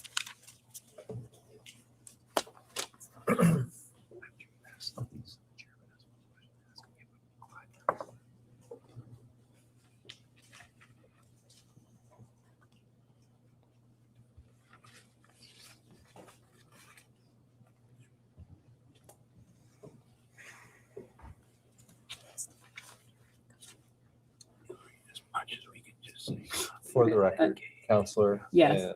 And Counselor, be cognizant. the document is a case in the United States District Court for the Southern District of New York, in Virginia Gouffre v. Ghislaine Maxwell. And I believe the Congresswoman has already stated the case number that is listed at the top of the document. Got Thank that. you for I was that. just asking what pleading it was. Is it the complaint? Is it discovery? I This don't would- even know the title of the document. This would be the defendant submission regarding search terms and notice of compliance with court order concerning forensic examination of devices.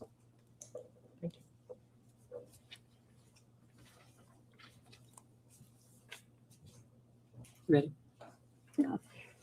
Who's filed this document? Who is? you know, Ghislaine this is- Maxwell. Maxwell filed the document. And it was objecting to a search, to a discovery request. I don't understand what. Could you help us by providing some clarification there? That is the clarification that we have, that this is her her submission to the court regarding a forensic analysis. And by her, you mean Ghislaine Miss Maxwell or? Maxwell's, yeah, Miss Maxwell's.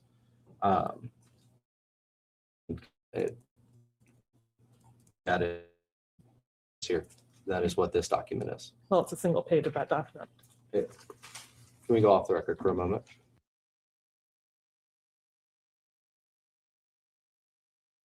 We will go back on the record. May I ask a question? Okay, so court filings, in this particular court filing, it lists you among 13 specific witnesses for whom Virginia Gouffre was seeking all communications. There are no allegations against you, but why do you believe you were included on this list with people like Prince Andrew, Alan Dershowitz, Amy Taylor, the Dubins, Jean-Luc Brunel, Bill Clinton, and yourself? Objection. This calls for speculation. It's a partial document. The witness may answer if she can, but it's a list of names in a search term description. I have no idea. Did you know at any point that your communications were sought after in this lawsuit? I know nothing about this. So you were never made aware that your name was mentioned in this lawsuit? This is the first time I'm seeing this. No one's ever spoken to you about your name in a lawsuit? Not that I recall. Do you think In if this lawsuit, someone's, excuse me. Yes. A lawsuit or this lawsuit? this lawsuit, Okay, sorry. this lawsuit. So do you think your staff would tell you if you were named in a lawsuit? Would they brief you on it if you were being named in a public filing or in a lawsuit? I don't know what this means. I have no idea. Your communications were sought by Virginia Gouffre Roberts in her suit against Ghislaine Maxwell. No lawyers that I'm aware of ever contacted me. No one ever told you? No. You're never made aware of that? Not that I recall. Did you ever vet the wedding guests of your daughter's wedding? Did you know Ghislaine Maxwell was coming? She came as Ted Waite's guest. But you're a former first lady, former senator, former secretary of state. You didn't vet individuals at events for your daughter. This was filed when? So it would have been 2024. Yeah, well, the wedding was 2010. I moved on to another question about the wedding, but I know that the chairman wants to ask some questions. So And he's got a few more that I'll ask the last question. Secretary Clinton, thank you again for being here today. I have one final question for you, and then I will turn it over to the chairman. Would you say that being associated with powerful or influential individuals would give someone credibility? And in this case, Mr. Epstein used that as credibility around the world. I have no idea what he did or did not do. Understood. Sure. Madam Secretary, what if you're following this, and I'm sure you are, in Britain with the arrest of Prince Andrew and the former ambassador to the British ambassador to the United States, they were arrested, it's my understanding, not for sex crimes, but for potential treason or potential violation of national security protocol. One of the things that a lot of people, and you may call it conspiracy theories or whatever, but I believe I've seen it on CNN, I've seen it on Fox, I've seen it in the Washington Post, the New York Times. There's a lot of speculation that he may have been an asset. And I know several questions have been asked about that today. And you've given a lot of advice for the committee on how we can move forward. And our objective is to get the transparency to the American people, to get the truth to the American people. And by the documents being released, the state documents that we subpoenaed, as well as the DOJ documents, we're already seeing many powerful men and women held accountable. So I feel like this investigation is moving in the right direction. But one of the things where we're stumped is how do we determine whether or not Epstein was a spy, whether or not Epstein was trading secrets, because he had people on the inside, especially in the Obama administration. We're not saying you, but Obama's former counsel that then went to Goldman Sachs. Where do we go in this investigation to try to determine whether or not he was an asset? You know, Mr. Chairman, I really appreciate that question. And I can't say that about many of the questions, but I really do appreciate that question. And I think it's an absolutely essential question for you to try to examine and find answers for. And I think you said that you had either document requests or maybe even a subpoena to the CIA. I would also include the DNI. I would include, any counterintelligence or appropriate unit within the Justice Department. I think you have to cast a wide net. And now that, as you describe, the government in the UK is investigating both Andrew Mountbatten and Peter Mendelsohn, maybe they would cooperate with you in their investigation. And maybe, you could reach out to the intelligence agencies of other countries that you're looking at. Israel has been mentioned. Perhaps that is one to be. I don't think Iran is going to cooperate, but I think, or Russia, but I think you could, certainly go to the UK and go to Israel and see if they would be at all helpful to you. In your experience as Secretary of State, and I know you were First Lady, but you were more active, in my opinion, than most First Ladies in the President Clinton's administration. Does he exhibit characteristics? Is there a pattern that would lead you and your expertise to believe that he was an asset? Well, there certainly is in the files, and I do commend you for getting as much released as you can. I hope you can get it all released. Hints of relationships with powerful foreign leaders, pictures, emails, meetings. He was clearly somebody who traded off of information. Exactly. He liked to collect it and then he liked to use it. I don't know any more details than that. So he is certainly, I said earlier, the intelligence connections, the money connections, the crimes, those seem to me to be the three major elements of your investigation. And obviously, as the last question before my questions, he wanted to make the appearance, at least, that he had friends in high places. And you've seen the emails that have been released. And I know you testified today that you've never met Epstein, but he's implied to people that he was very close to the Clintons. He's implied that he was very close with Donald Trump. He's implied that he was close with a lot of people who, even Wexner denied that he was very close. I don't know how many of us believe that, but it's what he said under oath. And it's just amazing to me, and I think most Americans who are following this, how this guy could have Prince Andrew, a frequent visitor, have people from the Saudi royal family, people at the highest levels in several administrations. And that's why we brought you in. We're just trying to get answers. And again, I think that one of the big questions, and it looks like that's the direction Britain's going, is was he a spy? Was he committing treason in any country? So that's why we would welcome any advice if you have any thoughts after this or anything else. Mr. Chairman, I want you to get to the bottom of this to the best of your ability. Mm-hmm.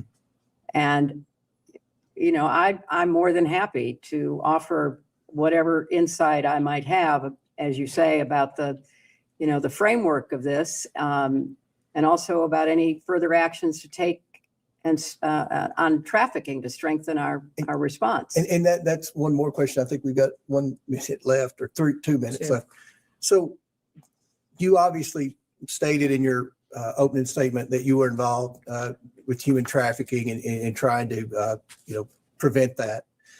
With what you've seen in the files, what Epstein was doing with those girls, recruiting other girls to come in, does that meet the legal definition of human trafficking, or is it more of prostitution? Because one of the things that we want to do at the end of this investigation, and I think Ms. Mace will play a big role in that, and Ms. Luna and Ms. Simon and all the members in both parties, hopefully, is trying to strengthen the human trafficking laws. And some people have suggested that based on what they've seen, maybe some of that the government could have prosecuted him on human trafficking because it didn't meet the definition. Do you have anything to add? Well, I don't know all the specifics that you have at your disposal, but I've also read in some of the press that he was importing women from other countries. Mm-hmm. So I do think there's a distinction probably between what happened in the United States, but also what he was doing in other countries. So I think, but really, Mr. Chairman, you have to study this and analyze it and then advise your other colleagues in the Congress, your colleagues in the administration about laws that need to be changed and strengthened and resources that should be directed. Because at the end of the day, girls and women were abused, whether they were abused through solicitation of prostitution and the lies and the promises that were made to these, young women. And that in itself is just despicable. But then a system that, got close to customs agents, got close to local prosecutors. I mean, this man was a master manipulator, a con artist of the nth degree. Mm-hmm. And so anything you can do to try to understand the way he operated and how he really misled and duped so many people into thinking that, he was intelligent and he was, interesting and everything they say about him in their in the emails that have come out. So that would be a great public service to try to really understand this and to break it down into the different categories that you're looking at. Hopefully we can do that in a bipartisan manner. I believe. We'll go off the record. Thank you.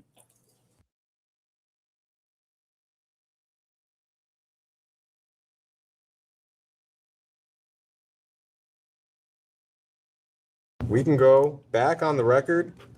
Ma'am, I just have one clarification. It was an email chain that I don't think was actually introduced as an exhibit, so I can't point you to it, but it related to Howard Lutnick and some kind of event at Cantor Fitzgerald.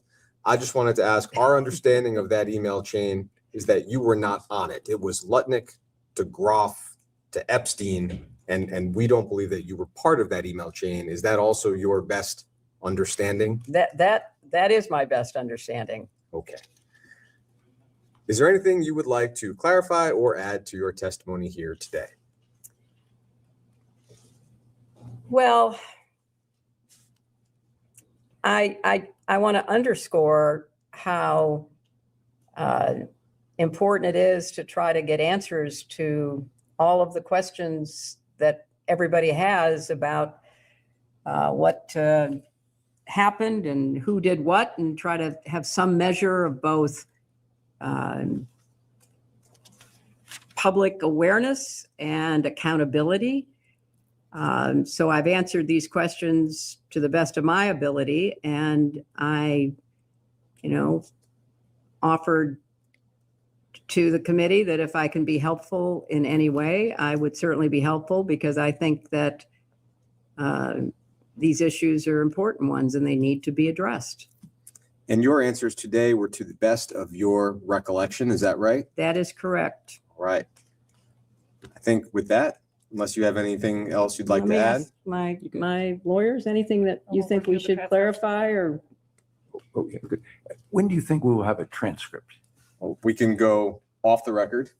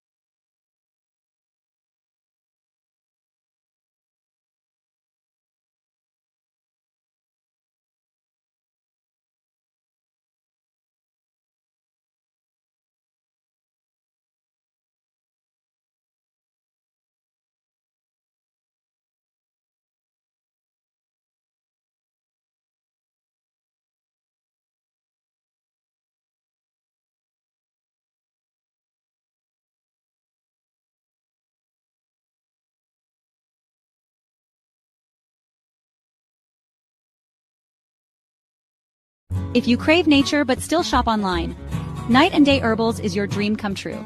Discover premium herbal soaps, shampoos, and CBD products. All organic, all for you. Shop now at nightandayherbals.com.